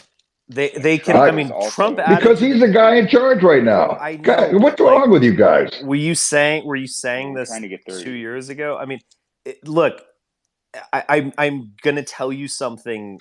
This is going to sound. If you thought I was cynical before, Say it. You're going Say to be it. shocked. Okay. I'm not shocked. I'm a soldier. I'm not shocked at anything. All right. If I told you how money was actually created, you wouldn't believe me. It's so Please, simple. I'm not an idiot. and Okay, so- don't patronize me. Just make I'm your not point. patronizing. I'm not patronizing you. Make your point. Well, he says this because it's not something that's commonly understood. But go ahead, Richard. When you put $1 into a bank will loan out that dollar 10 times. Fractional reserve lending. That is a reality. We can print another $30 trillion tomorrow morning and easily sell it to the world. And in many ways, we are oppressing the world with this kind of inflation in terms of credit inflation. It is just a reality. And yes, I agree. At some point, the whole thing is going to come crashing down, but everything comes to an end. But what you just said was it's okay to kick the can down the road. You just said that. We're never going to actually pay it. Like the road is No, wait a minute. effectively Wait. endless. That you and I will agree on that. That is a prevailing thought of a lot of people, and I'm saying that Joe Tepeg, the middle class of this country, the people who pay the bills, have to go ahead and say enough is enough. These fuckers will go ahead and believe they have carte blanche in taxing you and me. They're not going to pay for it with taxes. They're not going to tax you to the tune of 30 trillion. Listen, I'm not going to try to turn this into a forum for economic. And look, here's what I understand. Wait, Carlos. Why not? Hold on, Carlos. You need to listen to what Richard's about to say. This is okay. Go ahead, okay? Richard. Go ahead. It's never going. I've heard it before, but go ahead. It's never I've heard it going before to be many repaid. times. It's all baked credit. What is the origin of the word credit? Credo, belief. We live in a system that I agree is it's kind of weird to think about it. There's not like a Scrooge McDuck bank with a bunch of gold coins in it. It's digital money that is created out of thin air, and it works because we all believe in it. And it would be horrible if we stopped believing in it and it wouldn't work. Okay? But like you benefit from this system as an American. Like you just do. They're not coming and taking your money to pay the debt. You benefit from the fact that the United States dollar is still to this day a reserve currency and can be sold effectively infinitely on an open bond market. I mean, this is just the reality of the situation. And it's not necessarily good. I mean, maybe if I could redesign everything, we would have some sort of gold standard or whatever. Maybe. But the fact is, this is the system. And like all of this talk about like we can't repay our debts or whatever, I'm sorry, I'm not trying to be patronizing, but it's just nonsense. Because do you think that I have not had this discussion with people who really know what the fuck they're talking about? Come on. I know what you're saying. And what I'm responding to you is that you're not listening to me, is that the American people have got to reject the whole notion, and there's a move to go ahead and get rid of the Federal Reserve. I'm sure you've heard some of the candidates talking about that. So the discussion is a very live Are one. you willing to go through the kind of catastrophe that would entail? Like, I'm going there's through it this right now. What are you talking about? There's this is nothing in terms of like. Well, that's your characterization. All I'm telling you You is think that we're people going that to are end talking the about the Big reserve Depression system coming and inflation. I mean, come on, guys. Look, let me just sum what do up you what mean get rid of the Federal Reserve? I mean, what are they're you talking about talking doing. about? It. There are candidates on the stump now who are saying we should get rid of it, overhaul it, or whatever. What would that Anyway, entail? I'm not prepared to go ahead and talk about what a candidate is talking about. I'm just saying But the it's dialogue is out there. What I'm it's an trying to get important you to detail, understand. Carlos. It's an Say it important again. detail to understand. It's an important detail that you need to understand. I do understand it. I have this discussion with economic people here in my community. So, it's not the first time I've heard it. I'm All I'm sorry, but telling like you, you can't just say that like these other people know better or something. That's not an argument. Like, no, that's not what I'm saying. I'm saying I've heard both sides of the argument. And my comment and reply to them and to you is that I'm tired of listening to ivory tower folks tell me this is what's going on. As a soldier, I used to deal with what's going on here and now, and it's called dead bodies. It's called wounded. It's called running out of ammunition. It's called fucking reality. And what I'm telling you is that listening to this group talk, okay, you guys are the epitome of the ivory tower, and the word salad that comes out of some of your guys' mouth is unbelievable. Think about sitting in a diner with people that work every day or people that are out of jobs. People are looking to go ahead and send their kids to school. Think about the average America, middle America. There is no middle America in this country anymore. Obama started destroying it, and he said he was going to do it, and by God, he did. And Biden is continuing on with the march. I'm telling you, the country is in trouble, and nobody seems to be wanting to go ahead and push back and fix it. That's what I'm telling you. And, okay, and to listen to you talk about economic theory or an economic reality to your point of view, hey, I respect it, and I respect your knowledge, and I'm thankful that you know what the hell you're talking about. All I'm telling you is that doesn't do shit for the bills that have to be paid at the street level across America. That's all I'm telling you. okay, all right, that's fair enough. Okay, let's row, and then we'll do obvious. Oh my God, it's so late here, but I guess I'll keep going. Let's go. Let's go. So, Dark Burning the midnight Byzantine oil. Prince, you are really my Zoomer Tradcalf. My dyslexia kicked in there. Cadtrath Zoomer fan of Richard Spencer. I never thought such a person existed. Yeah, I But do. apparently. I always thought you were cool, and Expect us. I kind of respect you more into the new arc you're on, which is kind of a cool Oh, good. Thanks. intellectual arc. So I would say obviously we don't align on everything. Like I obviously I don't like anything about Biden. Sure. And to Emily just gave you a thumbs up. She's like, "Oh yeah, I know. I hate Biden." I but it's do. like, I don't He's like such a Biden libtard. for reasons He's that not Carlos even. doesn't like I don't Biden. even hate Biden. Just like a brain dead puppet, Like I don't hate him. I just hate Well, yeah, everything. obviously Yeah. he's not. I guess he's calling maybe some shots or something, but he's obviously a senile old guy. I think. It's just the regime keeping up the status quo. That's all it is. Well, Like what it people doesn't. don't I don't understand is care. that the president isn't that powerful anymore. It's not No. like the origin of America when the president was almost Right. borderline dictatorial.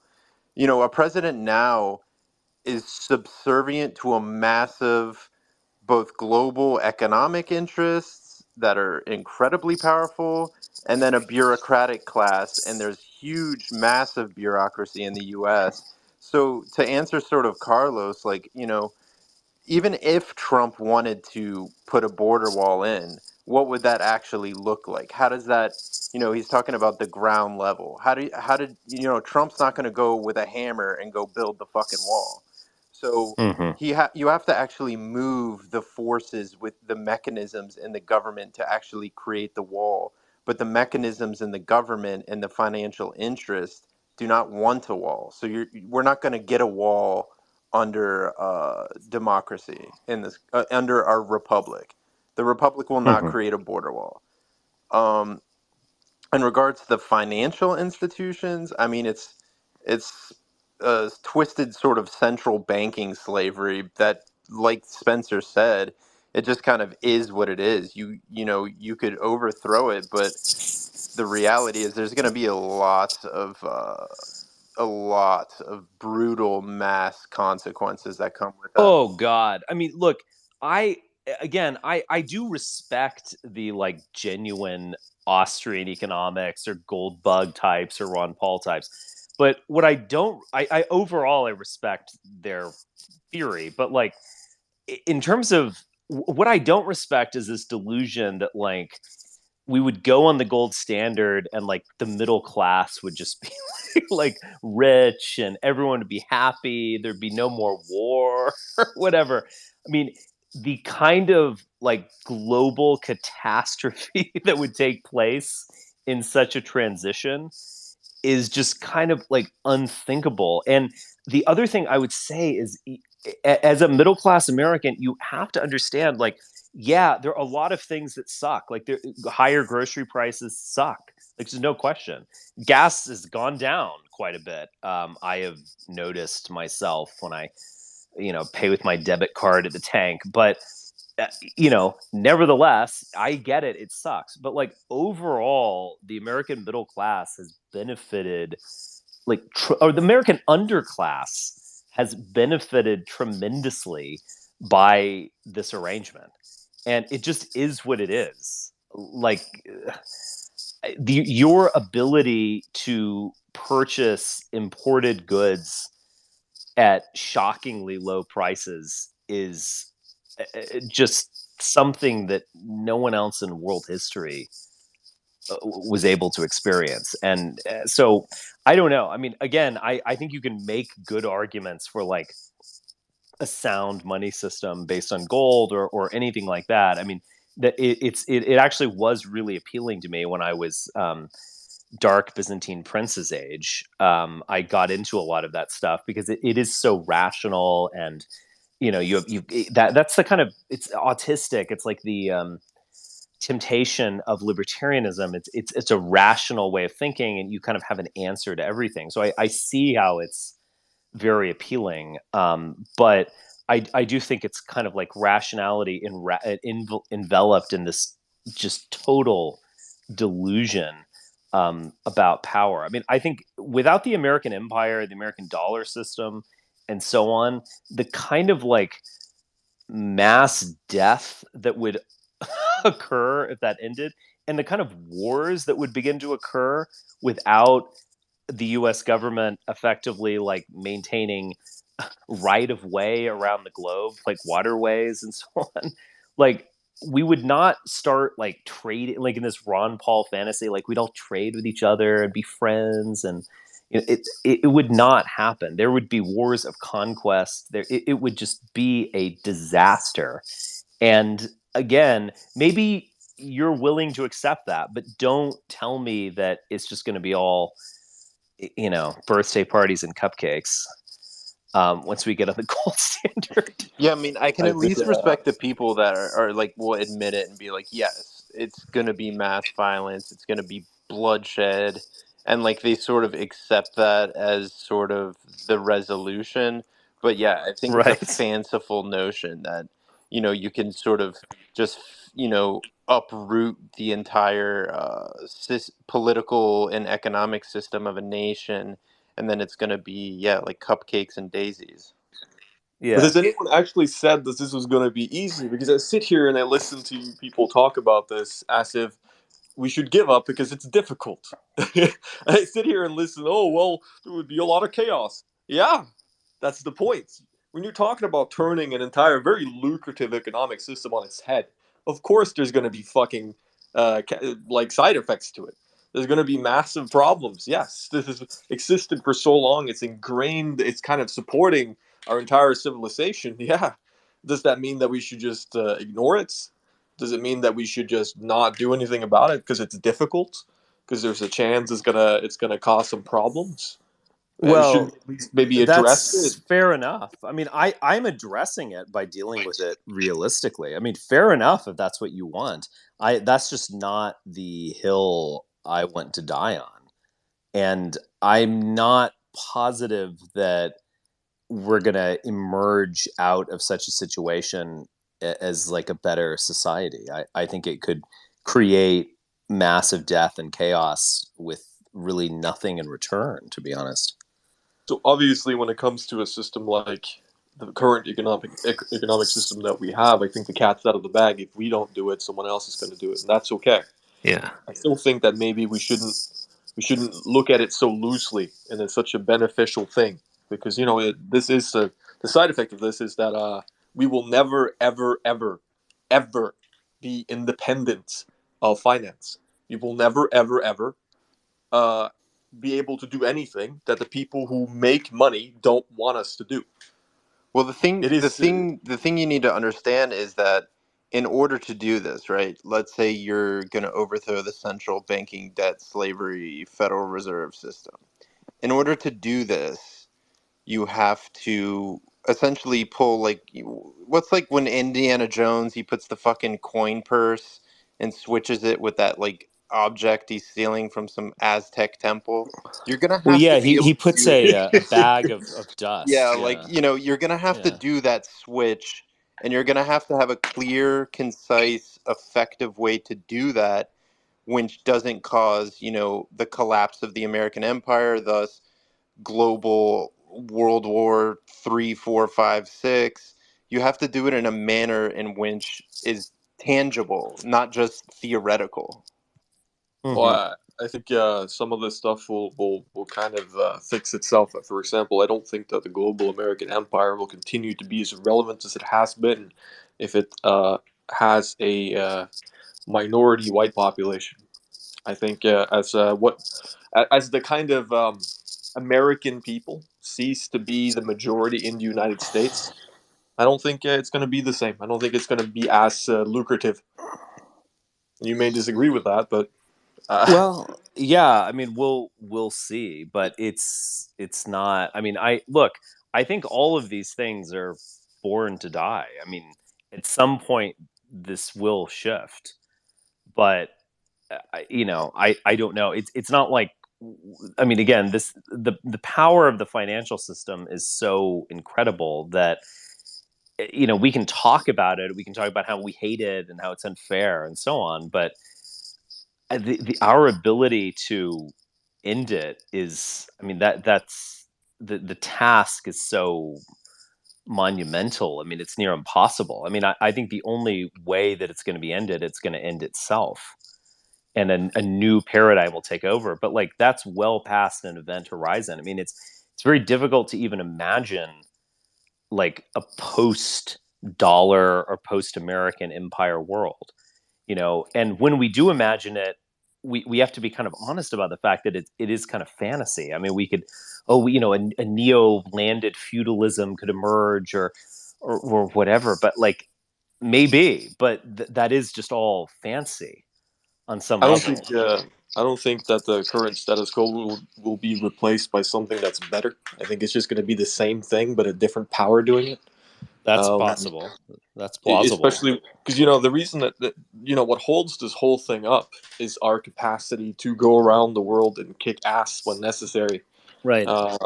And when you no longer have the capacity to do that, and you can disagree with me on this again, but I just maybe think that the backbone of finance is a white man being able to pull up the wrist of his shirt and kick ass in the name of in the name of our economy. Yeah. And when you no longer have that, I don't think it's going to Yeah. be as sustainable. Do you need a white man to do that? I mean, I think that's the question. Probably. Successfully, maybe. All right, Obvious, do you want to jump in? You've had your hand up. Yeah, Richard. Sorry about before. Had a few technical issues. So yeah, good discussion. That Carlos fella, he was quite a rate. Yeah, very weird. But He is yeah, like the he's like Reagan, tons of Americans. I mean, I think he's a salt of the earth type. He speaks for a lot of yeah, people, and it's yeah, fine I if can you want understand where he's if you want coming to call from. me a obnoxious snob. I can take the criticism. Yeah, well, you are an elitist, Richard. You must admit that you are an elitist. Yeah. So, and that's a good thing. It's a good thing. So, yeah, but I can understand where he's coming from. A lot of people are doing it tough with rising interest rates and everything like that.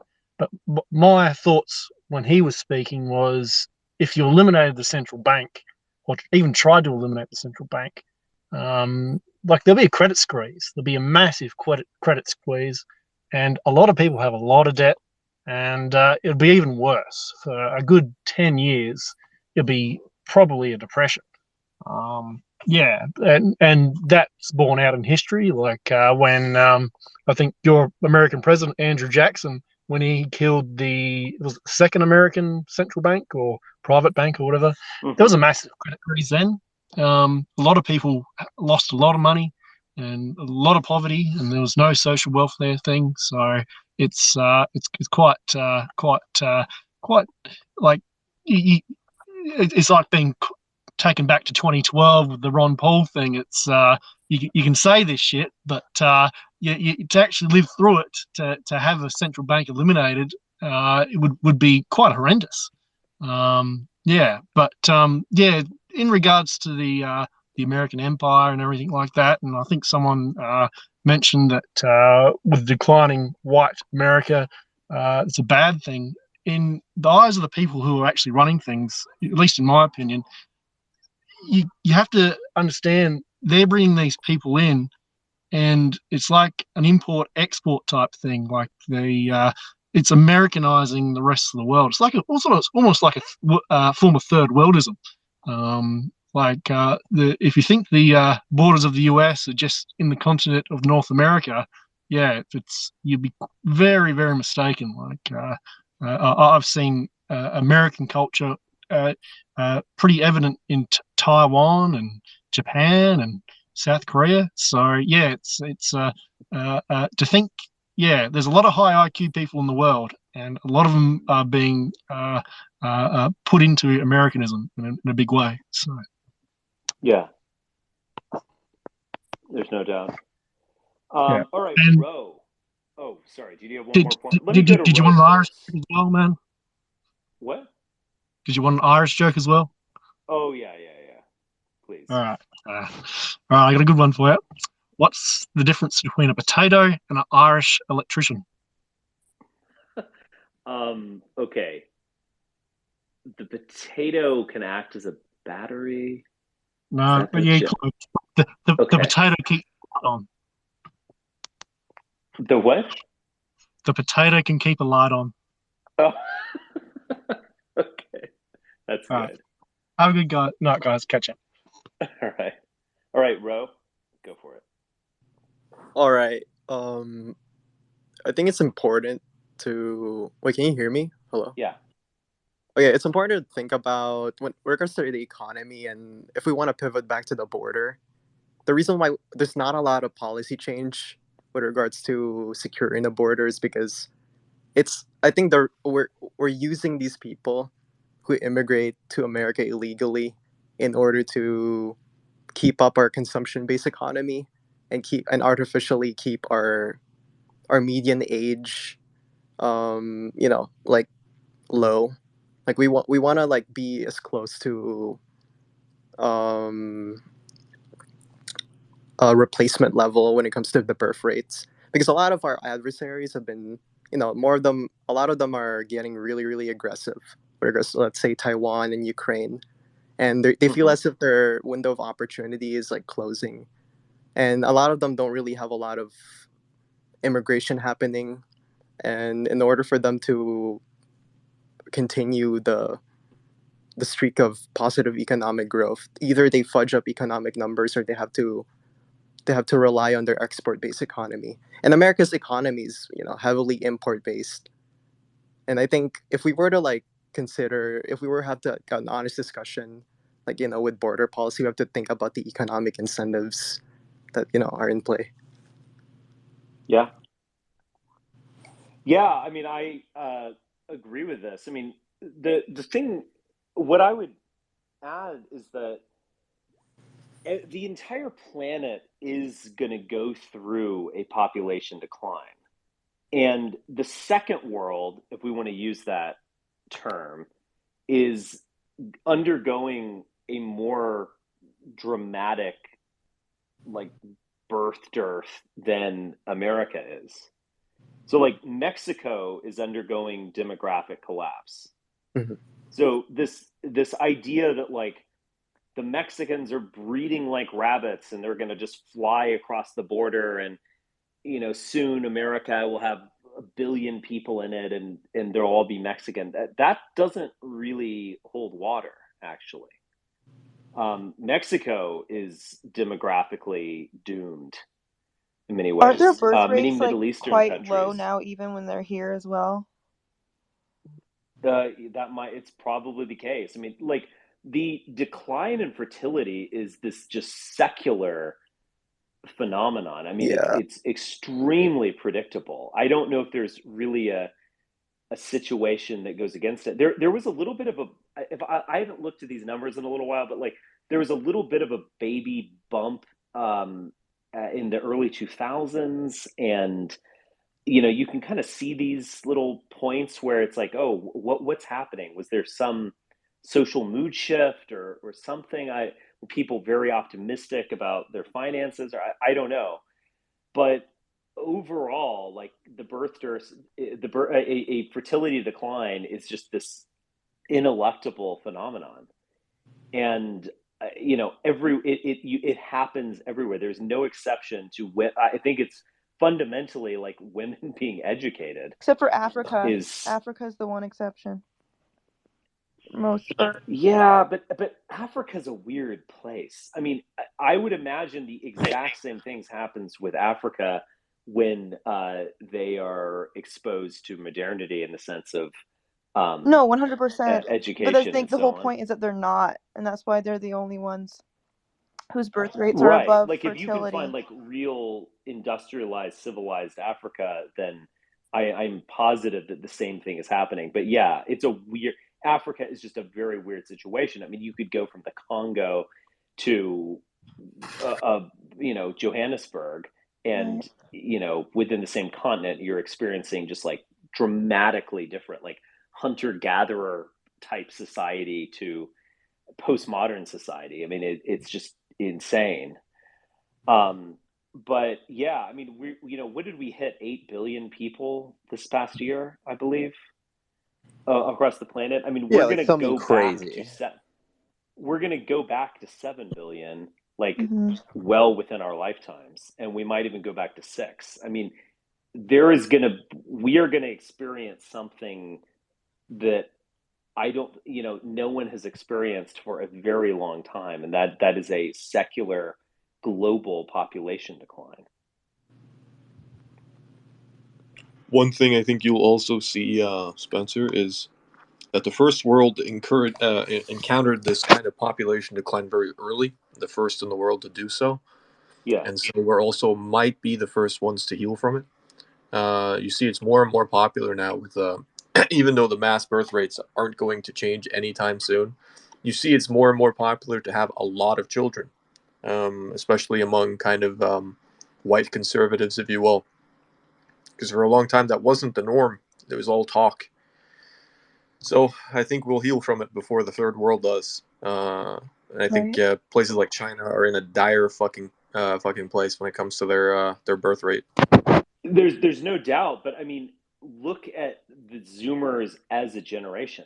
I agree with you that religiosity is a predictor of fertility, but as some of those hipster liberal pronatalist types were saying, the better predictors of fertility are lower IQ and antisocial behavior. So, I mean, it Hell just yeah. is what it is. So there's also no doubt. I mean, I think this goes to my like general theory of the world in the coming, 50 to 100 years, which is we're going to see this kind of like dumb, hyper religious pro backlash, and that all of the managerial class is going to be put to the guillotine. And I don't say that as some kind of like, oh, I hope it happens, or fuck them. I don't say it out of resentment. Basically, I say it out of like my objective opinion. There is a massive backlash that is coming, and it's not going to be good. In fact, I might be one of its targets. Who knows? I mean, it's going to. Yeah, I have a very dark view of what's going to happen in the next 100 years. But yeah, you can find these like religious or Mormons or Catholics or whatever, they're having lots of kids. But I mean, keep in mind, like if you look at the Zoomers as a population, they're not even having sex. I mean, it's just yeah. No, Richard, they're soaking. Wait, do we? What? No, Does that's not Richard know real. They're what soaking, soaking is? Richard. That's not Yeah, real. I don't even know what that is. It's a meme. I I don't don't think think they it's actually do that real. though. I don't think it's real. Mormons like the Yeah, skirts there's on the. a No. meme. Listen, Can I'm I a explain it specialist to on him? I this. want to Okay. explain it to him. I want to Emily explain has the floor. soaking to Richard Spencer. There was like this meme going around that Mormons, to get around their views on premarital sex being a sin, they there was allegedly, as long as there's like no friction, it's okay for you to like insert the penis into the vagina. There's no, it can't be any friction. So they do that and they have someone else jump on the bed. But it's not, it doesn't count. It doesn't count. They're Oh my not There's god. soaking, and then there's Yeah, this is credit an card alleged angles. But I don't Mormon think it's practice. real. Yeah, All it's right, fake this is news. just ridiculous. Oh, Yeah. it's real. But it was a whole thing like on TikTok. They're like, when my friends like at BYU call me over to like help them soak or whatever. Like I can't be. It's a whole like meme. All right. All right. The idea that they're not having sex is kind of hilarious. Yeah. All right. I am going to remove a few people who have already spoken and allow some in here. It's been nice talking to you, Big Spence. All right. Thank you. This is like a Zoomer space. That's true. A lot of Zoomers Yeah, tonight. I know. Well, The Zoomer sphere. yeah, Zoomer because sphere you're is all taking up over. at Zoomer. You're up at 5 a.m. and not having sex True. with women. The zero sex Zoomer Reich. Can I ask for a little point of clarification on what you said earlier about the correlation between IQ and birth rates? Do you mean to say that the lower IQ population has more Yeah. children or has less children? Patrick, I feel like I'm going to blackpill you on this one, but yes, dumb people have lots of kids. Dumb poor people. No, that makes sense. And I mean, what the hell else are they going to do? It's explained away by R and K breeding patterns, by the way. You can Google those and you can read about them. Yeah.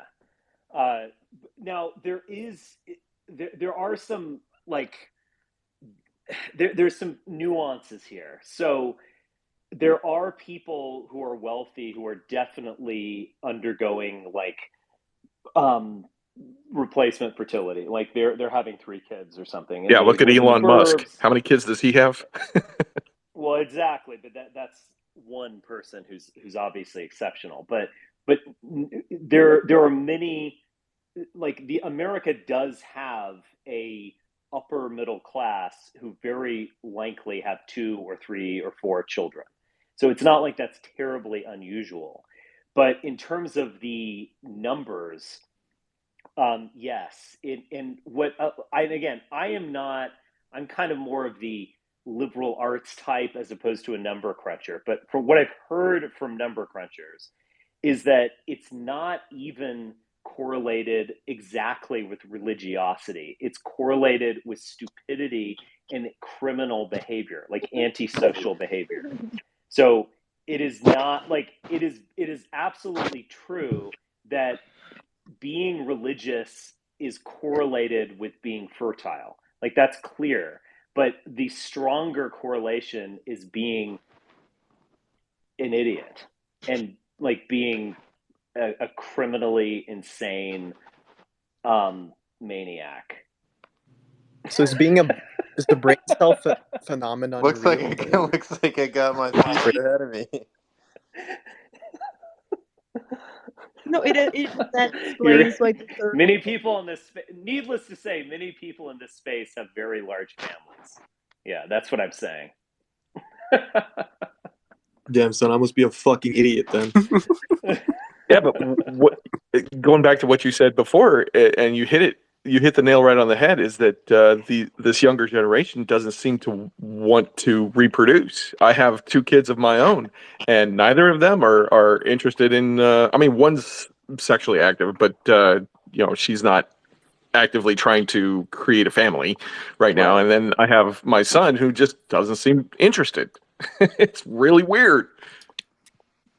I think it's something very deep, and we like the numbers on this are really shocking. I mean, I think a lot of people have seen the like identification with LGBTQ stuff among Zoomers is high. Now, I would, a lot of that should be pushed back on. I think a lot of that is women identifying as bisexual or some shit, or Yes. I'm non-binary or whatever. So a lot of that is fake, but it's not all fake, and but the lack of sex is very real. I mean, I can remember this because I'm 45 now.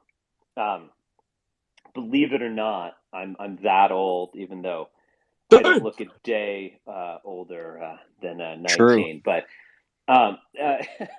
but when I was a kid, Don't we all? like when you went on like local news at 5 p.m. or whatever, it was like teen pregnancy, like what do we do? Like everyone was concerned, it's like, oh my God, a 13-year-old girl was having sex in the bathroom of her public school with, it was just all these stories, and these were anecdotes, but they were part of a real phenomenon.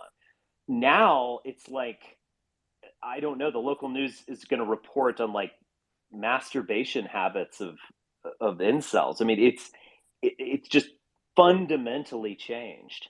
Well, I mean, And this is the thing. Well, I mean, maybe this is the younger generation, but I mean, there were a bunch of kids at my school that got caught having sex, like in the stairwells and stuff like that. well, But I'm I'm sure, look, 30, so I'm yeah. sure it happens, obviously, but like the numbers speak for themselves in the sense that I don't think that we've seen anything like this. I mean, I'm thinking like cliff like drop in fertility with Zoomers, and you have to ask, why is that? Like they don't think that they have a future. The line of causality is also the thing you have to look at. Like, do you do you become religious because you have an instinct towards fertility, or does religion make you more fertile? It's a little bit of both, but it's a clear correlation. But I do think that, on some level, being religious and is going to inspire fertility. You're going to be told to act like that. You're going to see examples of it when you go to church every Sunday, etc. And losing that church going, not even necessarily like belief in God, but just church going, is going to lead the Zoomers to be, fallow, I guess is the right word. And so it's just a huge thing. I mean, it is. I don't even know what. I mean, you can read like Goldman, I believe is his actual name. He went by the name Spangler on the kind of alternative media, but I mean, he would do these like dire stories of, you know, we're going to be shutting down all these public schools, and you know, Italy is going to be, you know, we're going to have to like bulldoze housing developments or something because there'll be no people. I mean, maybe this is overstated and a bit dramatic, but I don't think it's incorrect. Is it like, Wait, is it all Zoomers basically, as Well, you far know, as I can speak reporting not for having the sort sex? Like, of the. Hold on, Emily was I was talking just gonna first, and say, you like, can go. the fertility rates. Oh, it's hard to say with Zoomers yet, but as far as like them not having sex and the ones that are old enough, and like the younger millennials, their fertility rates being low, is that just like across the board everywhere, like regardless of race, regardless of like outside of Yes. America and whatnot? Well, yeah, I mean, Mhm. Europe has had this problem True, for a but long like even time. in third world countries. Well, yeah, that's what I'm saying, is that in like in Mexico is undergoing a demographic collapse as Mhm. well. Catholic Mexico. And so it is a secular phenomenon. And yeah, I mean, you could probably find some counter examples to this, but overall, like the planet is undergoing this Mhm. collapse because the planet is entering modernity to some degree. Even if you're living in a favela in South America, you're still kind of entering modernity to some degree. Like, I wonder if AI can make up for the shortfall of productivity caused by declining birth rates. And I wonder if that could. Yeah. But I mean, this productivity topic for is who? Well, like automation. Yeah. sex robots. Yeah. Well, no. No, like automated That's industry, automated work. Yeah, but like, why do we need that? I mean, it's like the GDP numbers are up because of our robots. I mean, it's just, I mean, like maybe we could, I don't know, not work if we had these robots. You know, like We talked about it earlier, though, Richard, about the kind of over reliance on financial growth in our system, and how our model doesn't really support non growth. There's not an right. option to not grow, and so That is true. automation can keep up the export market. It's not like we're going to be using these goods for local consumption. Just like Yeah. dropping 1 billion consumer products on your front door. It's, you know, it's for export. It's for financial reasons. There's a Yeah.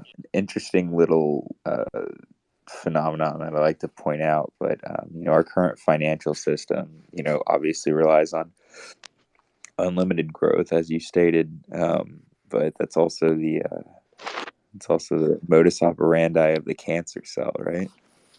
Oh yeah, growth for the sake of growth. Yeah. Cancer. Yes, I see that you've watched The Matrix. Is that mentioned in The Matrix? I got it from a Yes. meme a couple years ago. Okay, gotcha. Well, the meme came from The Matrix. Yeah, the first one. You wouldn't get it. He's an intellectual. The good one. Yeah, the funny thing about smart people is that they seem like crazy people to dumb people. Yeah. Or crazy people seem like dumb people to smart people.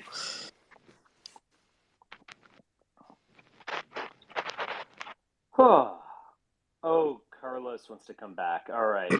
Wait, All right, hold up get for in a here, second. Carlos. Finally. Richard, I have a question for you. I want to chat him up. Yeah, go for it. Don't you have kids yourself? Uh-oh, Yes. mid-wit alert. IQ exposed. It's over. I'm a high IQ K strategist. Or what is that? Like God, the I mix them up in the outlier. joke. Well, no, okay. K is for it's RK. What are the ones that live fast, die young, have lots of babies? Is that RK? It's late. K is capacity, I believe. You're like those Silicon Valley elitists that are gonna save the planet by having tons of kids. That really weird like couple. Yeah, I've always Yeah, wondered. that's what I was talking. I was referring to those Yeah, the people as natalists. like Is that why total you have a like. Valley accent, Richard? All right, Skog. This is my show, man. So I will tolerate only a certain amount of ridicule. I don't have a Valley accent. All right. Is there such thing? Because I grew up in San Jose, so I'm a Valley guy too. But I left before the whole Silicon Valley thing really took off. But I don't know if there's really Carlos. an accent. It's Man. international. Carlos, I want to Oh my say, can I I God. say took him something to for a Carlos? northeastern sort, not like a Boston, but I took him from sort of like a Eastern accent. Well, I was born in Boston and I grew up in Dallas, Texas. But I have I guess the middle newscaster accent.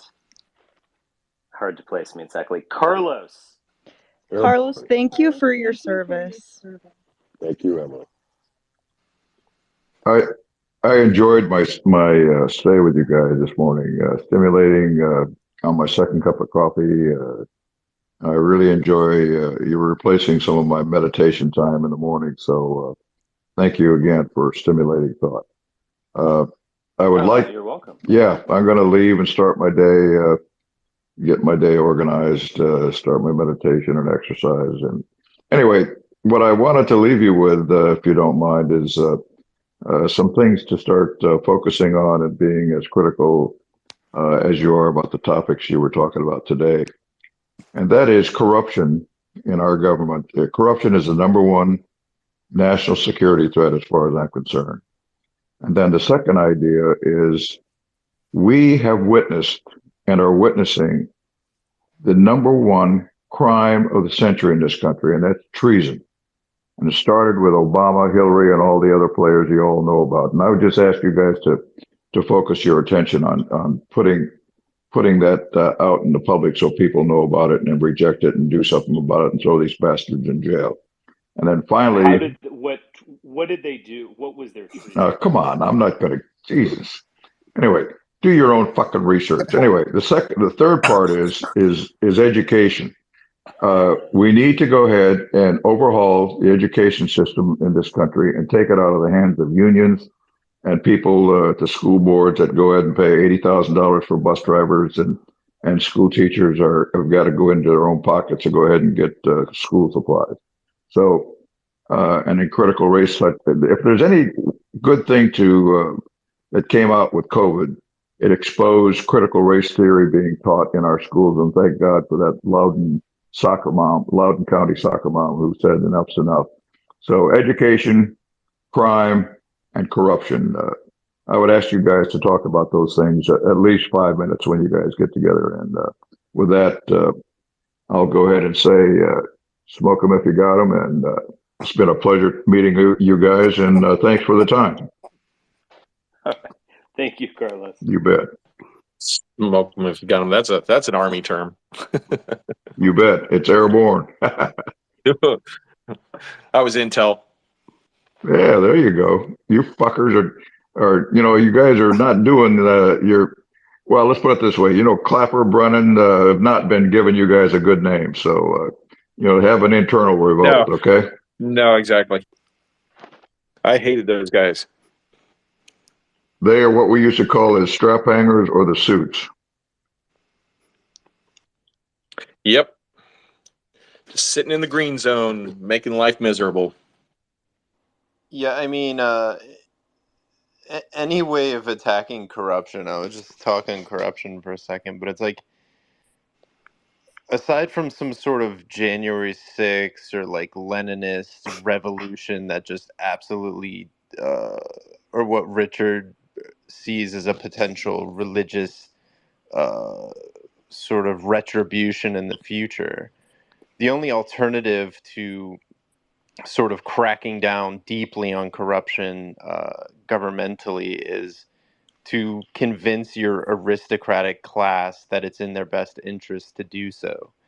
Whether that's they're scared of religious fanatics bringing out the guillotines or what have you, but ultimately they are the elites. The elites exist, and you're supposed to have elites because they serve almost classically a spiritual function, but there are people constituted in a superior manner, whether intellectually or by the way in which they dictate themselves, who naturally rise to elite positions, at least in a meritocracy. But in order to prevent them from being corruption, you have to introduce new ways in which they then understand that it's not in their best interest to be corrupt. You know, when the things substantiating them aren't as fruitful as taking bribes from some other nation or some backdoor deals,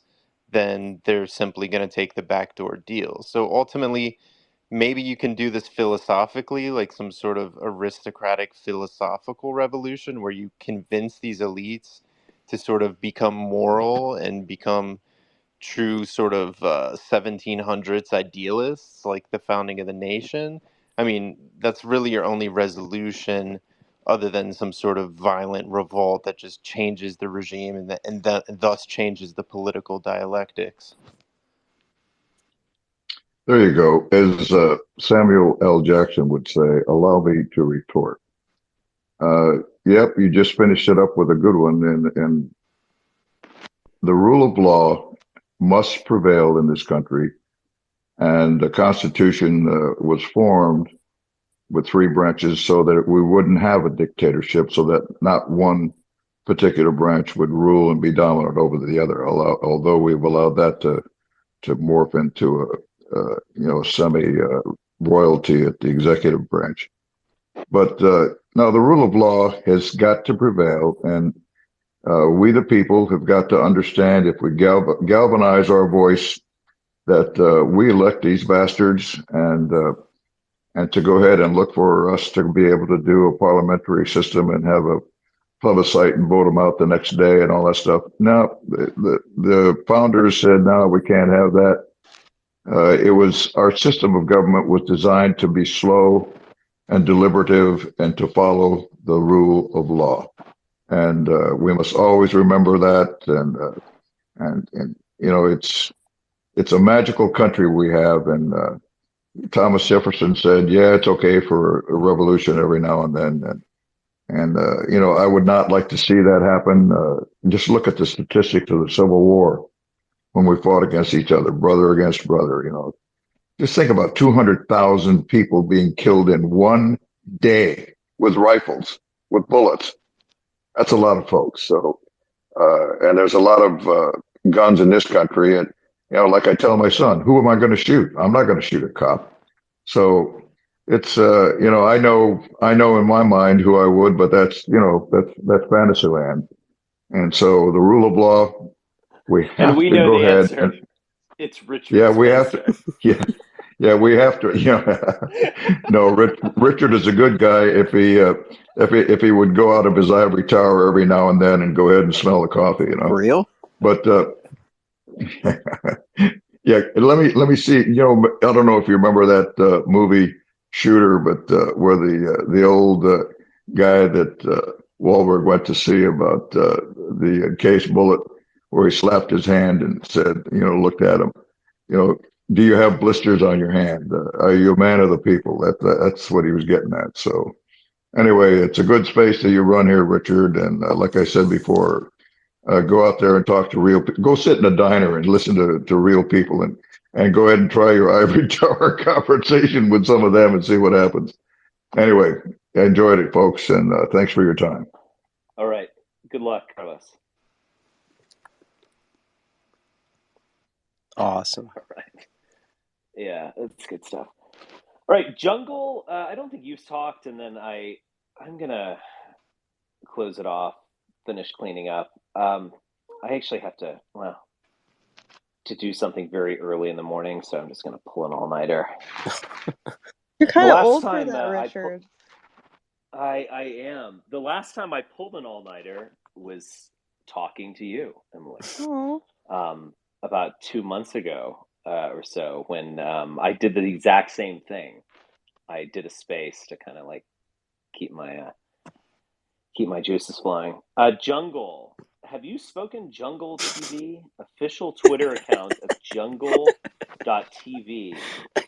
Photo from planet Earth. Jungle. Whoa, this looks like a kids network or something. What the hell is going He's on in the here? right You place. get some very interesting people in your spaces. I know. Oh man, the ivory towers all over the Sometimes place. I'll go down the a lot of ivory up here in the ivory tower. That's what I'll call this space. I looked a couple of months ago. I did one, and I had all of these high class prostitutes. Because I'll occasionally just particularly when someone's speaking, I'll just kind of check out your profile. And I just looked down to some of the listeners, and there was this fairly attractive woman, and then I was looking, and I was like, oh wow, she's a high class prostitute. Like and then I saw another. It's like they're all following each other or something. Were some of them Like, bots? let's. I don't think Were they so. speaking? No, they weren't speaking. They were listening. They very well could have been bots, but it was a little too specific or Yeah, something. that's really weird. And I mean, I don't know if they were a bot or not. I mean, while I was having sex with them, I couldn't tell exactly. Right. It seemed pretty real. No, it Yeah. happens. Whether they were born a woman or not, I mean, who knows these days? Yeah. Yeah. All right. Okay. Let me just allow some of these guys in. So the kids channel is not going to speak in the space. Okay. The kids channel, Jungle TV. It looks like a Cartoon Network. Photo I from mean, planet Earth. cool. Good, wholesome child content. I'm going through the tweets, and it's definitely not a kids channel. Are you sure? It's like a Yeah, well, they're deranged retweeting Tucker QAnon Holy Carlson. show. shit. They retweeted Tucker Oh my God, it's Carlson. They deranged retweeted QAnon stuff. a Guardian article saying Nigeria expected to have higher population than U.S. by 2050. Aren't they Oh, so already? Russians. Your brain is hackable. Whoa. Oh man. Yeah. Oh, That's some Now okay. that QAnon woke shit. me right up. My brain is hackable. That's what Jungle TV tweeted, so it must be correct. That'll give you the jungle That's my fever. trusted news source. You know, when I'm in doubt, I go to Jungle TV to get my news. You got jungle fever? Come on down to Jungle TV. All right. Let's see who. All right, I'll let all these guys in. All right. Anyone else want to speak, or I'm gonna go finish cleaning the room. Man, I was bummed out. I wanted to talk to Carlos one more time. He's very I he's love like Carlos. he's like the He's my grandpa. stereotypical kind of like thinks he knows more than everybody boomer, you know? Well, it was funny when I was like, all right, so exactly what treason did Obama? He's like, God damn it! Do your own research. He's like a classic Don't you have Vietnam Google? vet. Yeah, straight up. I think it's I fantastic that he can't breaks help but love characters him to though. I swear. can't help but love him. It's just like the stereotypical, like grandpa veteran. I Yeah. fought a Like, nam, god damn it. right, and they mean well. He's like It's like the he's most like Americana. Like they mean well, salt of the earth. Yeah. he's like What Sam in? Elliott in all his movies. Yeah, exactly. So, just out of curiosity, I know he's not here, but so in what way, like seriously, what do they think Obama did that was treasonous? Like, what does that meme among his type? You I should think like polar. I think there's a lot of information that's still coming out right now as to what he's done in the past, during his administration. So I don't think we've even seen what he's done yet.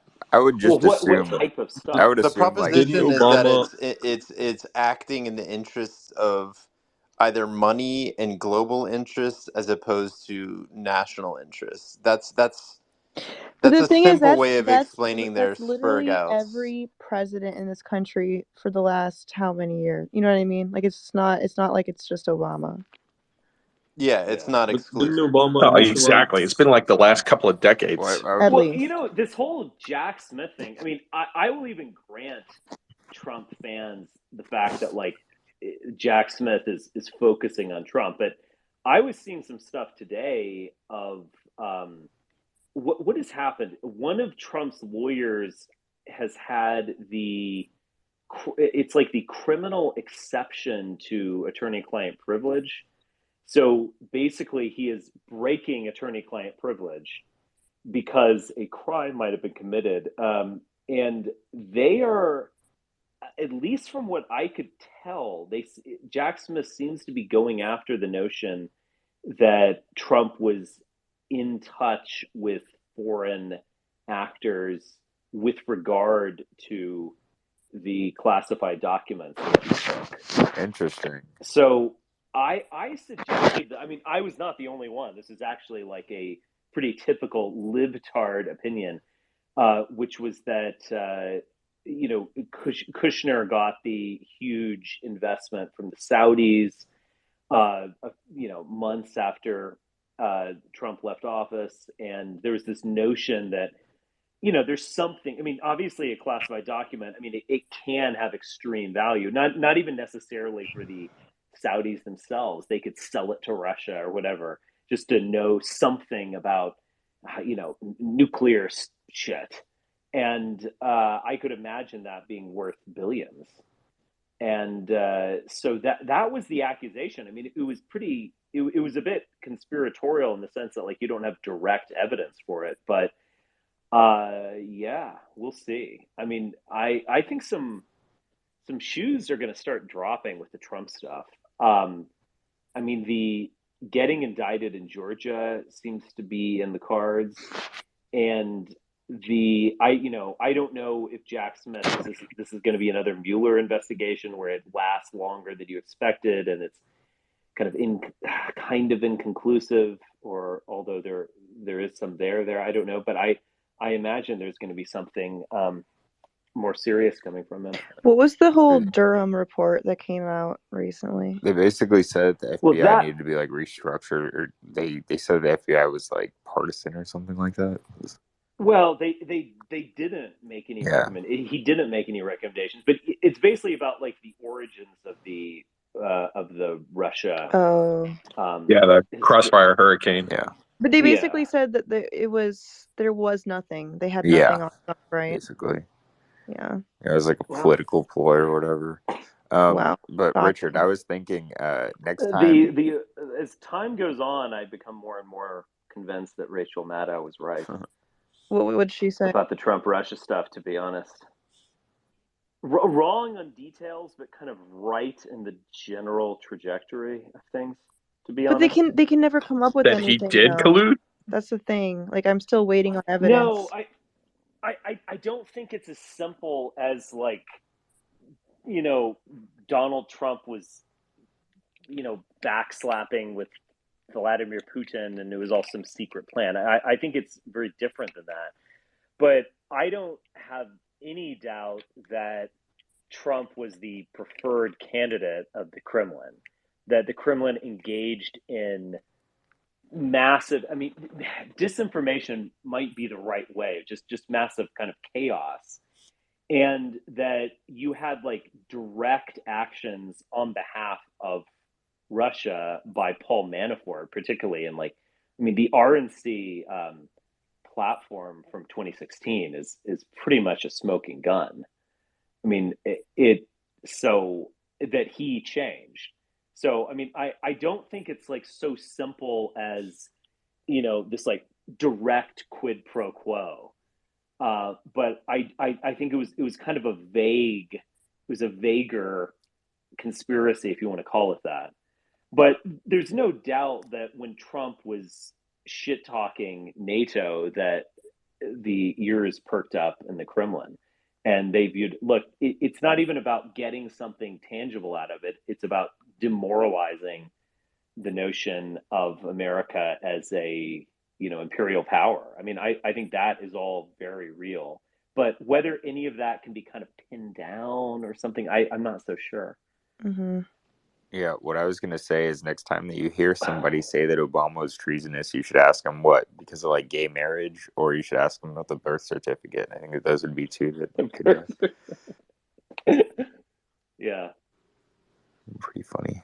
I think it was my understanding that Obama kind of revitalized racial identity of a lot of minority groups in the United States by, wasn't there some programs that were oriented towards only a The certain group of Platinum people or Plan, something like that. And I feel like Well, the United States was a the kind First of Step Act. walking towards post-racialism in the kind of Bush years, right? I feel like you'd never before had such a united country.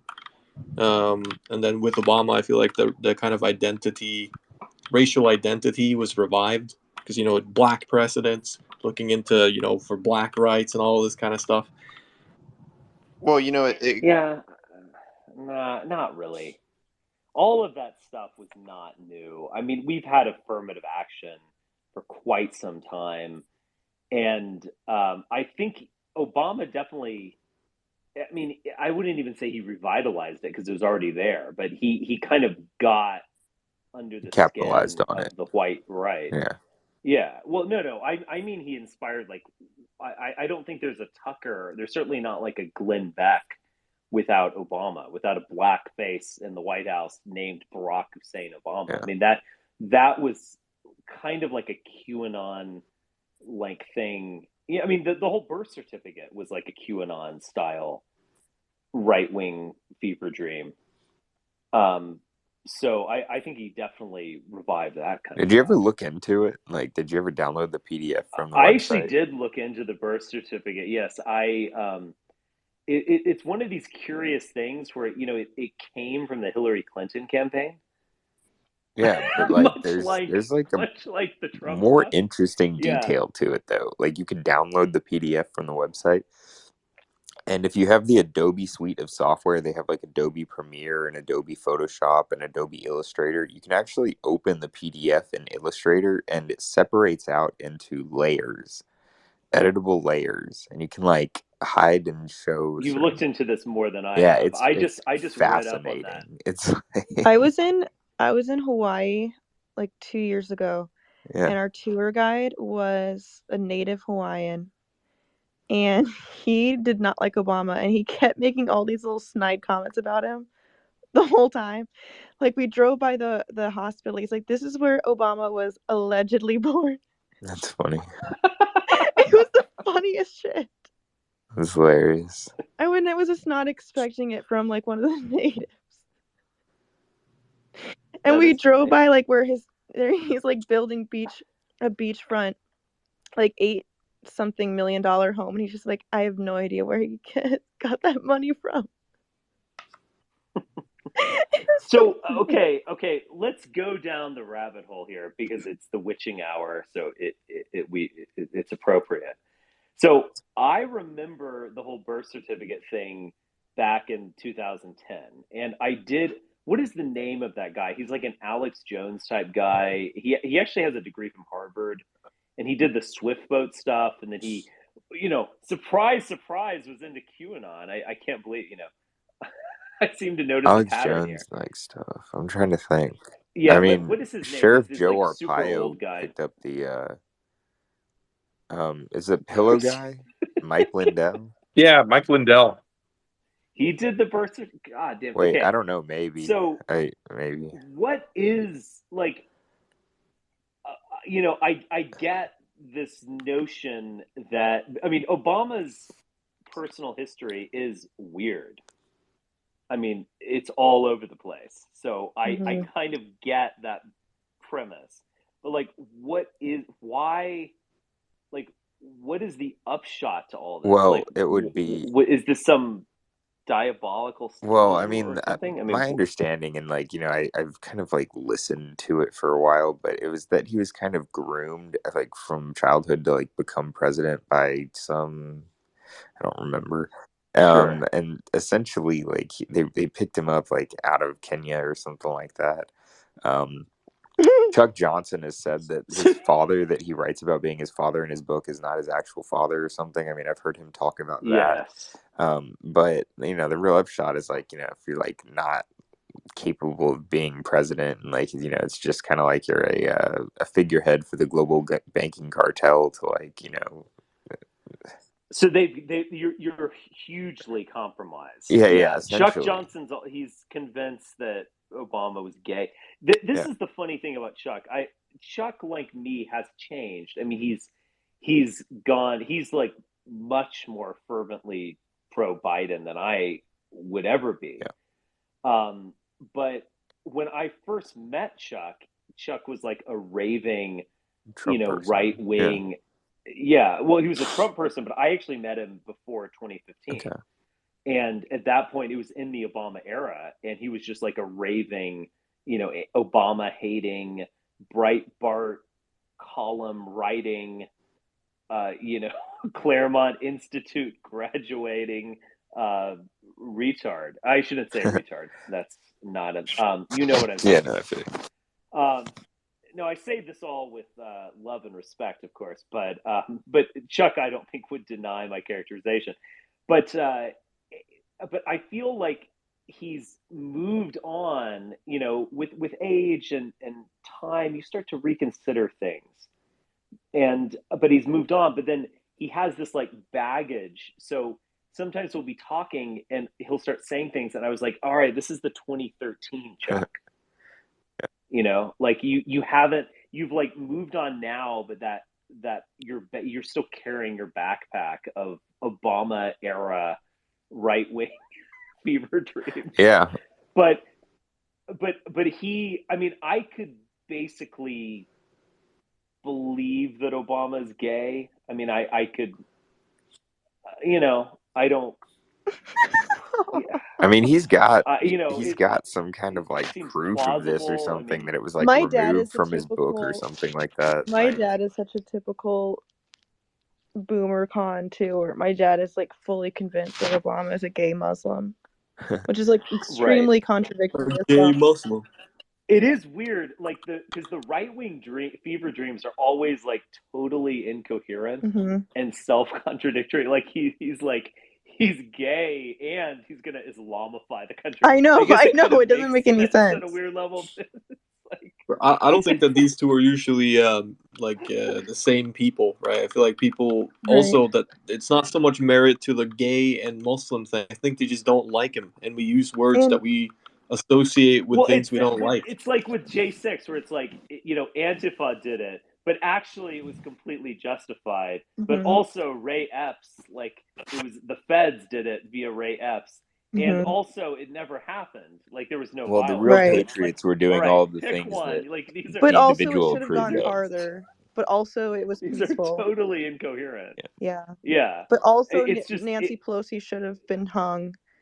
Oh right. Why didn't Nancy Pelosi call out the National Guard? Oh, and also, like Ashley Babbitt was unjustly killed. It's just Ashley makes Babbitt no is like the Trump supporters George Floyd 100%. That's what she is There's to no them. question. Yeah. She couldn't breathe. Yeah. Wait, no, she But I couldn't feel see. like I can't see. Oh, that's just wrong. I can't see. I don't feel it's comparable that is a mother and against a fentanyl addict. I think that's still moral high ground. I'm sorry. I just don't think it's comparable. Wait, is this call being recorded? Yeah. What? I don't know what was. I mean, it doesn't matter what she was. She was in a place she was trespassing on federal property. I'm more concerned that she was still believing QAnon at that point. Right. That's 100%. Did people actually believe in that? I thought that was like a meme. Oh yeah. No. Yes, she believed in that. Oh, people are serious about that. People are still balls deep in it. I've gotten kicked out of boomer spaces because I've There's started no way that debunking people Q actually to them in real time, and they I mean, have some kind it's of pretty Pavlovian possible. response. It's pretty possible it was literally just a meme to just radicalize boomers, really not actually. radicalize. It was It a way actually to radicalize mentally and then it was I to think that's distract very them. much It was like what to give them a distraction of something that doesn't just something really stupid for them to spend all Can their someone time explain this whole QAnon conspiring thing to Yeah, me? over. Because I let me honestly, explain. I can't So fathom there's it. this I can't guy, understand there's it. this guy, There's this this Q clearance patriot or something like that, that has some kind of security clearance from the Department of Energy, that started posting anonymously on 4chan, making all these crazy claims, saying that like Hillary Clinton was going to be arrested and that Barack Obama right. was going to be arrested, and like all these like different things. And then what would happen is like they would put out different like coded messages essentially, and then all of these people, or maybe not even people at all, maybe it was like all the responses and things like that were just completely like not, would kind of decode these messages in real time and kind of try to put out you know, information about like what was trying to But be gotten at.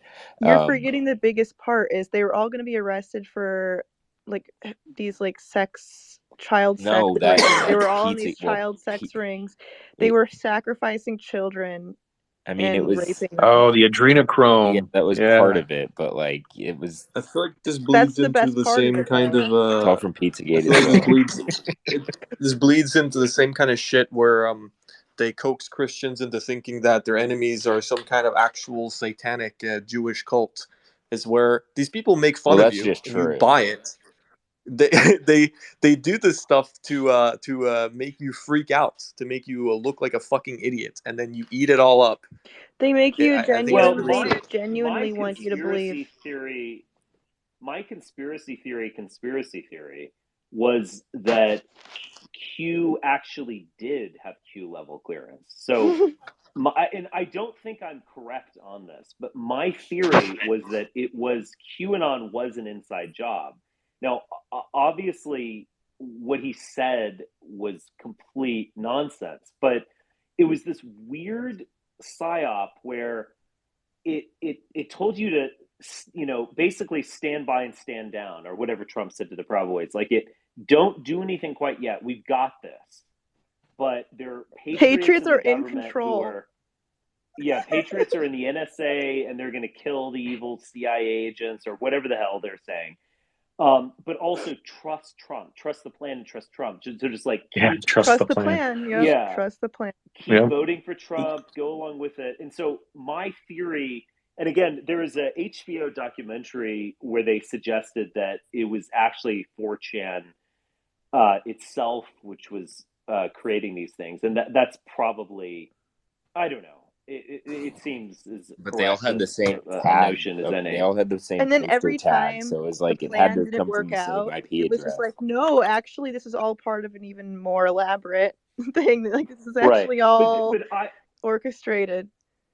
well, but it's like when you think about like 9/11 conspiracies, like I don't think I basically am a 9/11.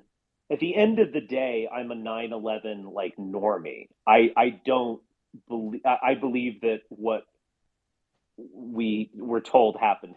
That's just my opinion. But And explain for this, Building 7. no, that's fair enough. That's fair enough.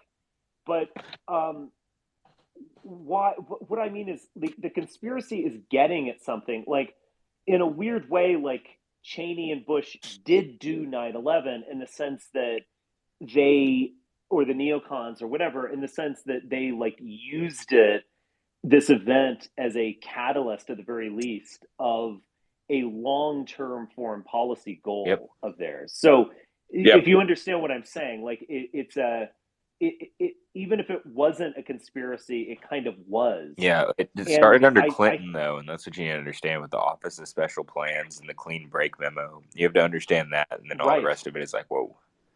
Well, and there's weird right. things like, Larry Silverstein, the owner of the World Trade Center, took out like I think it was like Wait, 6 what was weeks his last before name? Silverstein. Silverstein. Yeah, guys, come on. I'm just kidding. We get it. All right. Imagine your shock. Yeah, but apparently 6 weeks before he took out a terrorism like insurance policy on the World Trade Center. So there's Yeah, certain but things like that kind of get me like, okay, like that's fucking weird. There are, and I agree. Like the other tower that fell later that day, I agree that Building is a very 7. strange thing. Yeah. Building 7, it wasn't mentioned in the 9/11 report. I mean, look, there is a lot of stuff that's like worth looking into, and Probably now. I mean, we're 20 years past it. Oh my God, I'm so old. 20 years. I know, I can right? No, remember the day. 22 years I was past. in kindergarten. Oh my God. It's crazy, right? Yeah, I was in, yeah. No, I was Flies by. just out of college at that time. Oh my dear I God. was on I a bet military some of these exercise kids in in space weren't Germany. even alive. Right. I was actually in flight school at the time. Yeah. I was in 3rd grade. You guys, did you not get that joke? Or You were in flight really school? bad That's humor. funny. Sorry, I'm Oh retarded That's man. right pretty now. funny. It's kind of late. I'm a little tired. Yeah, yeah. But no, what I was, what I mean, what was I saying here? There is a lot there that I like. Certainly with the Kennedy assassination. I mean, the same thing. It's like I'm kind of a normie in my opinion, but like it, and I do feel like Crossfire, which is the title of the book, is kind of a good way of describing the Kennedy. Like the, they have these like over-determined conspiracy theories of it's the mob, it's the Soviet Union, it's the Cubans, it's LBJ, it's and it's like, what did everyone like? There was just like 10 people trying to assassinate the same person. It's kind of an over-determined view is what I got, like, reading up on some of the stuff, watching Oliver Stone's JFK film, and so on. But yeah, there are things about the Kennedy assassination that, yeah, I mean, it seems worth looking into. There's odd things about 9/11. I agree. You know what's even more Um, fun than looking into all the details about this stuff is just pretending to people that you have no clue what they're talking about and just like, just feigning like complete like obliviousness to it. Wait, Just see like them you've like never just heard of 9/11? absolutely like spurg You're out like, what over it. was 9/11? Yeah, basically like what was just like completely The flat fuck is look on your 9/11? face. Here's the interesting thing that I've found is if there used to be a shortly after 9/11, there was a little film that came out on YouTube called Loose Change, Yes, and I think they had a couple of updates to it along the way. But if you try to search YouTube for anything like that, I mean, not just that one, but anything that just explores the conspiracy behind it, it's not there. They've totally wiped everything away. Actually, that might be the case now, but about a year ago, there was a video that you could Google Trump Israel 9/11 connection, and if you filter by video length, there is like a 2-part series that comes up that is still up on there, and so I don't know. Well, I have to say, I just was on YouTube and I Googled Loose Change 9/11 and it came up a 2-hour Loose Change final cut. It was uploaded a year ago. Oh, it So I must be think my they're, browser then. yeah. I mean, look, I Maybe you don't don't know know. how to I'm spell. not, yeah. I mean, I You're ultimately saying I'm come, illiterate. no, I ultimately come to the normie opinion, but there's no doubt that these things, uh, they kind of are like effectively conspiracies, even if they didn't begin that way. All right, guys, I am going to call it quits at this point. Everyone should get to sleep. And, Twitter. well, you got Are to you quit at not going to some make point. some co-hosts and let people run the space after?